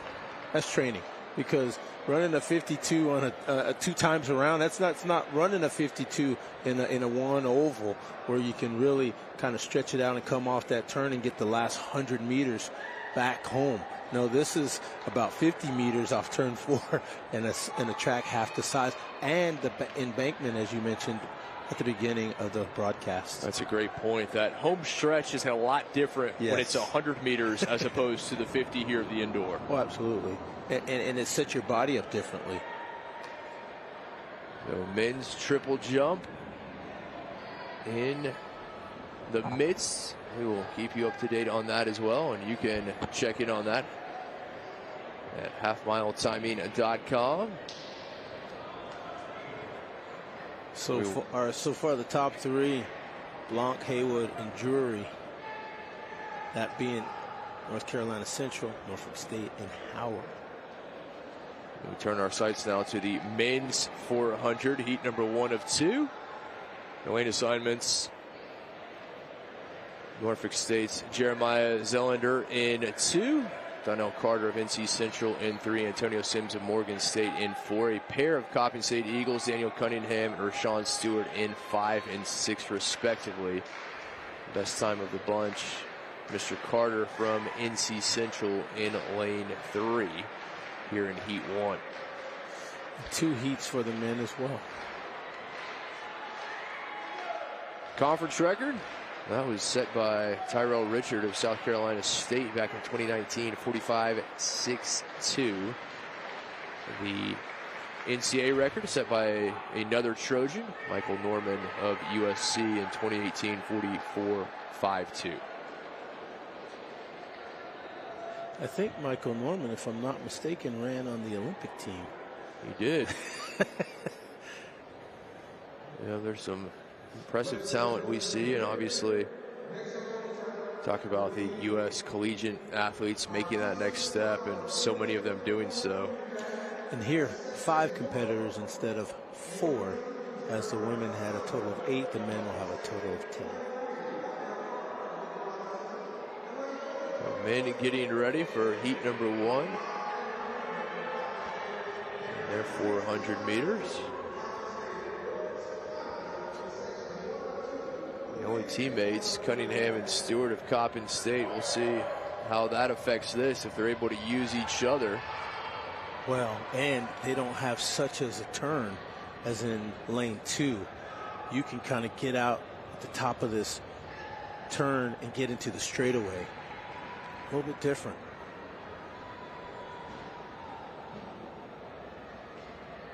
Competitors in the blocks.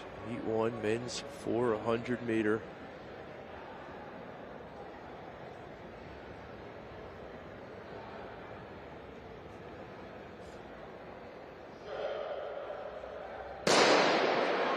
Clean start.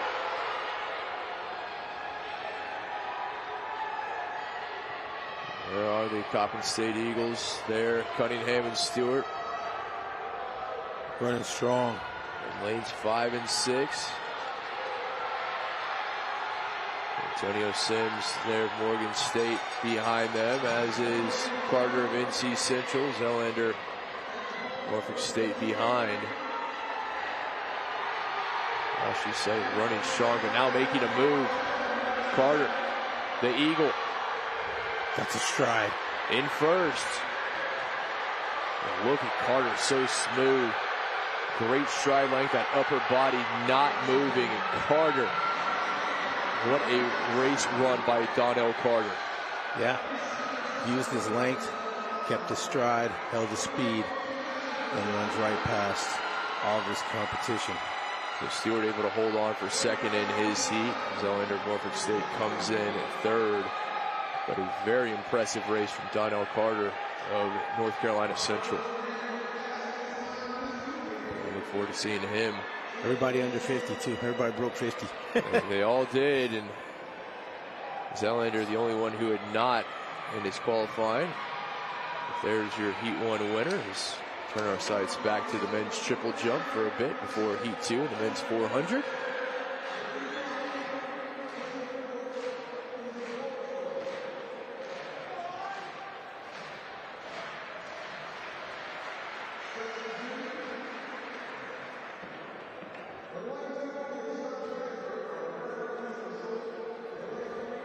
And I think, Kit, what has kept Mike Conley's record in the triple jump, he probably had the best technique along with the athleticism. One without the other is not going to get you too far. It won't keep a record standing from 1985 or even 1986. So one heat in the books. To the second we go here in the men's 400. Here are your lane assignments. In lane 2 is Shane Beckford from Maryland Eastern Shore. Dylan Gaines of Howard in 3. Alonzo Sims Jr. of Delaware State in 4. Joey Brown of Maryland Eastern Shore in 5. And Makai Little rounds out the field. The Hornet in lane number 6. This seems like the faster heat too, Kit. Everybody's under 50 seconds in this heat. Yeah, the best time of the bunch. Mr. Brown from Maryland Eastern Shore. 48.33. He will be in lane 5.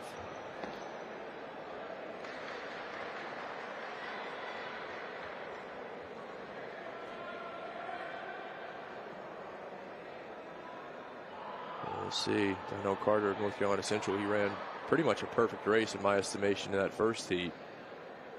He sure did. He waited his time. He was smooth. He pulled away at the end. Never faltered. Right. Now we'll see who can impress here in heat number 2 of the men's 400. And already you see Brown. Look at Brown. He has that similar frame, the long strides, great arm movement from the big man. His teammate Beckford there pulling in right behind him. Now it's Hawks 1 and 2. Brown and Beckford leading the way. It's just running all out here in this heat, not wasting any time, and just getting the hands extended, just running for home now. Dylan Gaines able to make a move as he overtakes Beckford for second.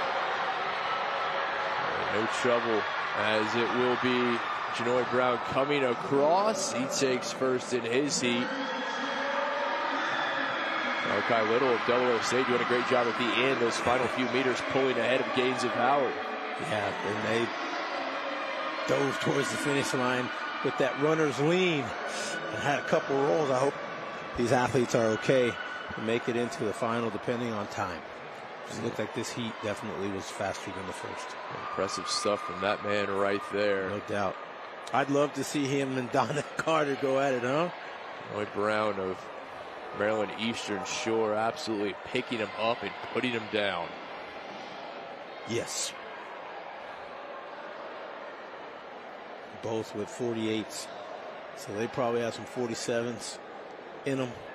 You would imagine so. A crowd, some adrenaline. They could knock that one down a bit, but very impressive run. That's a great race.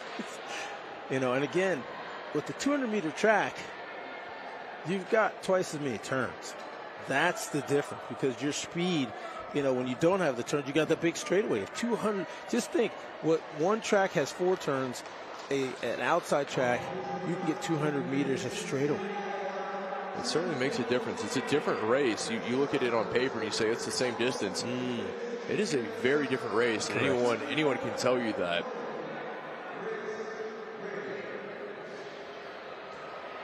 Turning our sights now, and we said no rest.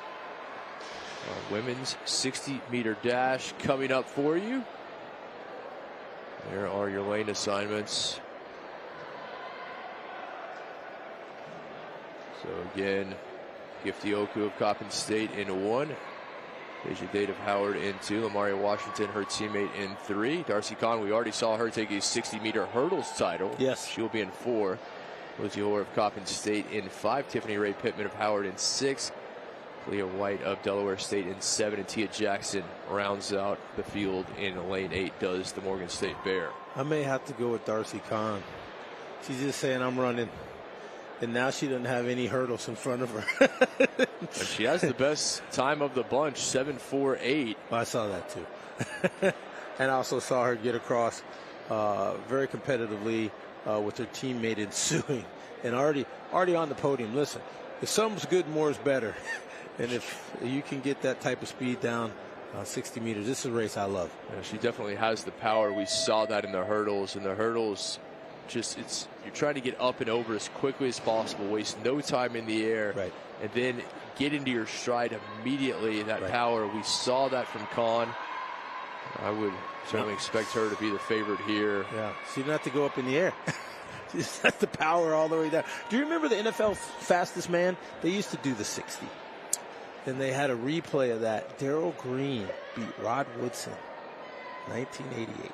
Darrell Green, one of the, in my estimation, all-time underrated players. I don't know that he, as good as he was, I don't think he got his just due. But it was surprising that Rod Woodson, who did run track at Purdue, right, also the football player, a multi-sport athlete. Right you are, my friend. So again, Kahn in lane 4. We'll see if anybody can take her down here in the women's 60-meter dash. She already has 1 gold medal in the 60-meter hurdles. As you said, Foss collected that one quickly, put it in the bag, and on to the next. She knew that she had this one next. She absolutely told Donna, hey, this is great. Thanks for interviewing me, but I'm back on the track here shortly. Maybe to see you again. To no surprise if she does.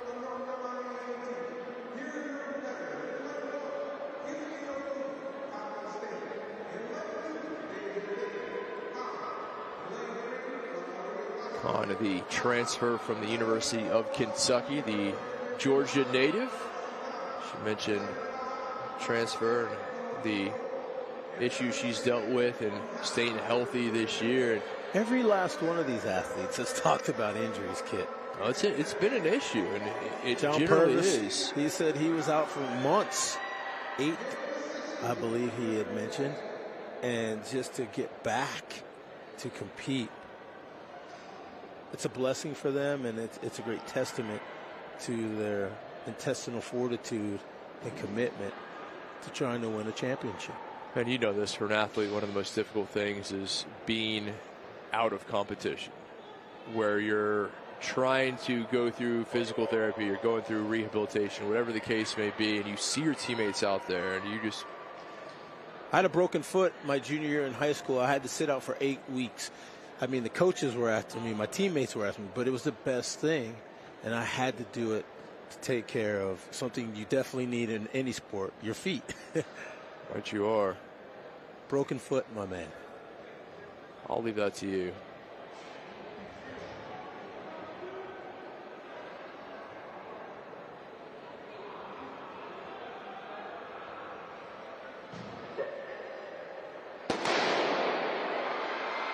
Good start. Oku on the outside. Here comes Khan. And it's going to be Khan. Those final 20 meters, she just dominates, finds another gear. Her teammate Dade finishing. It's going to be a podium sweep in the women's 60. Dade and Washington finishing second and third. Bison. They came and showed up, and they showed out. They're the defending women's champions for a reason. Yes, and we heard Norfolk State's coach Kenneth Giles earlier when he was speaking with Donna, saying that they are going to be hard to beat, and it's because of performances like this. Absolutely. All 3 of them blistering down the 60-meter track. But Khan, she gets with about 35, 40 meters run, and she finds that extra gear where it's just... That's why I like the 60. See ya. It's the perfect distance for a race. Impressive stuff right there. Impressive indeed. We will crown our men's 400-meter champions coming up in just a bit. But Darcy Kahn has found a second gold medal today, won her first in the women's 60-meter hurdles. Take her second in the 60 sans hurdles. Right, slide them out the way. I can still go. And she did. She did indeed. Stockbridge, Georgia native, putting on a show. And her teammates finishing second and third. And here are your men's 400-meter podium finishers, 1, 2, and 3. Delaware State. Kai Little coming in third. There's your second place finisher, Donnell Carter of NC Central, and your men's 400-meter champion, Mr. Janoy Brown of Maryland Eastern Shore. And Kit, correct me if I'm wrong, this was done on time in both heats, correct? It was indeed, my friend. And as you and I were saying, it would be great to see those two. They're similar styles, similar builds. They both long. They have the strides. But the best time going, obviously, to the Hawk, Janoy Brown, as he comes away with the men's 400 meters. We now turn our sights to the men's 60-meter dash. Lane assignments, Carl Drakes, Troy Wright, and we will get you those in 1 second. But Foss just cannot take a second here. So, again, our men's lane assignments. Carl Drakes, Coppin State, will be in 1. His teammate, Troy Wright, in 2. Gabadon Princewell of Howard in 3. Christopher Brown of SC State in 4. Kai Cole of Norfolk State in 5. Andre Carr Jr. of Delaware State in 6. Jalik Perry of Howard in 7. And Waddell Rimbert Jett of SC State rounds out the field in lane number 8. Conference record set in 2018. Derek Kemp of South Carolina State, 6.59. The NCAA record was set last year by Terrence Jones of Texas Tech University, 6.45 seconds. Well, let's head down to check in with Donna, standing by with our men's 400-meter champion. Here with the winner of the 400 meters, 47.56. What a race. Yeah, it was a race. First, I'd like to thank God, thank my parents, thank the coaches. I just, came to execute, just do what we do in training, and the time will come. You ran the second heat as far as you saw what Carter ran in that first one. Did that prepare you for that second one? Yes. I was like, I'm just going to do what coach told me to do, and the time will come. So I wasn't panicking about the time in the first heat. So, yeah. Take me through the race. I was like, I need to get to the break first. I was breaking the stagger on lane 6. I was like, yeah, I'm going to just continue in the same pace. And I felt comfortable. I didn't feel anybody behind me. So I was just, using my long legs to bring me to the line. Congratulations. Hey, guys, you see he's still breathing hard, trying to get his breath back upstairs. Thanks, Donna. Long legs indeed. The graduate student, 6'6", a Randallstown, Maryland product. And Voss, you think about his career, and, well, last year in the outdoor track and field, he won his third MEAC championship in the 400, set a personal record 47.47. He missed almost 18 months due to COVID. I mean, you think the outdoor in both his junior and senior, the indoor in his senior year, just absolutely phenomenal that he's able to rebound now as a graduate student there at Maryland Eastern Shore. An impressive performance using that frame and those long legs. It just shows, again, perseverance. It shows the determination of these student athletes and their desire and will to become a champion. Listen, if you're a competitor, you want to experience being a champion, kid. No, I don't care what it is, Well, we already spoke with a men's 400-meter champion. Let's speak with a women's 400-meter champion now. Latifa Ali, winner of the women's 400 meters. Talk to me about the race. Yeah, it wasn't easy, but yesterday, what I ran was terrible. It wasn't good for me, so I sit up. I said, because I have the final, so let me calculate everything and get back to the time. So that's it. Talk about the times you held on at the end, because Jessica Wright from Howard was coming on, but you had enough to finish and come across that finish line. How does that feel? Yeah, it's all because of hard training. So I say I'll never give up, because what I passed through yesterday wasn't good for me. So this one I have to stand up hard and finish hard. That's all about. Yeah. Could you feel her on your heels? Yeah, because I see her coming. I said, no, let me push out so that this girl will not catch me. So, yeah. Congratulations again, winner of that 400. Guys, back up to you.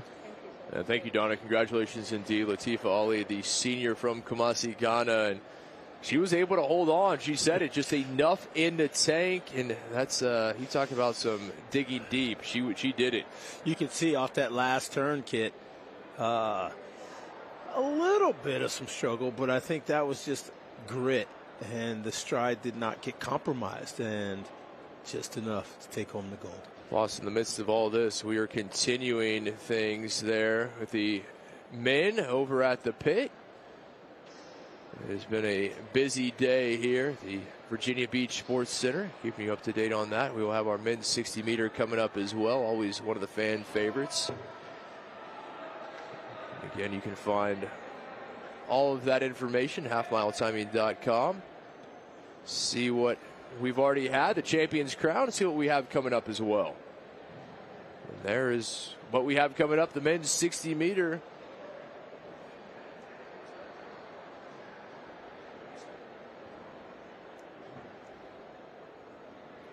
The men's triple jump still underway, and well, Foss, as things happen to do, fluid at a track meet. I'll be informed that there is a protest that has been officially filed against Latifa Ali's 400-meter winning run, so we will keep an eye on that and we'll keep you informed of what comes of that protest. Especially once we learn more to the fact. Absolutely, Kit. I didn't see anything But again, there are people that have a much closer eye on it than we do. Is back to our men's 60 meters.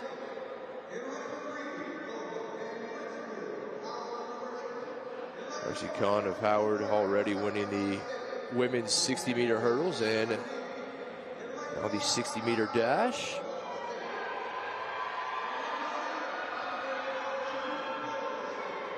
This is the most anxious time for an athlete. You're there. You just want to be told to get in the blocks and get going. Trying to keep your mind clear on the task at hand. Absolutely. You saw Christopher Brown, South Carolina State, tying his shoes, making sure everything is as... So we mentioned the official protests against Latifa Ali, and we will see. We've gone back and looked, and you saw that just maybe the slightest bit. But I don't know that there was anything else in that race that could have warranted any type of protest. But again, I'm very happy to be in the broadcast booth, and this time you certainly punt.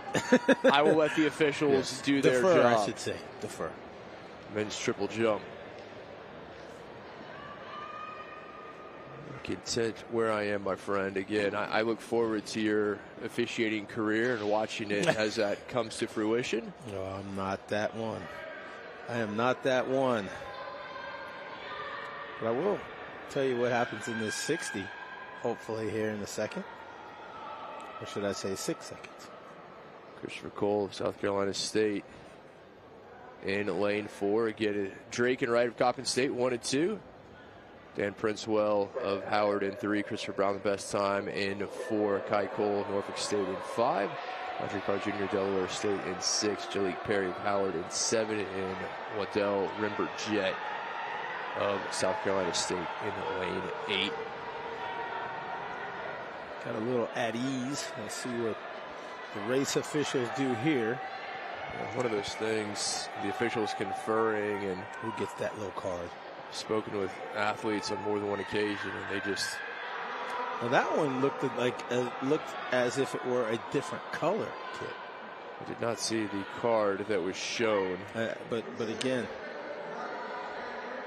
I think you get the one complimentary. You get one. But it appears that we still have a full field, and we do. That's good. That's good. This is the track version of the Australian walkabout. You can just get up and get you a few meters before you get back into the blocks. I look forward to your race walking refereeing career. I don't know if that's still a thing or if it is not. Ever should have been a thing. It should never. But this is the race I enjoy right here. This is bragging rights. People love the dashes. It's not the 40 and it's not the 100. It's that mid-range. Again, Christopher Brown, South Carolina State in 4. Kai Cole, Norfolk State in lane 5. Looking forward to a battle between those two as their times have just been neck and neck.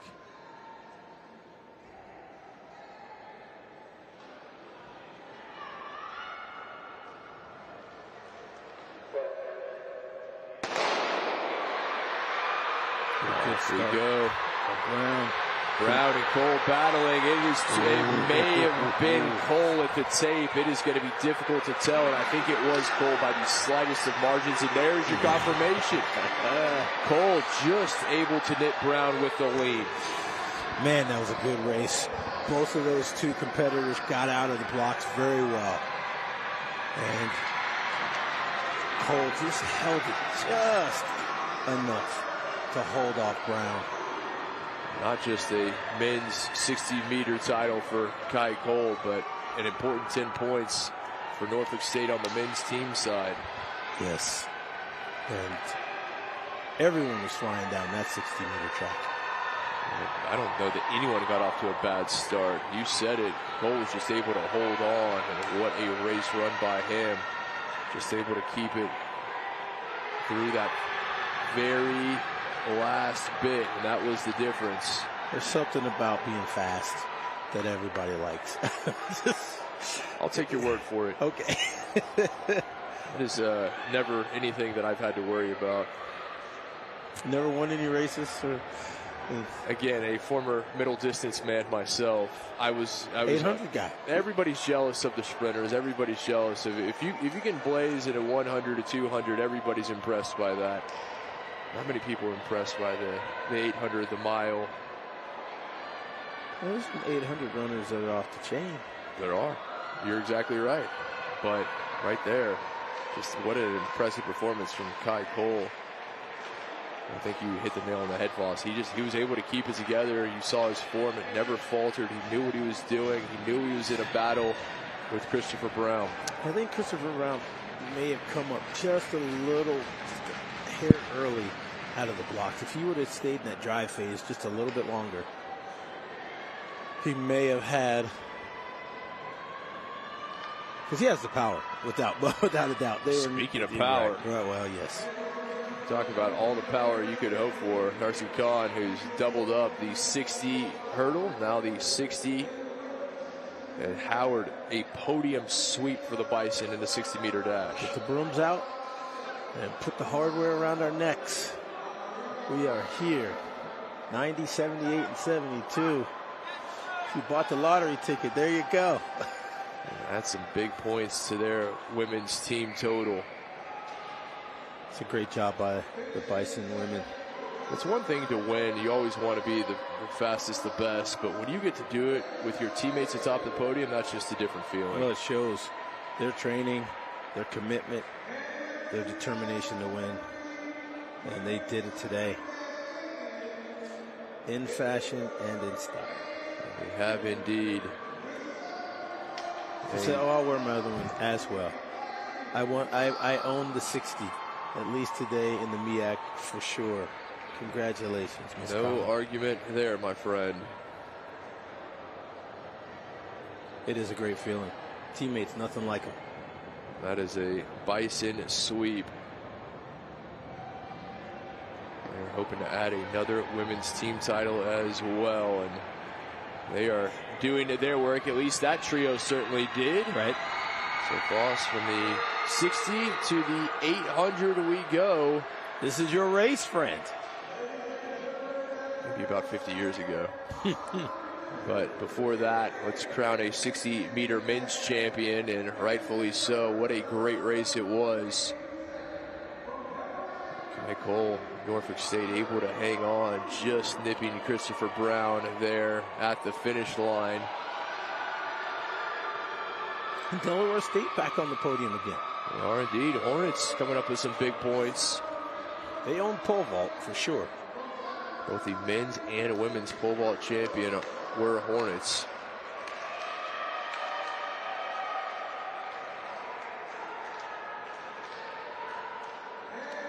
And a very happy and elated Norfolk State Spartan. So Voss, again, these standings fluid, but on the men's side, with 12 of 17 events having been scored, Norfolk State 118 points. Howard second with 85. Delaware State is in third with 66. On the women's side, with 13 of 17 events having been scored, Howard has opened up their lead 161 for the Bison in first. Norfolk State in second with 92. Morgan State there with 81 in third. It's impressive. And that's what happens when you sweep the podium in the 60. We'll take a look at our lane assignments here. The women's 800. And again, we will have two heats here in heat number one. Jermaine White of Coppin State, Deja Wilson of Norfolk State in 2. Camille Agbula in 3, Deja Wilson in 4, and Melanie White, all of Howard, in 5. Kara Grant of Norfolk State in 6, Layla Jackson in 7 from NC Central, and Jordan Miller of Howard in lane 8. Let's head back down to check in with Donna, standing by with a familiar face. Back with Dorsey, the winner of the women's 60-meter hurdles, and now the 60 meters, 7.43. Talk to me about winning this race. It meant everything to win this race. Coming back from the 6-meter hurdles and to do the dash, it's just a feeling I can't explain. Your teammates swept the podium. Of course, that's how Howard does. It feels amazing, especially after winning and have your teammates right next to you. Like I said, it's a feeling you can't explain. Like I'm overflow with joy, happiness, relief after all the stress from the 3 days and everything. So yeah, your day is finished. It's over with. It's done. Congratulations again. Thank now, you so as much. we get the winner of the men's in here, right here, Cal Cole here, 60 meters win. What a race today. Talk to me about, take me down the straightaway. Me, all year, it's been tough. You know, I always put it together when it matters. And today was the day when it mattered. So, just glad, just happy to be back to back. I'm coming back again next year for my third one. But, you know, it's even better. He said coming back for his third one, but talk to me about just this season and how big this race was for you. This season has been rocky, like real rocky. I haven't been able to put my race together. And today still wasn't my best race, but I left it all out there. I did what I could do. So. You said it wasn't your best race, but the time that you got was pretty phenomenal to edge out Brown. Yeah. You know, I was hoping to break our school record, which is 6:65, but, you know, 6:74 is cool. But I know I can be better. And I know I need to work on it. So. I saw how happy you were at the end as you beat your chest, basically saying, I got this one. This was my race today. Yeah, I got to let them know. They know when I step on the floor. And that's you. You already know. We run MEAC. It's ours. We ain't losing no more. It's ours. It's ours.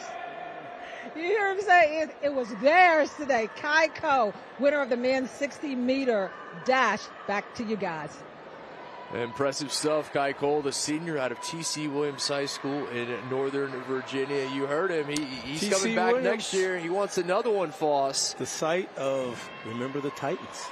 I've been to that. I've run in the back of that when I lived in the Northern Virginia area. It's a great area for athletics, and I love the bravado. That's like the fastest man competition for the indoor season. Yeah, he was able to stand up for that one. He certainly did his work. Yes, he did. Now turn our sights to Heat 1 in our women's 800. Sarah Brown of Hampton has the conference record set in 2016 at 2:04.72. I think Moo of Texas A&M has the NCAA record set in 2021 at 1:58.40. And Olympic champion. Right, you are. The Aggie doing it. Able to pick up a gold there. Sights here mentioned Howard with 4 runners here in the 8 in the field. Bison a chance to add more points. It'll be interesting in this race. It's not distance, it's not a dash, but it's a sprint. That's right. You don't have time. You do not have time to sit back. Don't hit the brakes. It is the longest sprint there is. Correct. We will see. Again, everybody trying to figure out a way here.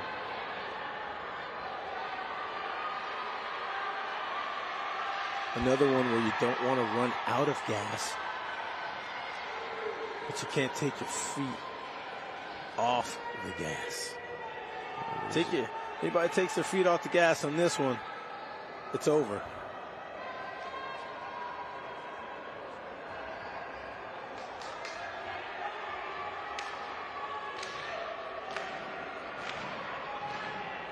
Again, women's 800.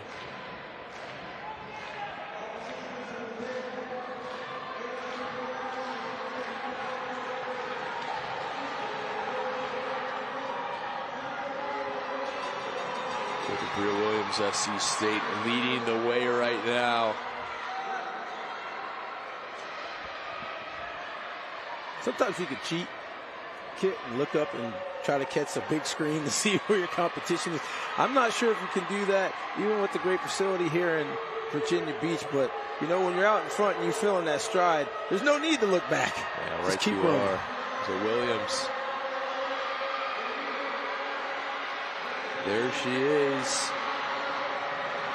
The Bulldog of SC State right behind her. Alyssa Emmons of Morgan State will finish second, and then another Bulldog coming in. So with 2 heats, Foss, it's all about the times. Yes, it is, and we found that out already in the 400s. So there is Williams' confirmation, and Emmons and Prey Brown finishing second and third respectively, a pair of Bears.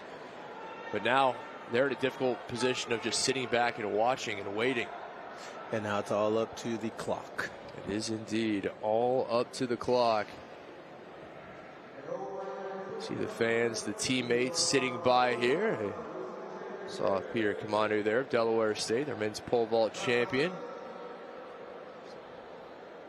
They're in the light blue, his medal around his neck. And I'll tell you what, if I won a conference championship, Darcy Kahn had both of hers. I'd be sleeping with that thing for the next week. I would take it off. Go to class. I'd take it off to shower, but that's it. Go to class. With that, I mean, everybody came up to what's yes, yes, indeed, I am a champion. MEAC champions. Exactly right. That's right. Oh, you didn't ask what you were looking? Well, let me tell you. MEAC championship. That's right. You talk about some bragging rights, my friend. Back over to the men's triple jump. Action continues, and here comes our second heat in the women's 800. White of Coppin State. I must say this. I think this heat looks a little faster in their gait. There's Tanisha Williams of Norfolk State leading the way. Behind her, Layla Jackson of NC Central. And Williams has got off, Wilson, excuse me, has got off to a blistering start. Can she keep it up? That's the question. And again, when it comes down to the clock, you may just have to run against yourself. You may be the fastest one of all. So you've got to run your race and not concern yourself about who's behind you. Wilson of Norfolk State there. 2:14 to 7:8 coming in. The best time, Deja Wilson of Howard, 2:13.54. But right now, Deja Wilson of Norfolk State, I mean, she is put down, but maybe faltering just a bit, Foss, as I think Layla Jackson of NC Central may be starting to make up. Oh, who knows? I don't think she's going to get caught, but you tell me. She's got 3 more turns to go. There's still time. Can she hold on? She got out to that big lead, and now the question, does she have enough in the tank? It's feast or famine when you want to go from start to finish. If you want to go out there as the rabbit in lead, you better have enough. Moves are being made. Jackson coming from the outside. Also see Wilson of Howard. Moves are being made. And here they come. Jackson. Here comes Wilson. Deja Wilson around her, and the one who came into this with the best time, the Howard Bison, now in first. Strategic race run. Deja Wilson of Howard, and now she's starting to pull away. And she will take it. Perfect execution in her race plan. Sat back and waited and knew what she needed to do to run down Tanisha Wilson. She did indeed, and Wilson, who got off to a quick start, just ultimately could not hold on long enough.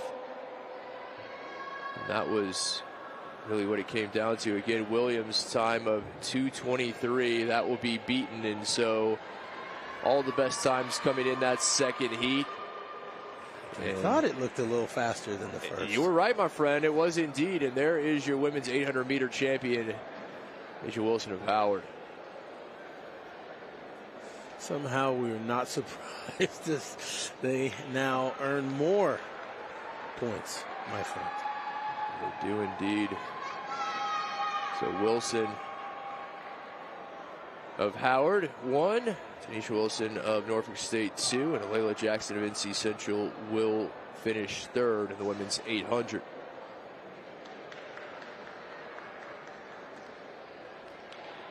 Howard picking up 17 more points. And as we thought, they have really started to stretch. They have out. indeed. Let's turn our sights there to the over to the women. They're at the pit. Moss, what What a turn that was. And again, just Wilson with Deja Wilson, I should elaborate, of Howard. She just did a phenomenal job. She knew what she wanted to do. She was very, just give her credit. She understood the race and she executed it. It was just a flipping of the Wilsons at the end of the race. One for another, but the Bison are happy that it's Deja who comes in first. As again, the men's triple jump still in action.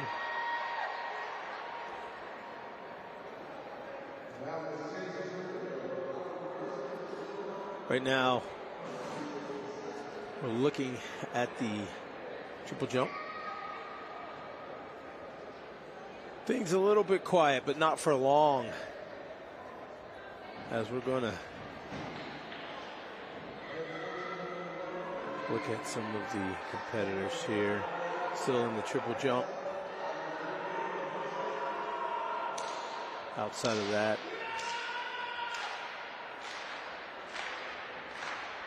get to the men's 800. Go to the podium as well for the women's 800 here shortly.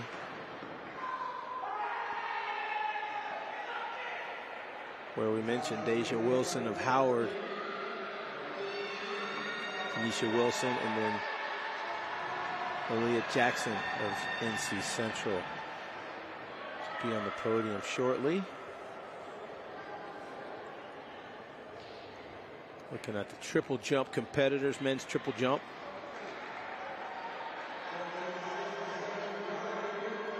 So far,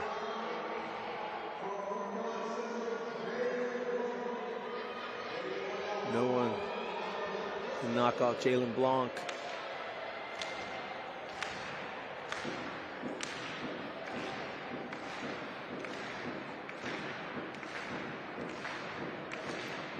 Even with,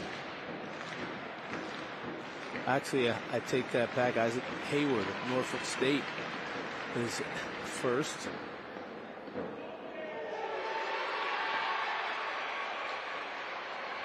Chase Drury of Howard in second. And the aforementioned Jalen Blanc now in third. Faults in his fourth and fifth attempts. So Norfolk State, Howard, and NC Central. There are a lot of things going on, Kit. Sir Isaac Hayward, as I called him, and he's enjoying listening to what's going on. Oh, and for good reason. I mean, he's going to be your men's champion in the triple jump, and what a performance in his penultimate jump. 15.25, good for the victory. Blanc in his last 15.23, just shy. He will finish second. And Chase Drury of Howard third, but a battle between Haywood and Blanc. Yeah, they almost got about a foot and a half more distance as it came down to crunch time. And Isaac Hayward, the Spartan, takes the gold. Well done. Impressive stuff right there. Take a look here at the Virginia Beach Sports Center. We'll take a quick break. Stick with us. Live coverage. 2023 MEAC Indoor Track and Field Championships continue.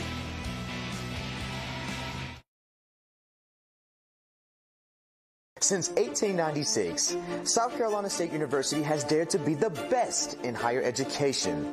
Our 68-degree programs attract the brightest scholars, and our graduates change the world. Continue the legacy of excellence in education, social justice, military sciences, the STEM fields, and the arts. Dare to go anywhere from here. Dare to be great.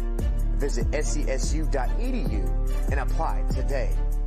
For more than 150 years, Morgan State University has positioned its graduates to grow the future and lead the world. Morgan students receive a world-class education, engage in meaningful research, and uplift their communities. Over 126 programs conveniently available online or on Morgan's beautiful campus. Designated the national treasure, there's something for everyone. Pursue your purpose. Progress in your passions. Achieve the promise of career fulfillment. Your Morgan experience awaits. Choose Morgan.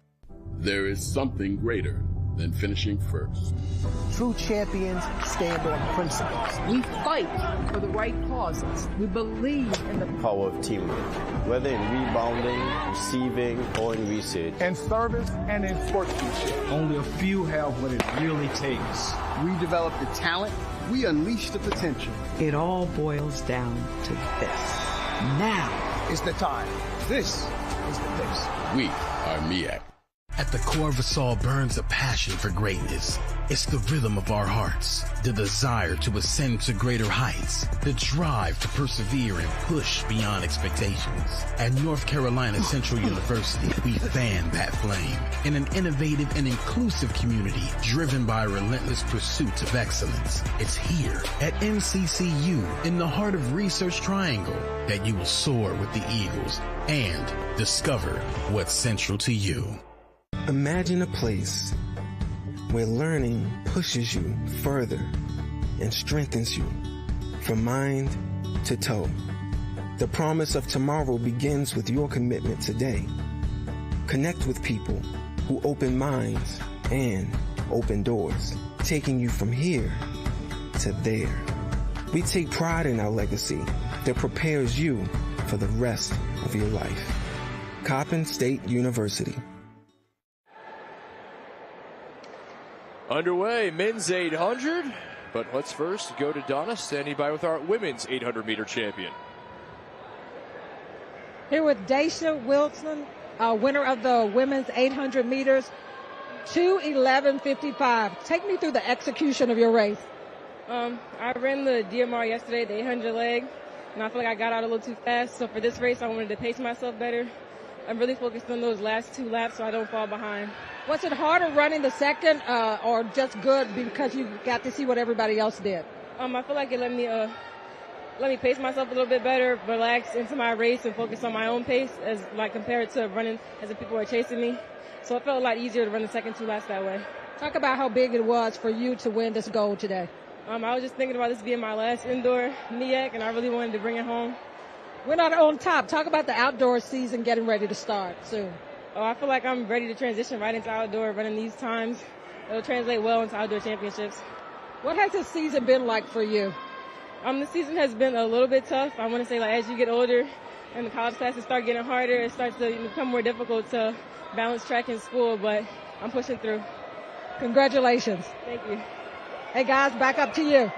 Congratulations indeed, Deja Wilson. Impressive stuff. Talking about balancing track and school. Our men's 800 heat number 1. Just 2 competitors in this one. You see Marcellus Davis there of Howard alongside Jordan Graham of Delaware State. Voss is all about the time and sometimes difficult. And Donna talking to Deja Wilson there. She led, and again, a well-executed race, but when you're in that situation, you're racing against yourself, racing against the clock as Davis makes the move. Graham faltering, and now it'll be up to these guys. They just have to sit back and watch and wait. You're right. And just a couple of guys out there running on the track, cat and mouse, and a second difference, but Davis nipping Graham at the tape. And besting him by a second. He did indeed. So heat number 1 of the men's 800 in the books. Well, we talk about heat number 2 coming up, but first we've got to crown some more champions now in the men's triple jump. Just impressive stuff, and there is Voss's new friend, Isaac Haywood. Sir Isaac Haywood. Yes. Finishing first, the NSU Spartan. Norfolk State taking big points there for the men. Jalen Blanc of North Carolina Central second, and Chase Jury of Howard third is back to the track. Men's 800. heat number 2. This is a faster heat. The other two competitors, their time starting with the 2. All these student athletes broke the 2-minute barrier. And again, probably a faster heat overall. More competitors, faster competitors. And they're going at it. They are not slowing down. This is full steam ahead. Randy Serval of Coppin State there with the 1 leading the way. Right behind him, Sean Thornton of South Carolina State. See Bryce Ayers of Maryland Eastern Shore alongside his teammate, Noam Fadwi. And I forgot, got to go 4 times around. See, I was at 1, 2, and I'm like, wait. In my own mind, I said, yeah, it's 2 laps around. Well, if you're outdoors, if you're indoors, it's 4. And Thornton making a move there. South Carolina State Bulldog, Matron Thornton now in first place. A battle between he and Randy Serval. I really like the form there. Thornton, you see it, just long strides. He has the arm movement. That upper body is strength, all good runners. And strength, just too. It's still no upper body movement. But can he hold on? You see Serval looking to come back. Get to the final lap. Those two separating from the rest of the field. Running nice and easy, but here's the thing.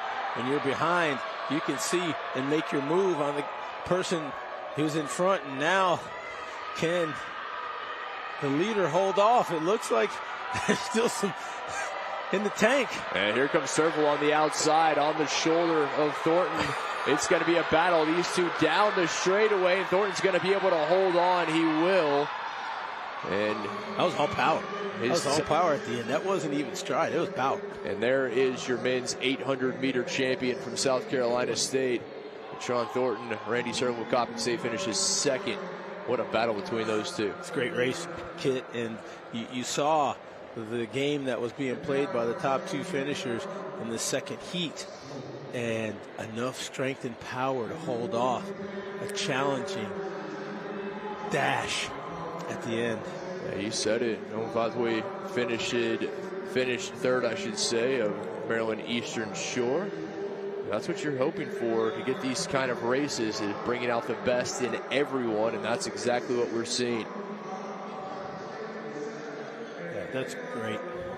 So, Foss, we have 2 heats in the books, but we have a 3rd. But that wasn't enough, my friend. There's a surprise for you. One more, my friend, indeed. And here are the line assignments. This heat is even faster. Caleb Berry of Howard in 1. Reagan Kimtsai, who we've already seen. He is your men's mile champion, Norfolk State. He will be in 2.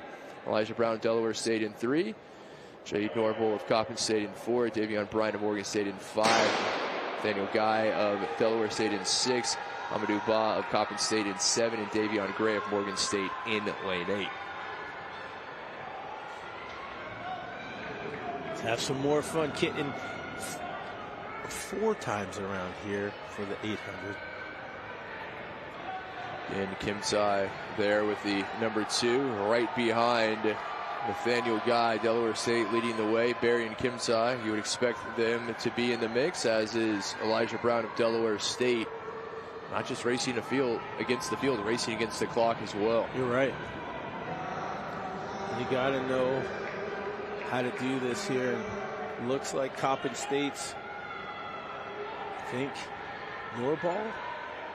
But Amadou Bai, he's run 152.21. Yeah, Nathaniel Guy leading the way, and Amadou Bai there of Coppin State. So some movement in the field, very tightly bunched thus far. And it's Caleb Berry of Howard right now, but right behind him, Guy, Kimtsai there as well, and Elijah Brown. By making a little bit of a move on the outside. Norbull as well from Coppin State. Look at Bai sneak up. Bai says, I run 152. Amadou Ba there in first. Ba down, and there is the bell lap. Oh, boy. Amadou Ba just turns it on. You talk about another gear. Watch out. Ba, you said it, 152.21. Can he beat it? And he's going. Oh, goodness. He waited on the pack, And now he's just stretching out. Great stride. Conference record 151.35. He will not beat that, but he will be your men's 800-meter champion, Amadou Ba of Coppin State. That was well run, well executed. And his teammate J.D. Norval will be on the podium with him. But Reagan Kimtai will also represent Norfolk State once again. Impressive race there, the junior from Mauritania. And he knew it. I mean, he knew when he wanted to go. He was there, waiting. And as soon as he decided it's time to go, there he went. He left, and he left everybody. And, you know, it's strategy. You know, either you could power through it, possibly, or not. But we'll just see. But the numbers don't lie.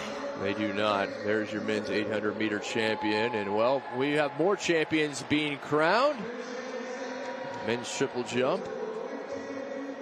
And Spartans taking home some more precious points.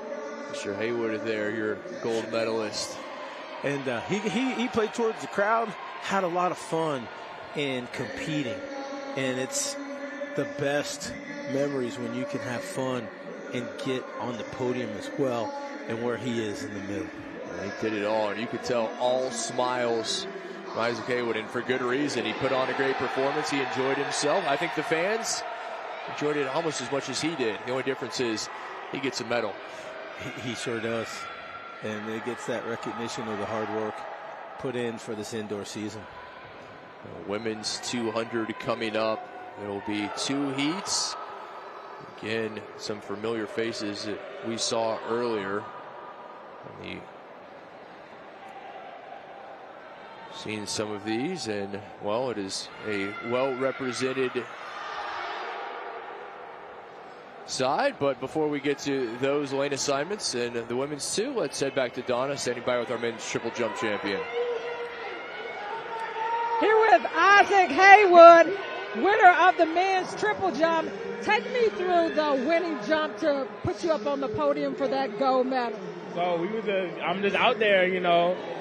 Since I came in freshman year, I'm a junior now. I've been getting second place in triple. So I told myself coming into this meet, I've been preparing. I was like, I'm not taking second this year. And when I went out there, you know, I got off. I had a decent jump when I got out there, but once I got the finals, I was able to put it together, put my runway together, and I was able to jump a far enough mark that won it for me. So yeah. Talk about this season as far as for you. The season, it's been a little shaky on our end, but you know, we've been able to come out here. You know, we had multiple winners in different events for us, and you know, perseverance. That's what we were able to do throughout this year. So yeah. Isaac said it's been shaky, but you ended up on that podium. You put it all together when it counted most. Yeah, when we talk to each other, especially on the fella side, we say, like, no matter, like, what we go through, no matter how hard it is, you know, if you want to come out here and win, that's what you're going to do. And, you know, the athletes came out here, we competed. Regardless of, like, the places we got, we came out here and competed, and that's what we did. So we're looking to take home another win. So we're going to let the meet finish, and I'm just glad to have a gold now. So, yeah, MEAC champ. Thank you so much. Hey, guys, back up to you. Thank you, Donna. Impressive stuff there as we take a look at our lane assignments in the women's 200-meter dash. Again, 2 heats. In Heat 1, it'll be Kamani Alphonse of Coppin State in 3. Tiffany Ray Pittman of Howard in 4. Her teammates Deja Dade in 5. And Kyrie Dunbar in 6. Boss, you heard it. I mean, Mr. Haywood, he's pleased, and rightfully so. As you take a look at the updated scoring, just 3 events remain for both the men and the women. And Norfolk State and Howard, they have opened up large leads respectively. The Spartans on the men's side, they are in first, 138 points. Howard in second with 96. And then on the women's side, a 79-point Bison lead. Howard in first, 179. Norfolk State in second with 100. Impressive. You know, that's showing that the coaches are getting their messages to both the men's and their women's team. The student athletes are responding, and they're putting it together, whether they've been through a lot of injury or not. All of these champions are now maintaining their form to get up on that podium, whether they're banged up or not. We know that they're banged up. They've said it, and you understand it from whatever sport you've played. Mid to late season, that's what happens. Yeah, you're exactly right. At this point in the season, no one is healthy. You take a look at the trio of Bison and the lone Eagle with them. And here are, as we spoke of just moments ago, the updated standings.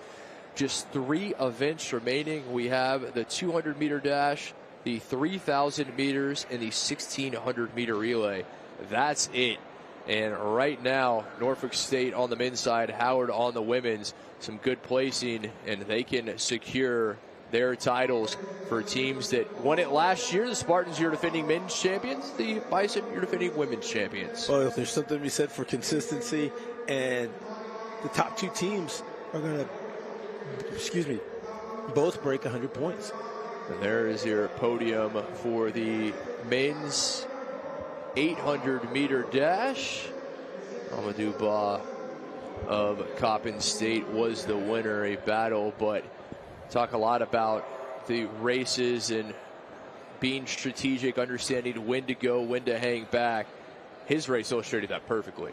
It did, because he was in 7th place, but he knew that he had enough kick that once he decided at whatever point in the race it works for him, he can control that race from that point on.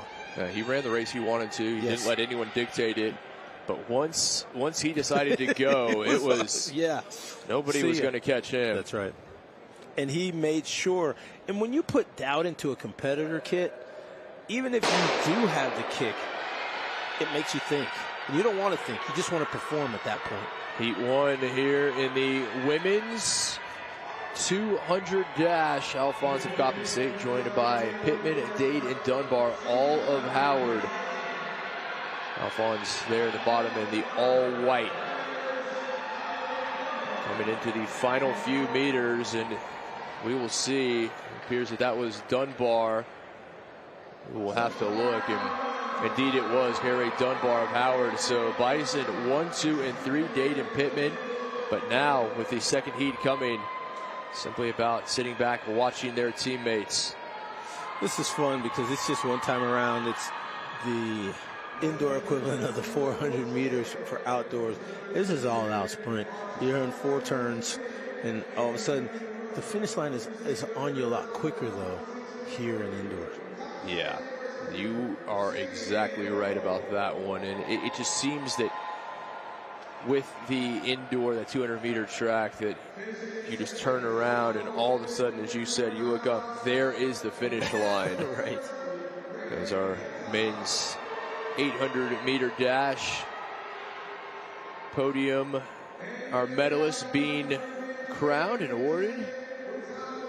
Kim Tai there of Norfolk State, and your winner, Amadou Ba of Coppin State.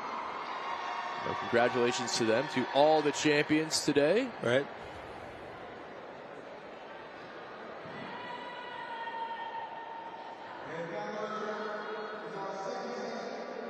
If I'm not mistaken, well, got to get the math going. I'll let you do that. I'll turn my sights to Heat 2 here in the women's 200, and again a trio of Bison with Maria Washington in 3, Kyle Lawson in 4, Jessica Wright in 5, and Latifa Ali of Coppin State in lane 6. We saw her earlier. Did we get any more information? Not to my knowledge. We'll keep an eye on that, as there was an appeal for the race earlier that featured Latifa Ali there in the women's 400. Now she will, after winning the 400, see if she can add a 200 to it. I was going to say, if she is possibly aware of a protest, but doesn't look like she's concerned now. She's ready in lane 6. She won't get to see the 3 competitors behind her, but if she can just go, she's got to beat that 23.9. That is the mark to beat. Ray Dunbar in the first heat. We will see. No time to turn away. It is fast and furious here. Heat 2. women's 200. Ali of Coppin State there in the all-white on the outside. A trio of a Bison with her as well. Ali off to a good start. She really is. She can stay strong through the turn. Washington, Lawson making moves on the inside. But it's going to be Latifa Ali, and now it's simply about the clock. Was it enough? Well, I think so. So Ali right, and Lawson there in heat number 2. As we head back down, checking with Donna, standing by with our men's 800-meter dash champion. Here with the winner of the men's 800 meters. Talk to me about that executed race that you run, almost like a perfect race. I mean, yeah, it was a perfect race. Behind that perfect race, before I come, I thank God. I thank Allah so much for giving me that strength to come here and compete. And then I thank so much to my coach who always tell me, trust yourself, and my friends Sally and Latifa, Zainabu, all of them. Thank to all my mom, my dad, and all my family behind it. Thank you so much for motivating me each day to come here and perform at my best. To execute that race 800 is not easy, but I trusted myself and I just keep moving. Let's just, whatever happen, happen. But let's leave nothing in the track. Let's just do, I did my best. That's all I can say, and thank all my family back in Africa and here too. Your best got you that goal up on the podium today, but you were behind, but you paced yourself and you just kind of like knew when to make the move. Yes, for me, it doesn't matter where I'm at. I'm running the 800. It comes like, it's like part of my heart when I'm running the 800. I always know when to move and when not to move. If I stay in the back, I still have my strength to trust that. My coach always say, just trust yourself, you're strong. If I end up finding myself in the back, I just stay there and maintain my head, and they just say, just keep going. Nothing can stop you from moving the next lap. And then that's all. I just trust myself and go ahead and make the move. What a kick you had at the end to make that move to win. I mean, let's thank God again. Let's go back to practice every single day. You have to, work hard and make sure whenever you have to move, you just have to move. You just have to trust yourself, which is God giving me that strength in my heart. Thank God again. And then, that's all what it takes. Practice and trust in yourself. Congratulations again. Go get some water, after that race. Get yourself together. Hey, guys, back up to you. Thank you, Donna. Amadou Ba of Coppin State, your men's 800-meter champion, the native of Mauritania there. And he said it. It was an impressive race run, and the 800, he just feels it. I don't think he needed to be told. He understood when to make the move. And he has no bad feeling of running from the back of the pack and coming up quickly and then taking over a race. And that is scary because you don't ever know when he's going to make the move. He just says when it's time to go, I go. Take a look at our lane assignments. Heat 1 of 2 for the men's 200-meter. Dylan Gaines of Howard in 3.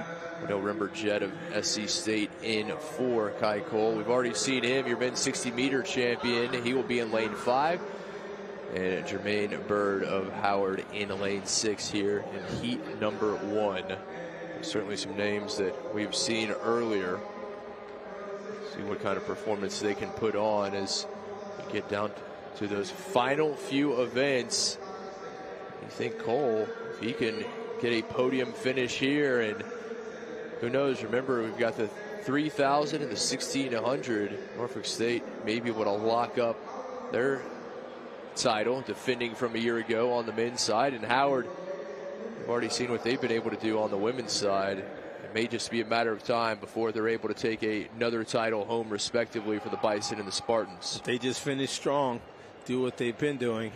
I'm not sure how much the 3,000 can flip the script because of the leads both of the defending champions have for the men's and women's titles.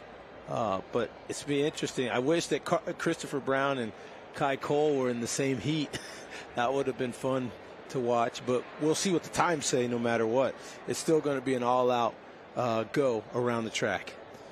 One time. Take the opportunity to thank you for joining us here on the MEAC Digital Network. It has been a pleasure to bring you the third and final day. Big thanks to our entire crew, both back in studio and on site here at the Virginia Beach Sports Center. Great atmosphere. Big thanks to our host, and Glad to have you as a part of it. If you joined us for a bit or if you've joined us for all day of action, it has been outstanding, and we knew it was going to be, but as high as the bar, as we said it, it somehow, I would say it surpassed that amazingly. Well, it didn't disappoint for sure, and to see these student athletes at their best, even through injury and pushing through injury, it does give you that incentive to, or even if you're not an athlete, don't give up. But the folks that have an appreciation for track and field and sports, it shows you these are some of the best in the MEAC and what they have to offer. Right you are. 52nd year of intercollegiate athletic competition in the Mid-Eastern Athletic Conference.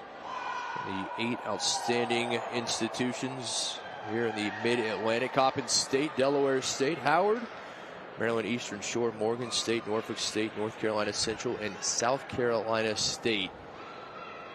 We're not done yet, Foss. We still have the men's 200, the 3,000 for both the women and the men, and wrap things up later with the 1,600 meter relay. And a happy Black History Month, without a doubt, to all the HBCUs, the students, fans, presidents, and everyone that serves. You talk about the MEAC, CIAA, SIAC, SWAC, the 4 big conferences in HBCU athletics, and each brings something unique, something special. As Foss so correctly said, again, happy Black History Month. As Cole there in the yellow, he's hard to miss. Making up time, too. Kai Cole, your men's 60-meter champion here, heat number 1. So he's not just racing against the other 3 on the floor, but he's also against the clock. And it is going to be Cole, Norfolk State. And now he can simply check the time and look back. So Bird of Howard, Rembert Jett of South Carolina State, and Gaines finishing 2, 3, and 4. But now these men in the uncomfortable position of going to the side and watching heat number 2. And can Christopher Brown return the favor to Kai Cole? Kai Cole got him in the 60. Can Christopher Brown show out here in the 200? And you're right. I mean, Cole just nipped Brown in the 60-meter dash, hundredth of a second, right there at the finish line. And those two have been going back and forth throughout their careers. I have a feeling Brown is going to take note of that time run by Cole more than anyone. Well, Knoxroy Wright of Coppin State has actually run a faster time.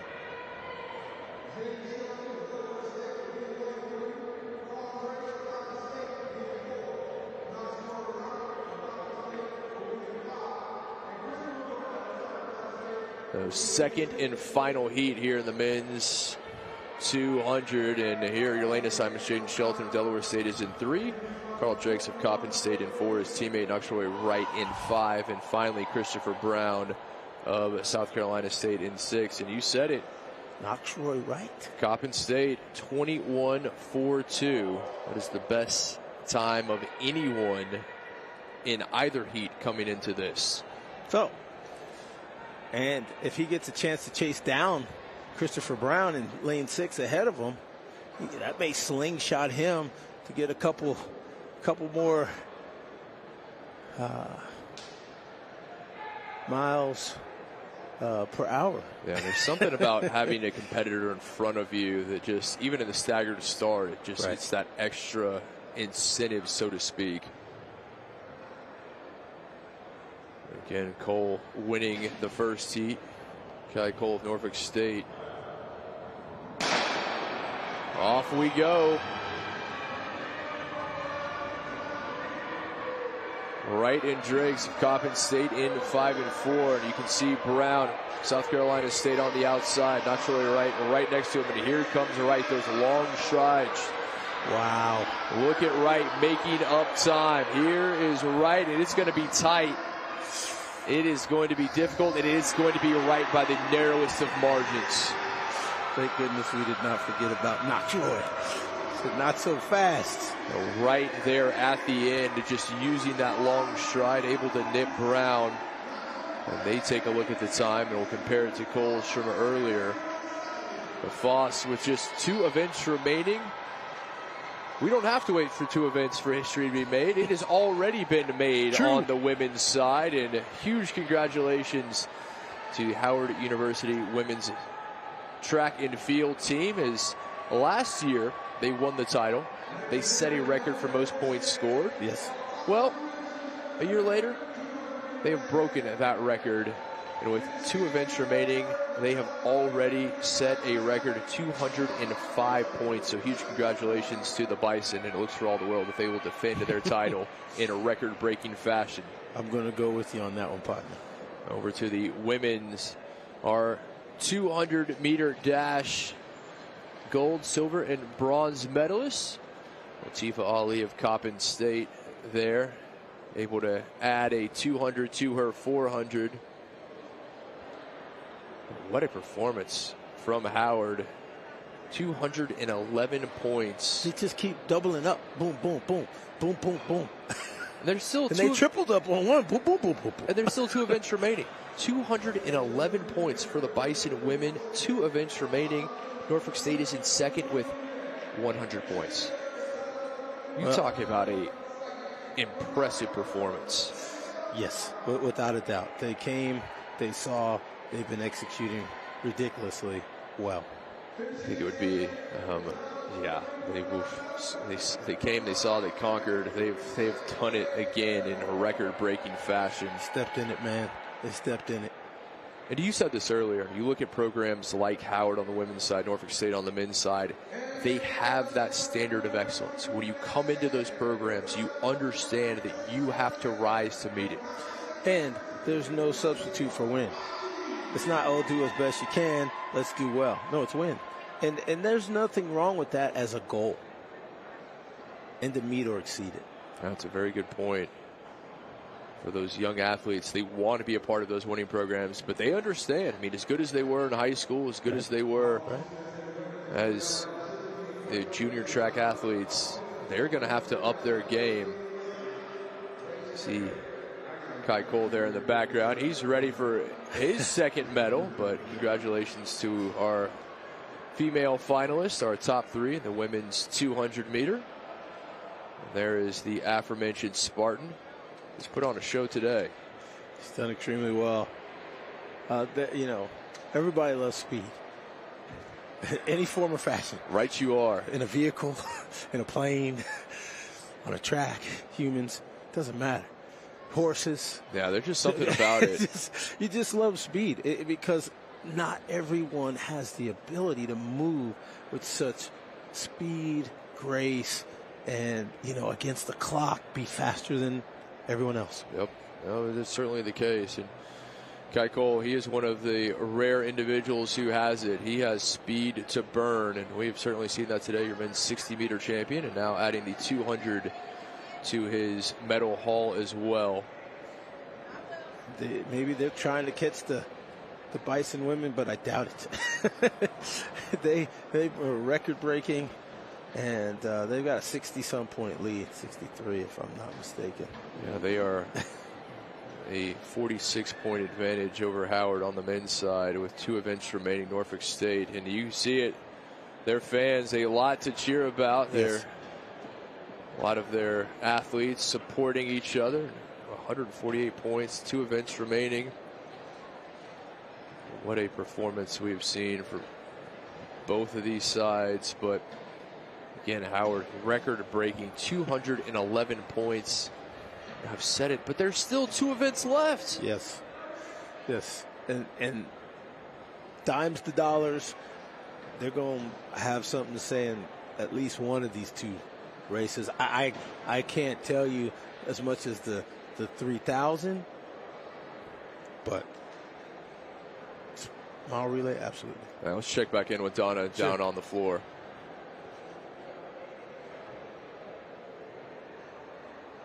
One second. We will check in with her briefly as she's busy corralling interviewees. And that may be the most difficult job. As fast as these athletes are, Donna has to figure out a way to talk to them. Well, she's been pretty smart. She's been pretty smart because she hung out at the podium. But we did get some breaking news, kid. We did indeed, and being told that Latifa Ali has been disqualified from her previous race. That was the 400-meter dash, where there was a official petition there, and as they investigated, so now being told that Ali was indeed disqualified from the 400, a race that she initially won. So does that bring more points to the Bison than on the women's side? It probably does. That'll shake up the points a little bit, but it's not going to change things. No. As again, Howard, a 111-point advantage, still 2 events remaining, shattering their record from a year ago. Well, I'm just saying, Ali would have to give up some points, which could give someone from Howard additional points. Right, you are. I mean, goodness, a bevy of riches today. So the women's 3,000 as we come to the penultimate events. Take a look at our Elena Simons, Jocelyn Crosby of Howard in 1. Chanel Sims of Maryland Eastern Shore in 2. Rachel Field of Morgan State in 3. Marissa Kamaya, who we saw earlier of Norfolk State, she'll be in 4. Brianna McDonald of Howard in 5. Sadai Stutley of Coppin State in 6. Kara Grant of Norfolk State in 7. Jada Banks of South Carolina State in 8. Purity Katam of Delaware State in 9. Her teammate Ashley Legat in 10. And Tanisha Wilson of Norfolk State rounds out the field, number 11. So those are your athletes here for the women's 3,000. The conference record set in 2017 by Janet Okego of Hampton, 9 minutes 53.02. The NCAA record was set in 2018 by Carissa Schweitzer of Missouri, 8 minutes 41.60. Best time in the bunch this year, well, that is by Marissa Kamayo of Norfolk State, and that is by some distance. Her time of 10 minutes 5.65, almost 35 seconds better than the next time in the field. That is her teammate Kara Grant, so expect those 2 Spartans to be battling for this 3,000 title. I think you're right. And as well as Norfolk State can possibly control this 3,000, they could jump on the 3,000 twice. Still, with the record-setting performance of the Howard Bison women, it's going to be tough to just get a look at first place. Kamayo there leading the way early on.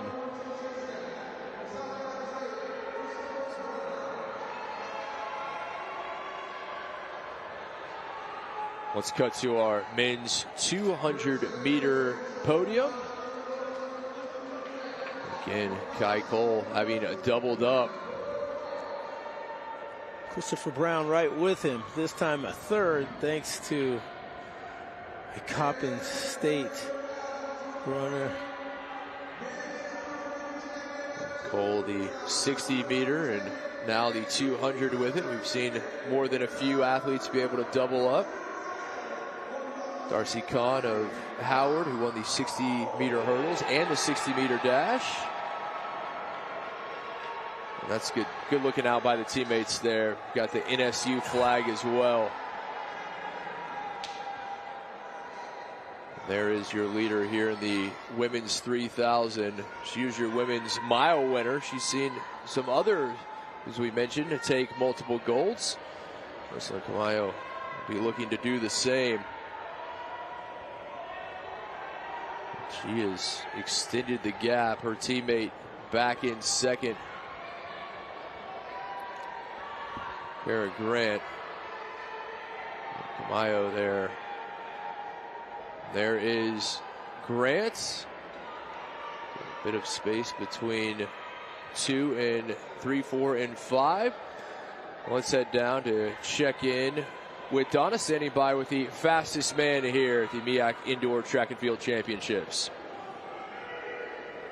Kaiko, winner of the men's 200 meters, doubling up here in this week's championship. I had to get him off the podium from posing a lot, but talk to me about just winning this 200. I told y'all, when I win the 60, always come back to double it. So hopefully I do the same outdoor. Just know we coming back again, better, bigger and better. 21.09, and you ran the first heat. Did you have to hold your breath hoping that would hold up? No, not at all. I knew I had it once I crossed the line. There's no challenge. I'm not going to say there's no challenge, but yeah, it's always good. I know what I do. I listen to that man right there with the brown jacket. Let's listen to him, and he leads you to the promised land. How exciting is this for you being your senior year to walk away with the 200 and the 60? Man, it's a great feeling. It's an amazing feeling. I love all of my supporters, my whole team. That's why you were posing so long. I was posing. Where'd she go? Because of her right there. Her right there. She's the reason I'm always posing. My family, my friends always bring the best out of me. Every time they're here, I know I got to show up for them, not show up for my team. You know, just always hope for the best. Well, one thing about it is he showed off on the track today as he wins both the 200 and the 60, and we've got a lot more to see of him in the outdoor season. Guys, back up to you. We do indeed, and give Donna credit. She's done something that no one has been able to do today, and that is catch Kai Cole. Right. Stop him in his tracks. She did indeed. We'll take a break in the midst of the women's 3,000. Wrestling from Iowa of Norfolk State leading the way. Stick with us as we wrap things up with the 2023 MEAC Indoor Track and Field Championships. Since 1896, South Carolina State University has dared to be the best in higher education. Our 68-degree programs attract the brightest scholars, and our graduates change the world. Continue the legacy of excellence in education, social justice, military sciences, the STEM fields, and the arts. Dare to go anywhere from here. Dare to be great. Visit scsu.edu and apply today. Behold has a special meaning at Norfolk State University. It exemplifies knowledge, hard work, perseverance, and striving towards success. Since 1935, Spartans have walked these grounds ready to take on the challenges of the times, transform lives, and realize dreams. We are a state-of-the-art institution, preparing students to take on the modern world with innovative coursework, experiential learning, and cutting-edge degrees. As NSU celebrates its 85th year, the green and gold tradition continues. For more than 150 years, Morgan State University has positioned its graduates to grow the future and lead the world. Morgan students receive a world-class education, engage in meaningful research, and uplift their communities. Over 126 programs conveniently available online or on Morgan's beautiful campus. Designated the national treasure, there's something for everyone. Pursue your purpose. Progress in your passions. Achieve the promise of career fulfillment. Your Morgan experience awaits. Choose Morgan. There is something greater than finishing first. True champions stand on principles. We fight for the right causes. We believe in the power of teamwork, whether in rebounding, receiving, or in research. In service and in sportsmanship. Only a few have what it really takes. We develop the talent. We unleash the potential. It all boils down to this. Now is the time. This is the place. We are MEAC.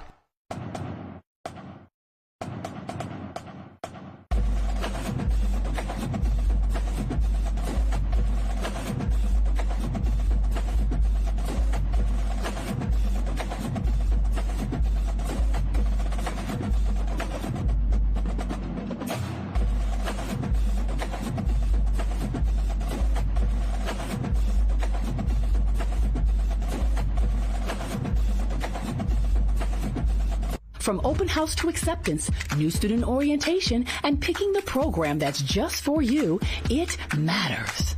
From scholarships to meeting with advisors and making new friends, and all of the campus life and activities, it matters.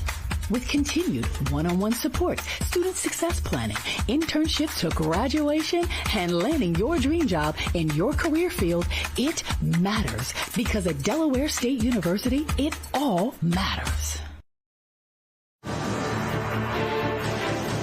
Here, we educate tomorrow's leaders today.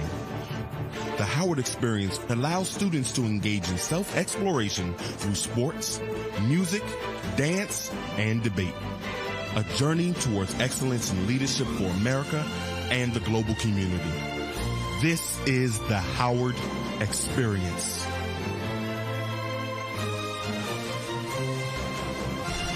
At the core of us all burns a passion for greatness. It's the rhythm of our hearts, the desire to ascend to greater heights, the drive to persevere and push beyond expectations. At North Carolina Central University, we fan that flame in an innovative and inclusive community driven by a relentless pursuit of excellence. It's here at NCCU, in the heart of Research Triangle, that you will soar with the Eagles and discover what's central to you. Imagine a place where learning pushes you further and strengthens you from mind to toe. The promise of tomorrow begins with your commitment today. Connect with people who open minds and open doors, taking you from here to there. We take pride in our legacy that prepares you for the rest of your life. Coppin State University.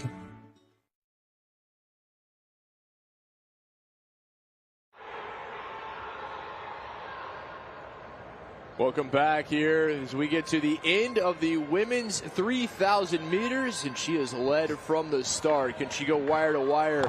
Norfolk State's Maricela Camayo, your women's mile champion earlier today, looking for another gold. It has been an impressive race on her part, Floss. It has been, just pacing herself. She's not looking for any other athletes running. She's doing her own thing in her own mind, knowing her own abilities.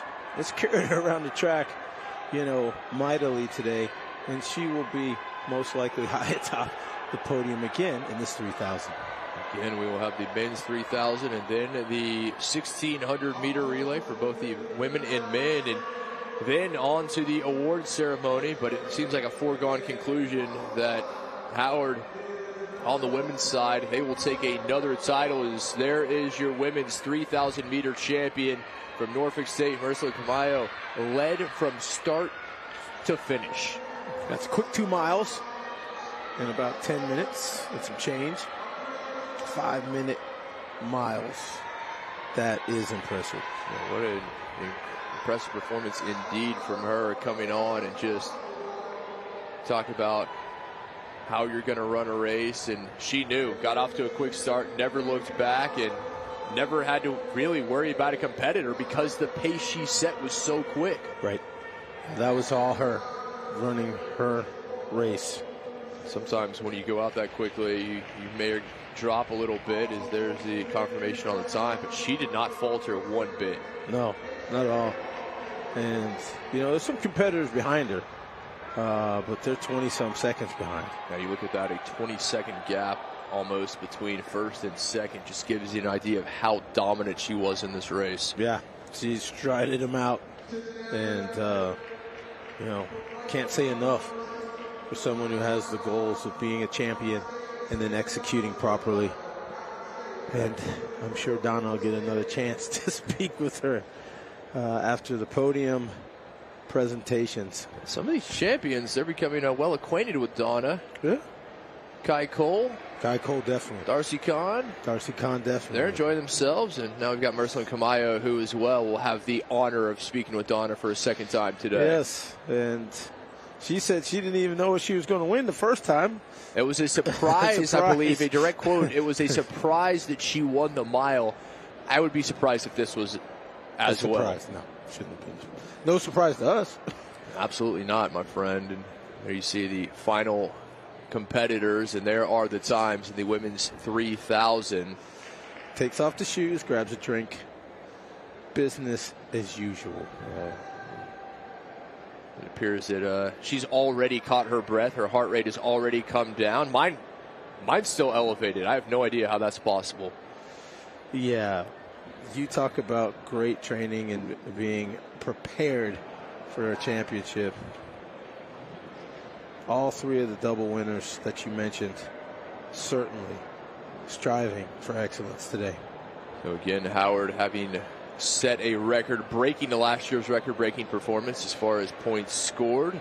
The women team score, 211 thus far. Still two events to be scored. Norfolk State in second, Morgan State in third on the women's side. And for the men, Norfolk State. The Bison's going to pick up some more points. Like I said, this is not the ultimate point total of 211. No, it is not. So Norfolk State, Howard, Delaware State 1, 2, and 3, but a 46-point gap between Norfolk State and Howard in 1 and 2 on the men's side. Confidence of Kai Cole talking about, he said, this is what we do. We expect to win. That is the bar. He certainly upheld that. Leading the way. And some very close races, kid. That's not to say that there aren't competitors literally on his doorstep. But you know what? He says they're not in my house. They could be all on the doorstep they want. This is my house. These are my goals. The beautiful Virginia Beach Sports Center. Stick with us. We'll have the men's 3,000 meters when we return. Behold has a special meaning at Norfolk State University. It exemplifies knowledge, hard work, perseverance, and striving towards success. Since 1935, Spartans have walked these grounds ready to take on the challenges of the times, transform lives, and realize dreams.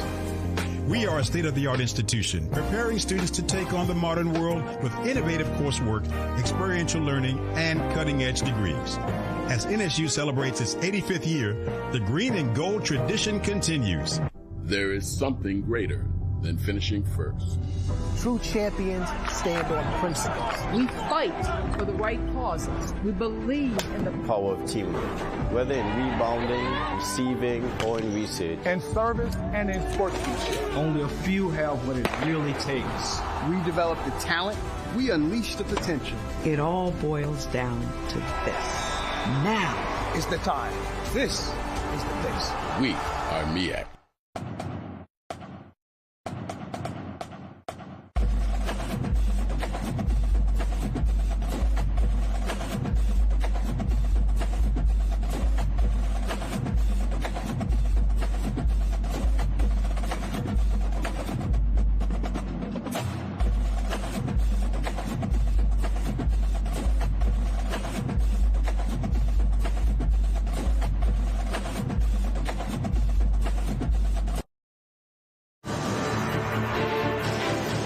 Here, we educate tomorrow's leaders today. The Howard Experience allows students to engage in self-exploration through sports, music, dance, and debate. A journey towards excellence in leadership for America and the global community. This is the Howard Experience.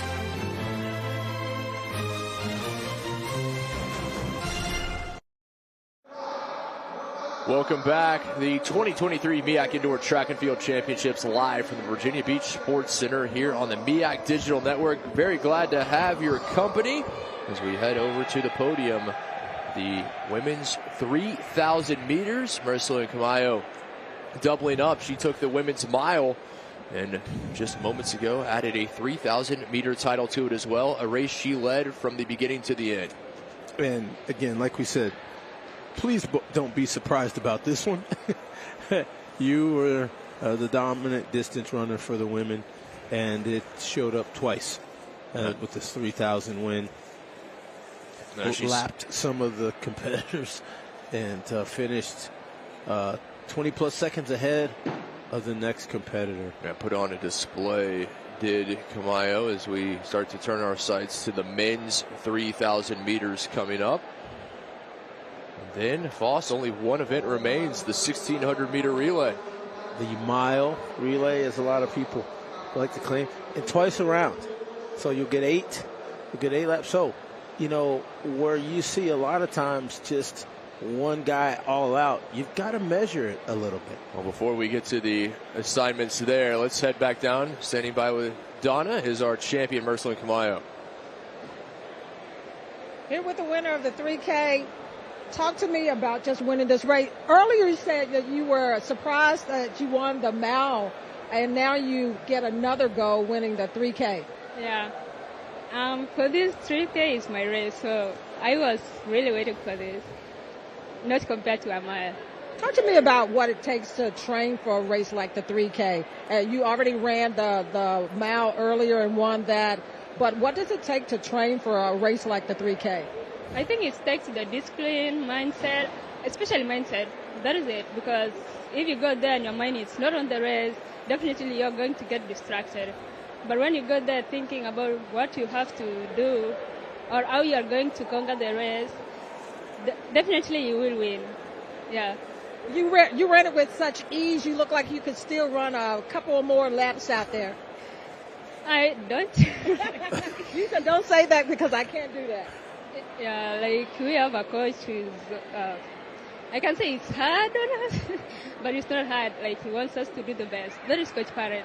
Like she normally be like, hey baby, you have to do this. You have to go for it.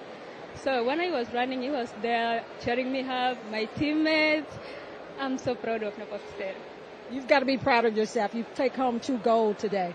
Yeah, I'm proud of myself and also my school because they gave me that. Like without them, I don't know if I will be here. They give me time to train. They prepare me mindsetly. They prepare me like training. I'm proud of my school. Like seriously proud of Norfolk State. Congratulations again, the winner of the mile for the women and also the 3K. Back to you guys. Congratulations indeed, Emerson Camayo, Norfolk State University, doubling up your mile winner, your women's 3K run winner as well. And while she said it, the mile, that was a surprise. The 3,000, that's her race. No surprise. Zero. And we didn't have any surprise either, Kit. Like, oh, yeah, she got this one. But we didn't know that was her baby, you know, and maybe she thought that some people in that mile relay could do something and come up and jump up. But right now, we look at the men's 3,000 meter run. We've got a bevy of Norfolk State runners, followed by 2 Howard runners, Delaware State and NC Central. This is going to be interesting as well because how do those 4 in the front pace each other versus a couple of runners from other schools. And Norfolk State's getting the best time of the bunch, 8:28.5. He's certainly one to keep an eye on. He will have the 6 on his bib. And you see a man we've already become acquainted with, Reagan Kimtsai, out in front. And his teammate right behind him as there is a quartet of Spartans leading the way early. I like that. Most of the time you're thinking about jazz when you talk about quartets. Here, it's Norfolk State. I think it's safe to say that these Spartans are making melodious music. That's just impressive. And I know it's early in this 3,000, but basically for 2 miles, you know, you're going to have folks that could probably be on this podium together in any types of forms of combinations. Well, they are indeed. So they're running easy, Kid. All 4 of the Spartans leading the way. Kimtsai, the man setting the pace early on. And he looked at his watch, you know, as he went around the first lap. And I don't know if that's just to pace himself, pace everybody else. But they all got 4 have watches on, looking like, okay, we're going to hit this split, we're going to hit this mark, we're going to hit this split, and then take it from there. And I don't know if they're going to all decide to race each other to the end, but right now, Kimtsai, smooth and easy. Kimtsai, Sigi, alongside Rotich, Jumo, those 4 for the Spartans. And you see it just in smooth, I won't say easy because that is absolutely not the case, but a very smooth pace. They know what they want to do. I guarantee you they've worked on this in practice. They understand. I've seen this a few times. I've seen it in the American Athletic Conference, programs like Tulsa, and their cross-country team, one of the best in the country. They understand the difference of running together as a group and how that helps each other. They can shield the rest of the field off. It takes some pressure off of them. They can kind of switch up. It doesn't have to be Kimtsai leading the entire way, should they so choose. And that, I believe, is exactly what's going to happen here. They're going to switch the man in front. Right. Way back in the day when I was wheat hot, there was a guy that I loved watching for the University of Texas, El Paso, Suleiman Nambui. And Nambui would just run that 5,000 so smooth. Run the 10,000. He run 1,600. He was so smooth. Men's 3,000 meters. And it is Spartans leading the way early. We'll take a break. Stick with us. Live coverage of the 2023 MEAC Indoor Track and Field Championships continues on the MEAC Digital Network. Since 1896, South Carolina State University has dared to be the best in higher education. Our 68-degree programs attract the brightest scholars, and our graduates change the world. Continue the legacy of excellence in education, social justice, military sciences, the STEM fields, and the arts. Dare to go anywhere from here. Dare to be great. Visit scsu.edu and apply today. For more than 150 years, Morgan State University has positioned its graduates to grow the future and lead the world. Morgan students receive a world-class education, engage in meaningful research, and uplift their communities. Over 126 programs, conveniently available online or on Morgan's beautiful campus. Designated the national treasure, there's something for everyone. Pursue your purpose. Progress in your passions. Achieve the promise of career fulfillment. Your Morgan experience awaits. Choose Morgan. From open house to acceptance, new student orientation, and picking the program that's just for you, it matters. From scholarships to meeting with advisors and making new friends, and all of the campus life and activities, it matters. With continued one-on-one support, student success planning, internships to graduation, and landing your dream job in your career field, it matters. Because at Delaware State University, it all matters. At the core of us all burns a passion for greatness. It's the rhythm of our hearts, the desire to ascend to greater heights, the drive to persevere and push beyond expectations. At North Carolina Central University, we fan that flame in an innovative and inclusive community driven by a relentless pursuit of excellence. It's here at NCCU, in the heart of Research Triangle, that you will soar with the eagles and discover what's central to you. Imagine. Welcome back in the midst of the men's 3,000 meters here at the 2023 MEAC Indoor Track and Field Championships. Let's head down, check in with Donna, standing by with our women's 400-meter dash champion. Jessica Wright, winner of the women's 400. Had to wait a little while for this to be, deemed as you the winner. Just talk about this race. It definitely was a tough race. It wasn't ideal, but thankful for the win. Talk about just that backstretch, because you had to play catch up and everything, and just your power and your stride to catch up, to come across the finish line and get this gold medal. I got threw off and I got cut off, so it kind of made me trip up and I kind of lost momentum. But once I got on the backstretch, I was like, well, it is what it is. So I just put it all up there. Talk about this season for you and how it's been in this indoor season, and to walk away no matter what with this goal. I'm grateful to be a senior here at Howard. I'm definitely looking for outdoor, the 400 hurdle, switch it up a little bit. And I'm just grateful for this indoor season. I came out with a PR 52.7, so I'm definitely ready for outdoor. If people don't know, that 400-meter hurdles is your baby. Yeah. That's my bread and butter, so you feel me? I'll make it do outdoor. Thanks a lot, and congratulations again on getting this gold medal. Hey, guys, it's Jessica Wright, winner of the women's 400 meters. Back to you. Thank you, Donna. Again, had to wait a bit of time, but there is your women's 400-meter champion of Howard, Jessica Wright.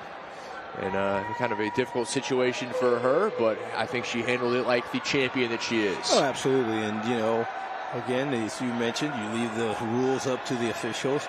And, again, it just adds more to the record-breaking weekend for the Howard Bison women. They're strong throughout their entire program. That may be the understatement of the day to call them strong. As they now have, with one event remaining to be scored, we said it earlier, with 3 events remaining, they had broken last year's record-breaking performance. Right. They have shattered it this year. Still, the 4x, you got 1,600-meter relay to be scored. They have 225 points as a women's team. Yeah, they've added 40 more plus from last year. That is incredible. Some teams are looking at 40 points total. And listen, don't hate them because they're beautiful. That's what they say. And, there's something to being prepared. There's something to seeking student athletes to be a part of your team that can perform. Yeah, you're right about that. Nothing wrong with that. They are incredibly impressive as our men's coming to a conclusion here. And, well, Norfolk State doing what we predicted they would. And looking at the finishers, Gideon Segay, the man who had the best time coming into this of 8:28.50.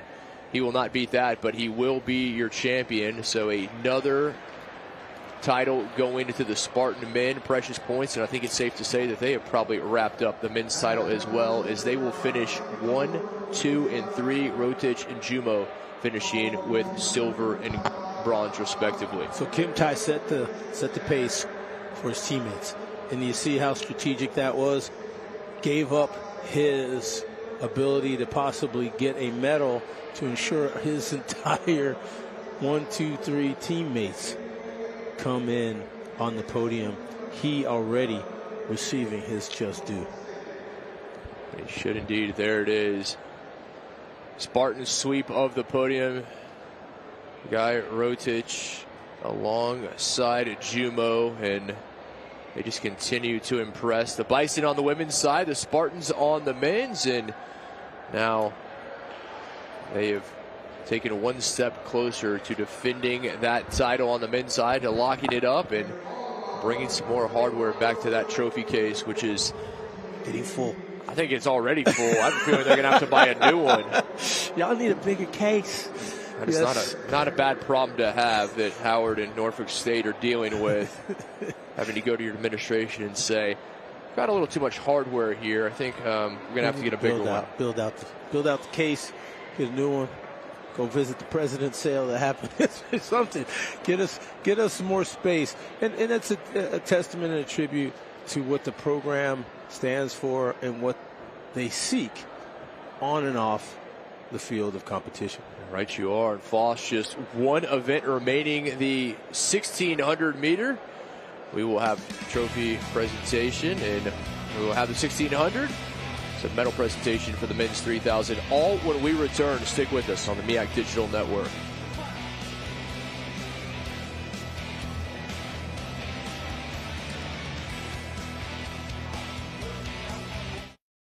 Behold has a special meaning at Norfolk State University. It exemplifies knowledge, hard work, perseverance, and striving towards success. Since 1935, Spartans have walked these grounds ready to take on the challenges of the times, transform lives, and realize dreams. We are a state-of-the-art institution, preparing students to take on the modern world with innovative coursework, experiential learning, and cutting-edge degrees. As NSU celebrates its 85th year, the green and gold tradition continues.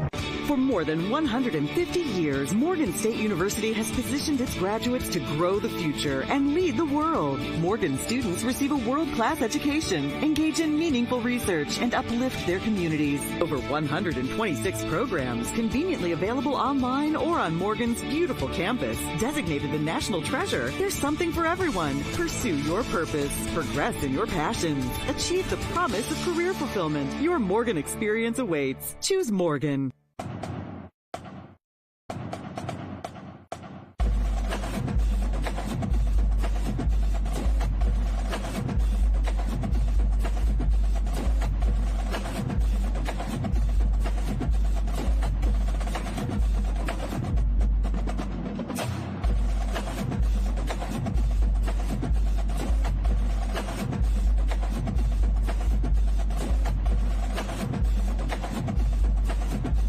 From open house to acceptance, new student orientation, and picking the program that's just for you, it matters. From scholarships to meeting with advisors and making new friends, and all of the campus life and activities, it matters. With continued one-on-one support, student success planning, internships to graduation, and landing your dream job in your career field, it matters. Because at Delaware State University, it all matters. Imagine a place where learning pushes you further and strengthens you from mind to toe. The promise of tomorrow begins with your commitment today. Connect with people who open minds and open doors, taking you from here to there. We take pride in our legacy that prepares you for the rest of your life. Coppin State University. There is something greater than finishing first. True champions stand on principles. We fight for the right causes. We believe in the Power of teamwork, whether in rebounding, receiving, or in research. In service and in sportsmanship. Only a few have what it really takes. We develop the talent. We unleash the potential. It all boils down to this. Now is the time. This is the place. We are MEAC. Since 1896, South Carolina State University has dared to be the best in higher education. Our 68-degree programs attract the brightest scholars, and our graduates change the world. Continue the legacy of excellence in education, social justice, military sciences, the STEM fields, and the arts. Dare to go anywhere from here. Dare to be great. Visit scsu.edu and apply today.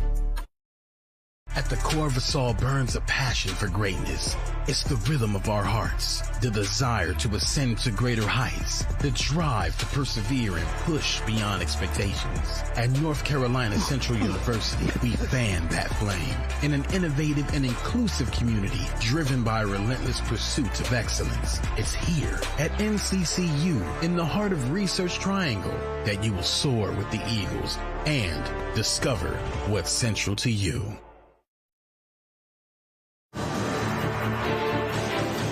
Here, we educate tomorrow's leaders today. The Howard Experience allows students to engage in self-exploration through sports, music, dance, and debate. A journey towards excellence in leadership for America and the global community. This is the Howard Experience.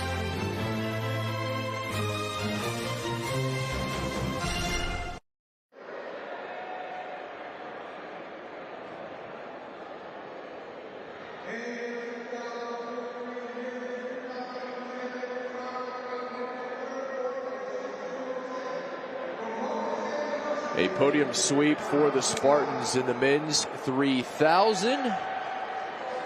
Ryan Rotich, Victor Jumo, and there is your gold medalist, Gideon Segui. What a performance from those gentlemen. And I think it's safe to say that Howard has defended their women's title, locking that one up. I think it's also safe to say that Norfolk State has done the same on the men's side. Ditto. And they were paced by Kip Ty.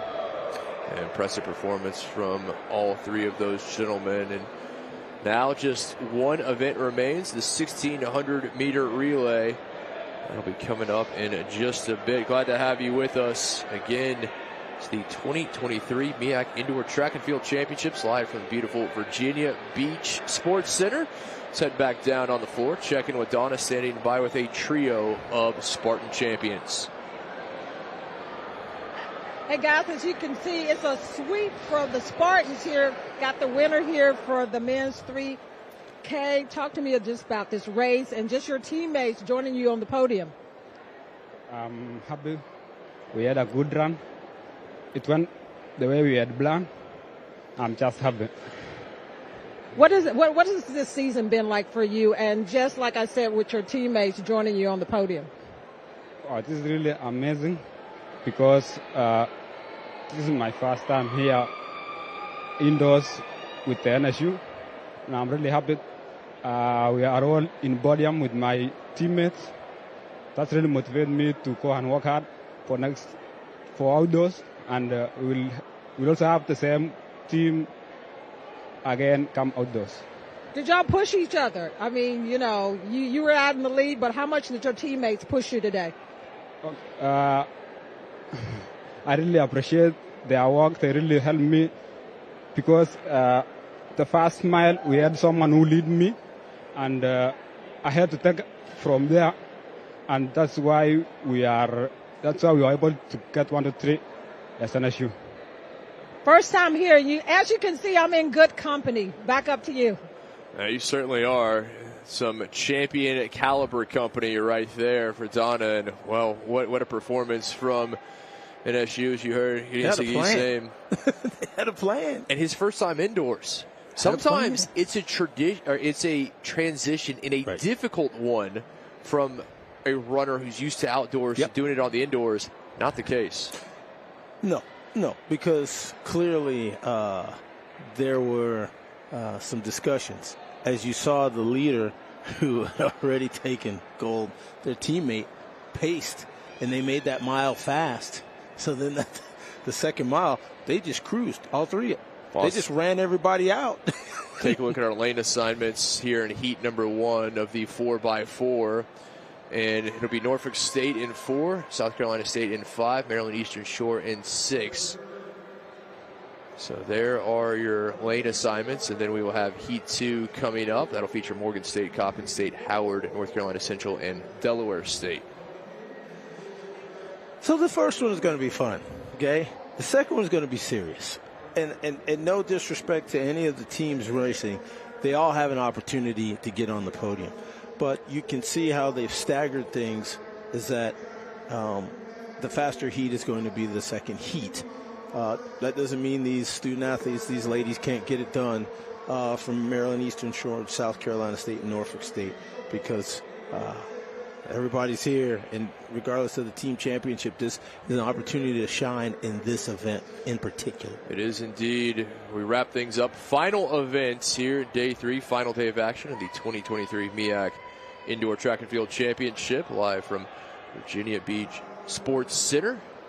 Again, I'd like to thank our entire crew, everyone there on site, everyone back in the truck. Big thanks to our broadcast partner, Donna Hopkins, been getting the interviews. Yes. And be able to hear from all these champions. Thanks to you, partner, as we start to look at that trophy ceremony, the awards coming up. And as we said, I think it is safe to say that Howard, they will defend their women's title. They will take another one back in the indoor track and field here in the MEAC. Yes. Norfolk State will do the same on the men's side. Right, and no surprise that the seconds are to both of those teams respectively. From the women, Norfolk State behind Howard, and Norfolk State winning the men's, and the Howard men right behind Norfolk State. That's just the consistency that you see out of those two programs. Really, that's one of the keys to greatness, as you well know, doing it consistent. It's Absolutely. one thing to do it once, twice, Yes. but to do it as consistently as these two teams do, that says it all. Correct. Again, Norfolk State, South Carolina State, Maryland Eastern Shore, 4, 5, and 6. Leg 1, heat 1 of the 4x4 relay. And you got to run this one differently, Kit, because it's 2 times around. So you do get some speed up here in this first 200, but then you also have to realize I've got one more lap to go. Boss, that's an outstanding point. You're right, because you're used to the outdoor track. Most of these athletes are, where it's just one time around. Right. But it's different on the indoor. Norfolk State leading the way here. Still first leg. So you come around. Looks for that first exchange as they come around. And I hate to say this, but they're running 400 meters faster than 90-some% of the world. Maybe 95, and there is the first exchange. And an issue there. I was just about to say clean, but no, Maryland Eastern Shore dropped the baton. And that is the thing, as obvious as it seems in the relays, as South Carolina State is now taking the lead over Norfolk State.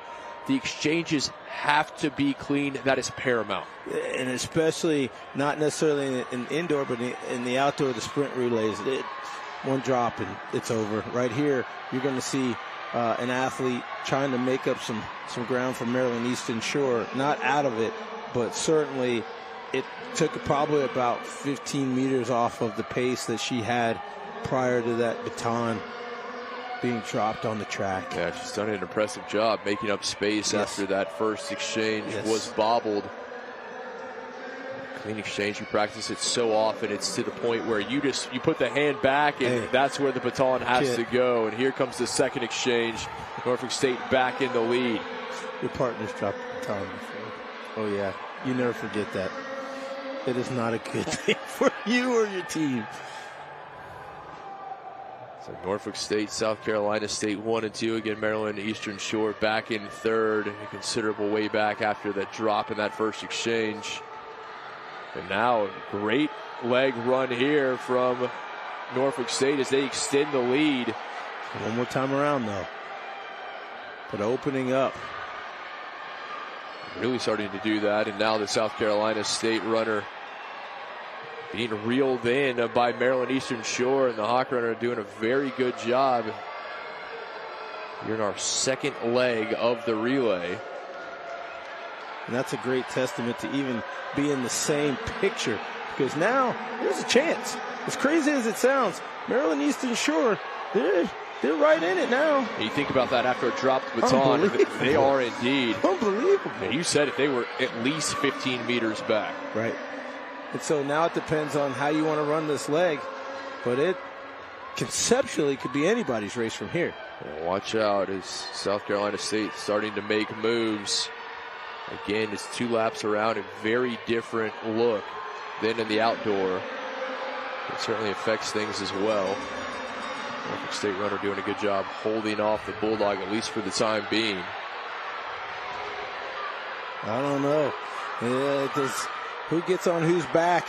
It looks like South Carolina State making the move around turn 3 in this final lap. And not just a move, but look at the lead she's able to extend. She comes into the final straightaway, and here comes Maryland Eastern Shore, the Spartan runner faltering, and it's going to be Eastern Shore now in second as we come to the final exchange. No, excuse me, I was one back, and what a race run by the Bulldogs. Impressive to come from behind.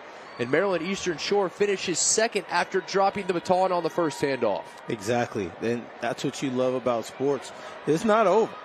And to show that type of resiliency and coming back and finishing second when you thought all was lost, that's the lesson that sports teaches you. Well put, my friend. And they did indeed battle back, did the Hawks of Maryland Eastern Shore. They bobbled exchange. They dropped it on the track. But they came back. They finished second in the first heat. South Carolina State comes to take first. Right.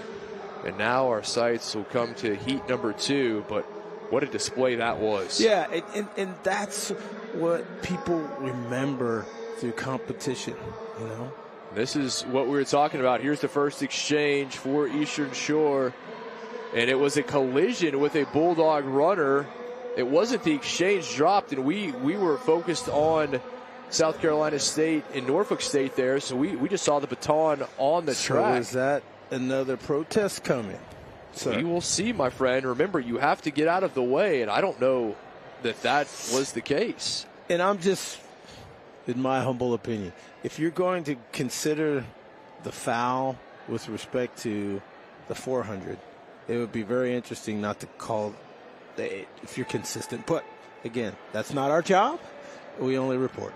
We'll see. So coming up in our second final heat, Morgan State in lane 2, Coppin State in 3, Howard in 4, North Carolina Central in 5, and Delaware State in 6 to start things off. But it'll be very interesting. We'll certainly be keeping an eye and an ear on that. And now with 5 teams instead of 3, that's going to get real crowded in there. This is almost like rush hour, especially on an indoor track because it's only 200 meters. All right, you are. South Carolina State taking the first leg.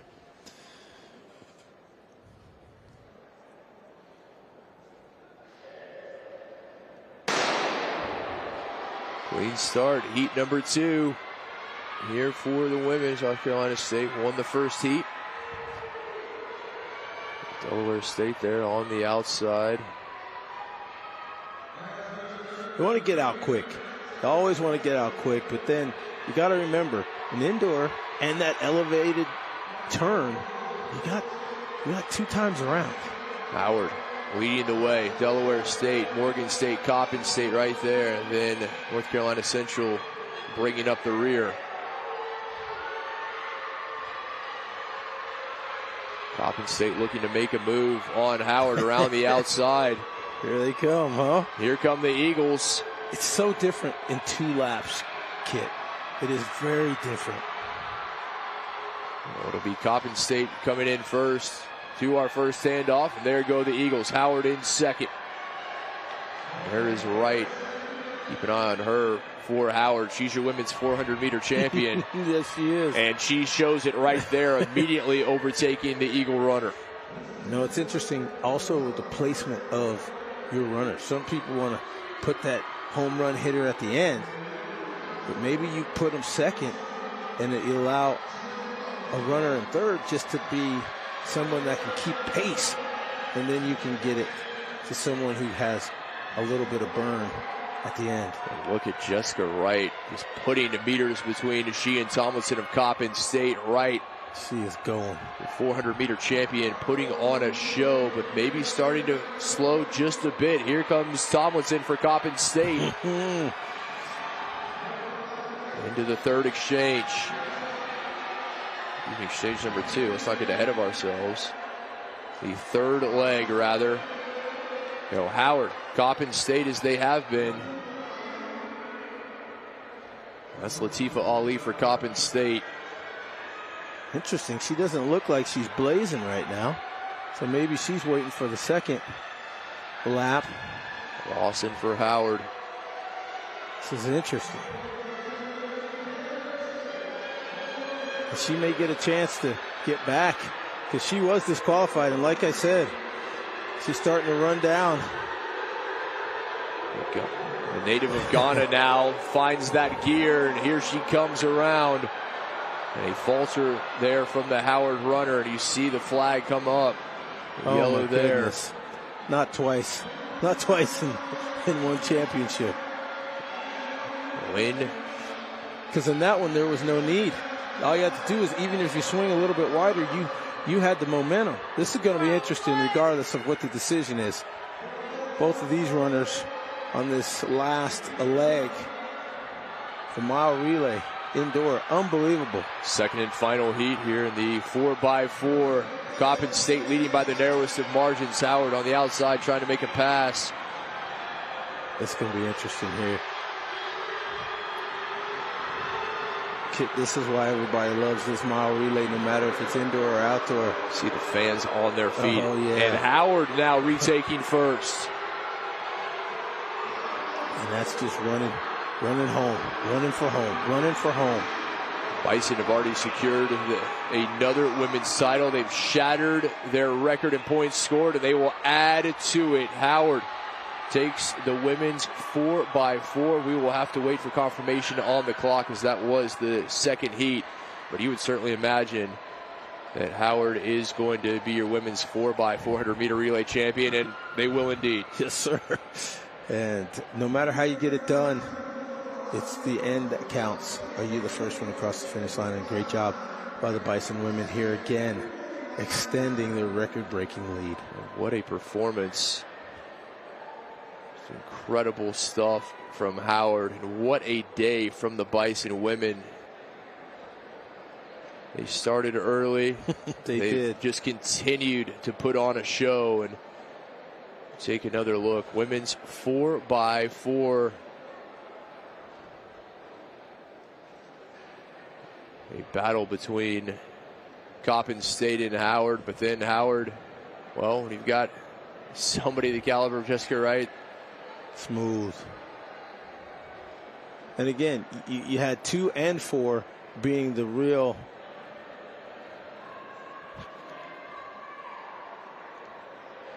Ali was able to briefly take the lead, but let's see. And we mentioned, yeah, there's that. It almost looked like the Howard runner kind of spread out a little too. So that's an interesting scenario. But here, clearly, one runner past the other. And no mistake. Bison across the finish line, take the 4x4 on the women's side. A lot to celebrate for Howard. They got it done, Kit. They did indeed, and they are your women's team champions. All events scored on the women's side. Howard, first place, 235 points. Norfolk State, second, 116. Morgan State in third with 89. But think about that, 235 to 116. That is a bit of a gulf. Yeah, that's you're not going to catch up to us. We are here with purpose. And you know what? We talked about the individualism of track and field, but then we also talked about the team championships. And you can see with the relays and just with teammates helping teammates at the end of the race, that it is definitely something that teammates love as a team. Well, there you go. And the men, just one more event remaining. The men's 4x4, the women all 17 in the books. Howard defends their title. The Bison take another MEAC Indoor Track and Field Championship home. Yeah, they do. And they also have, I believe, Brian Cook as the Super Bowl champion as well. Yeah, not a bad time to be a Bison. No. Impressive stuff from them. And again, we will have our men's 4x4 coming up. That is the final event. A great third and final day of action. Those women and their teammates, not just today, but for the past 3 days, have given it their all, as have all of the competitors. They have. And fast people are definitely allowed to take off their shoes when they're done. Hey, you know what? Hey, show us to the podium. How are we all going to fit? I think they're well acquainted with where the podium is located by now. Right. No doubt. They've already made numerous trips as we turn our sights to our men's 4x4 here in heat number 1. So again, these are the lane assignments for the men. South Carolina State will be in 4 to start. North Carolina Central in 5. Howard in 6. First of 2 heats. We'll have Delaware State, Maryland Eastern Shore, Coppin State, Morgan State, and Norfolk State in the second and final heat of the men's 4x4. Of the 3 in our first heat, best time coming in belongs to Howard, 3 minutes 21.25. Conference record set back in 2014 by Hampton, 3:09.04. The NCAA record set in 2018 by the Trojans of USC, 3 minutes 0.77. Well, Hampton showing up on our radar. Kit. Pirates have had some impressive showings as men here digging in and getting into the blocks for Heat 1. Hampton not part of the MEAC anymore. Not anymore. No, there's been some movement.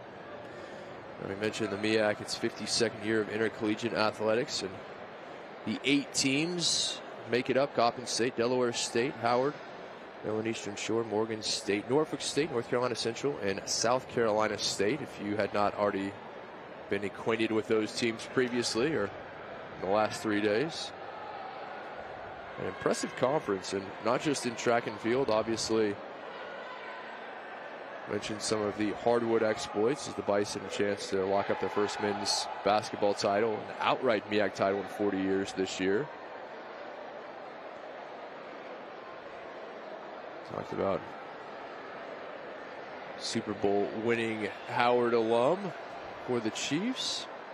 The HBCUs with 2 Super Bowl winners this year. Joshua Williams. Yes. They're at Fayetteville State in the CIAA, a man who you know well. Had a chance to speak with him. Absolutely. The men getting ready for the all clear as the 4x4 women's relay teams over at the podium. We will head over there momentarily as soon as they get the hardware out. Not 3, but we need 12 medals for this one. Yeah, you do. And the Colonial Athletic Association is Hampton, the Pirates. They are indeed.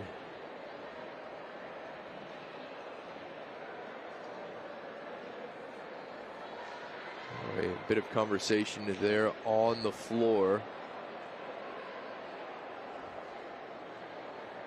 These athletes, you could tell they're just ready to get to it. It's one of the more difficult things of being a track and field athlete. You're used to going so fast, and then when people say slow down because of track and officials determinations. Got to get this right. I'm not sure what the situation is. Because all 3 participating teams out on the track, as you mentioned. They're all there. The Bulldogs, the Eagles, the Bison, they're ready to go. Not sure what the holdup is, but I'm sure they will get us started and going here shortly.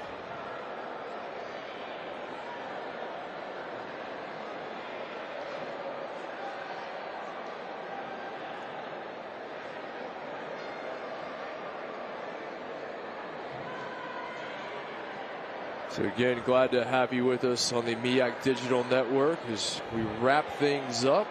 Final events of the championships. Men's 4x4.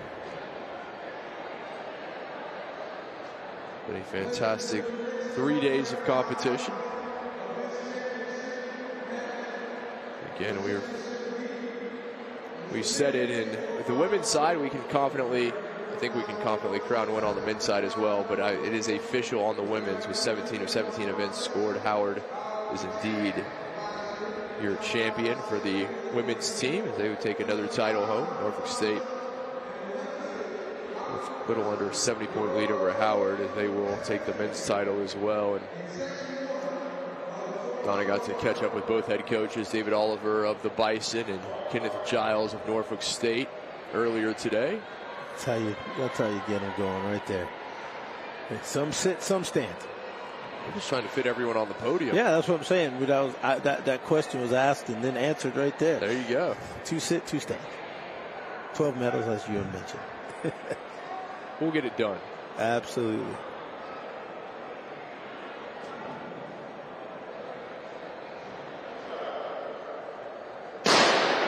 Off we go. Men's Heat 1. 4x4, leg 1. South Carolina State, North Carolina Central, and Howard. We saw some jockeying in the women's back and forth between Howard and Coppin State. You would imagine something similar here in the men as Howard, North Carolina Central now taking the early lead. Mr. Carter, who we saw earlier, impressive performance. One of the smoother strides of any athlete we've seen here in the championship. Without a doubt, making it look easy. It reminds me of a gentleman by the name of Michael Johnson, a great runner in the Olympics, as a dual 4 and 200-meter champion. Just that upper body couldn't move. Almost reminded you of a duck. Just nothing above water was moving. It looked so smooth, and you see those legs just churning. And oh my, here comes South Carolina State. It's like Mr. Brown. The Bulldogs having taken the lead. Eagles dropping back into second. Howard back in third. Now North Carolina Central tried to make a move on the outside as they jockey for position. The two Carolina schools going at it. Gotta hold that form. Don't break the form. Bulldogs doing a good job retaining the lead. Again, just difficult. You have to go outside. And here come the Eagles. A handoff a little earlier for the Eagles, but this is going to be South Carolina State retaining the lead and pulling away by a bit.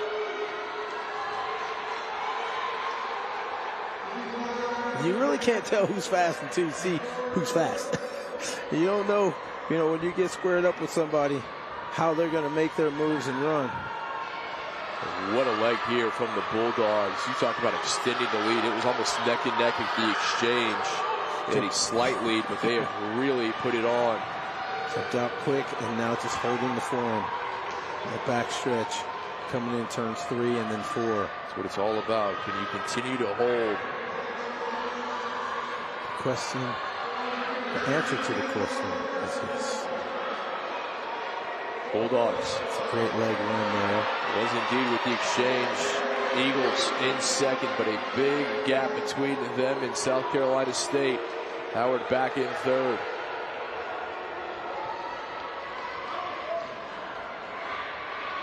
And you just know how to run. Nice and easy. But you're going to have to turn it on because your opponent's going to try to run you down.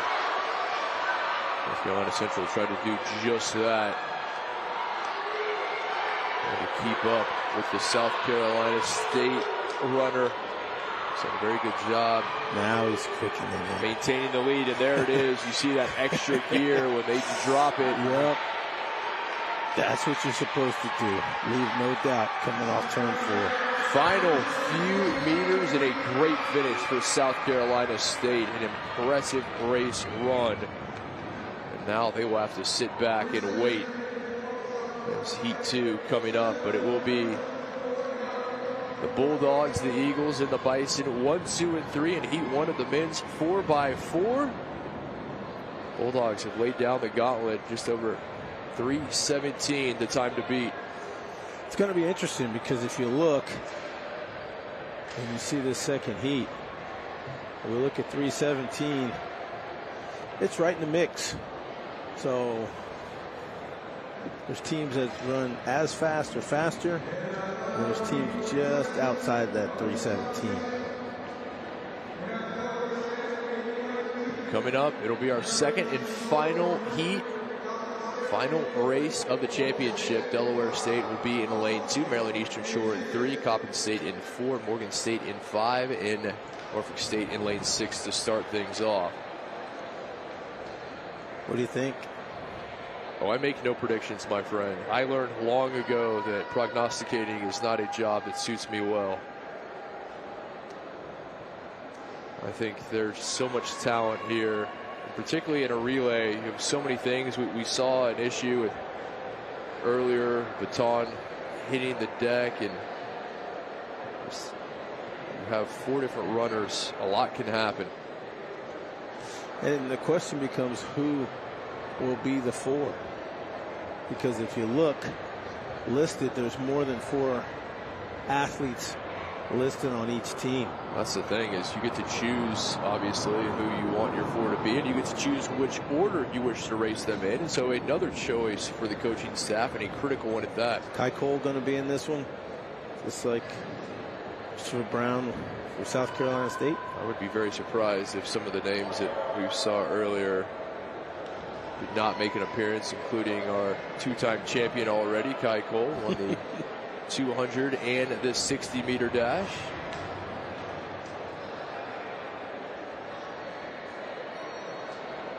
Final race here into the 2023 MEAC Indoor Track and Field Championships.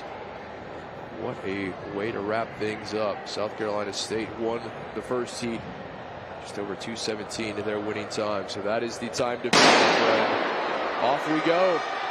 Delaware State, Maryland Eastern Shore, Coppin State, Morgan State, and Norfolk State. Already, Maryland Eastern Shore looking good.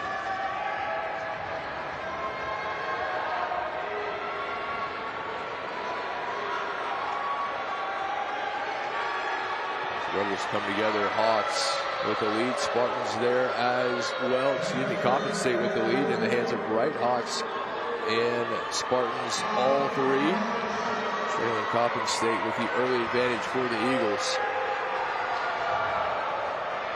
Well, and the strategy, as you mentioned, Kit, some guys are supposed to just keep it close. And they know who their burners are. They do indeed. The initial handoff.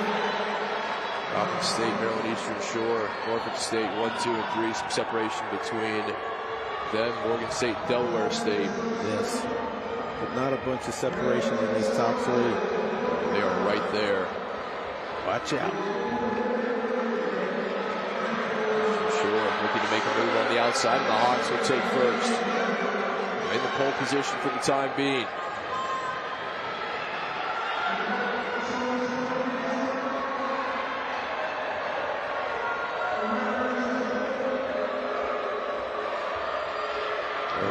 Sure, Coppin State, Norfolk State, all right there. He's starting to falter. We will see. Here comes the exchange. And it is indeed Cole for the Spartans, currently in 3rd. Interesting. Maryland Eastern Shore leading the way. Coppin State 2nd, Norfolk State in 3rd. Here's the thing, the first 200 doesn't count. That second one.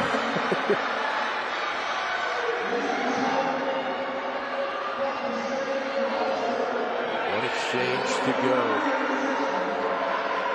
Eastern Shore running a very good leg here for the Hawks. Yes. Hawkins State trying to make up some room. And I don't know. Final change. Here they come. Eastern Shore, Coppin State, and Norfolk State back in third. Be a two-team race, Kit. Hawks and the Eagles both flying high. 1 lap remaining. Spartans back in third, but I think you're right, my friend. Who's it going to be? Here comes Coppin State. Coppin State having taken the lead of the Eagles. Can they hold on into the final straightaway? Fans on their feet at the Virginia Beach Sports Center. It's going to be Coppin State. Take a look at the time, diving across the finish line. It's like Amadou Ba. And Ba enough to give Coppin State the men's 4x4 relay title. The Eagles. There it is. And so it will be Coppin State, Maryland, Eastern Shore, Norfolk State. 1, 2, and 3. Your final teams, your final medals here in the championship. Norfolk State, it will take the men's team title. The women to the Bison of Howard for a second consecutive year. They both able to defend their titles.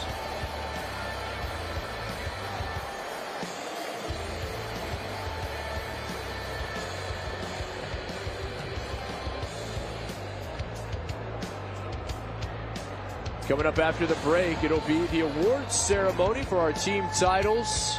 So stick with us. Live coverage. The 2023 MEAC Indoor Track and Field Championships continues. Some hardware, some trophies to be awarded. All the races in the books from the Virginia Beach Sports Center. Watching on the MEAC Digital Network.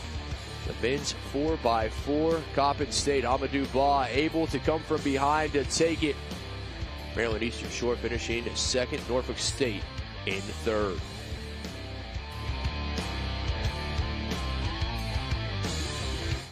Behold has a special meaning at Norfolk State University. It exemplifies knowledge, hard work, perseverance, and striving towards success. Since 1935, Spartans have walked these grounds ready to take on the challenges of the times, transform lives, and realize dreams. We are a state-of-the-art institution, preparing students to take on the modern world with innovative coursework, experiential learning, and cutting-edge degrees.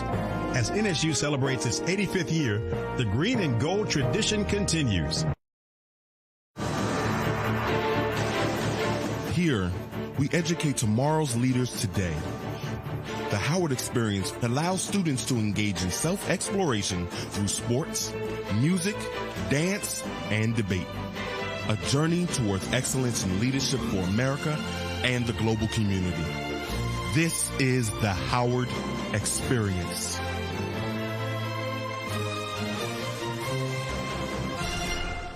Since 1896, South Carolina State University has dared to be the best in higher education.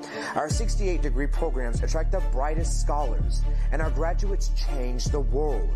Continue the legacy of excellence in education, social justice, military sciences, the STEM fields, and the arts. Dare to go anywhere from here. Dare to be great. Visit scsu.edu and apply today.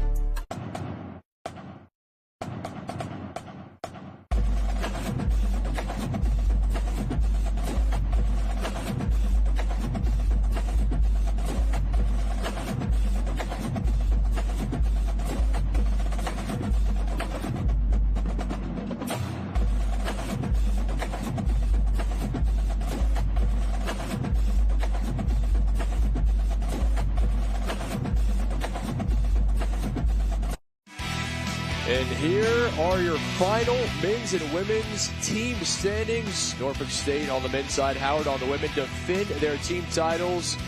The Spartans and the Bisons, another title respectively for the men and the women in MEAC Indoor Track and Field. Impressive performance from both of these teams, particularly for Howard. Not only did they win another title, they set a record, shattered a record in points scored from a year ago. Congratulations to the Bison. So there are the women over on the podium. Howard, your 4x4 women's champion. It'll be Coppin State for the men, and they will be honored shortly. As we continue coverage here, we'll send you to our public address announcer briefly, just a bit, and he will bring you all of the action from the floor.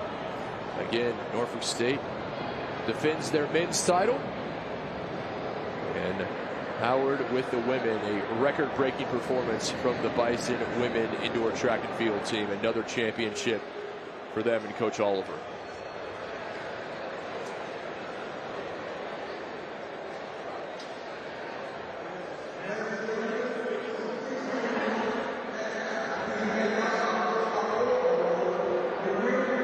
So the women's 4x4 meter relay teams being honored.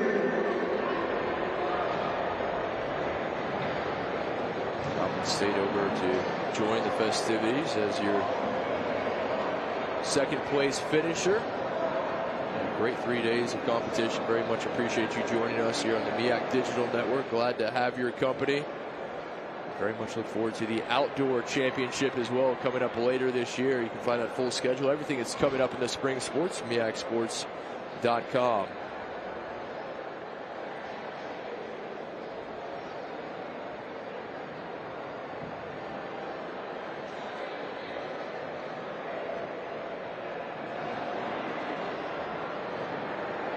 So Howard, again, what a performance it has been from the Bison. Record-setting performance, as we've said, but it bears repeating, Foss. They showed up, they knew what the task was, and they were able to execute it. That's what great teams do. Give them all the credit necessary. These teams followed their coach's instruction, and a lot of these athletes today said that their coaches got them prepared, and their teammates and fans cheered them on. You can't ask for much more, and then you have to go out and perform, and the defending champs defended. They did indeed. They knew what they had to do. The bar set high as medals awarded. Delaware State, your silver medalist, as we hand things over to the public address announcer. Wrapping things up, and your awards coming your way.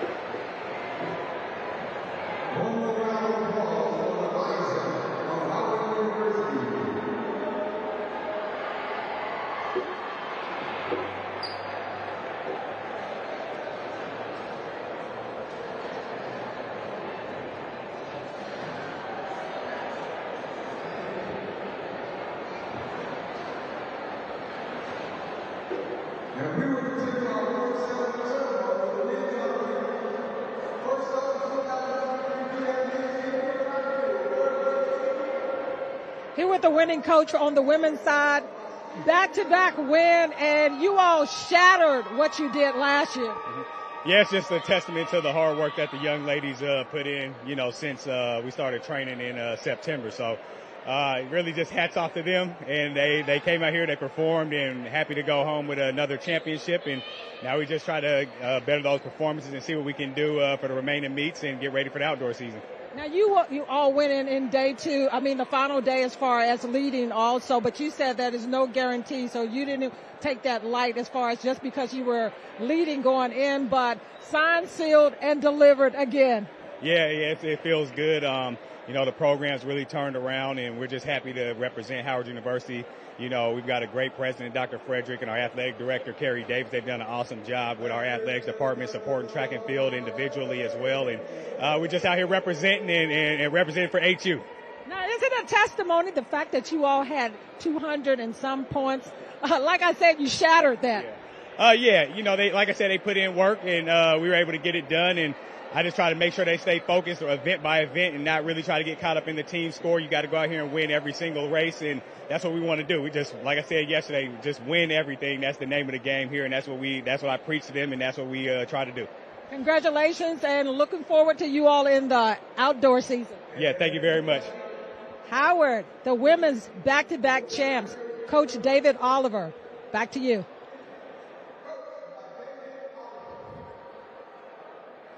And it looks like the men going to have their third, second, and first place, and all the individual awards as well. Here from the Virginia Beach Sports Center, it's the MEAC Indoor Track Championships 2023.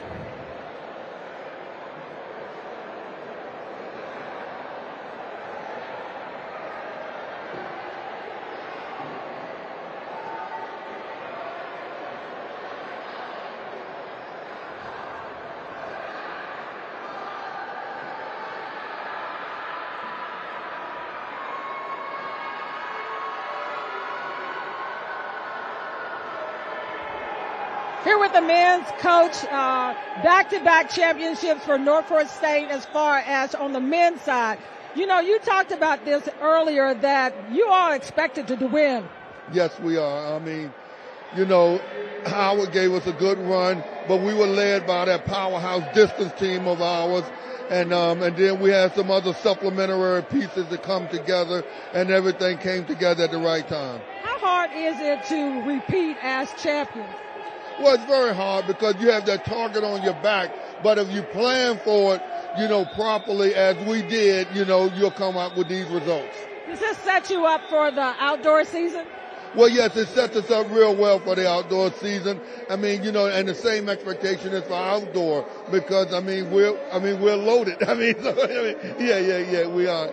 Yeah. I love the fact that you said that you are unloaded, and I said I'd like to talk to you because you just smile and you had a lot to smile about today. Yeah, we did. The kids did a great job. I have nothing to complain about. Our women did a great job. They really did. They did a great job with the numbers that we have, and we came out on the positive sides on both ends. Talk a little bit about the women. How do they get back on the top of the podium? Well, we got to go out there and recruit.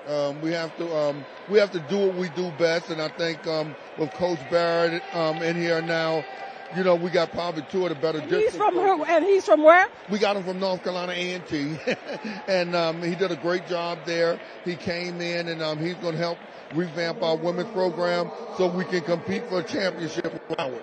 Congratulations again, Coach. Love to see you smiling again. Thank you. I appreciate it. The men.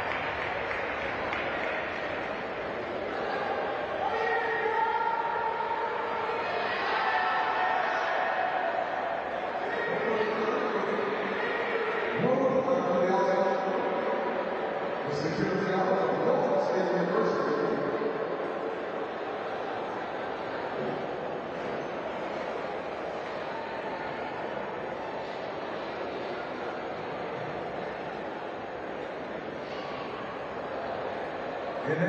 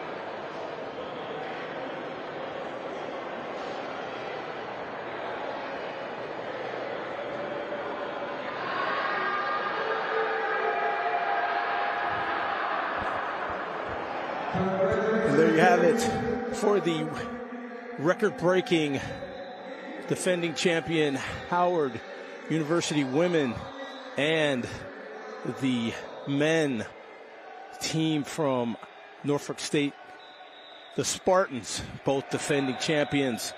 Repeat. I say thank you to everyone who helped put on this broadcast, and also for Donna Hopkins, Kip McConico. I am Steve Foster, and we say goodbye from Virginia Beach Sports Center and the 2023 MEAC Indoor Track Championships.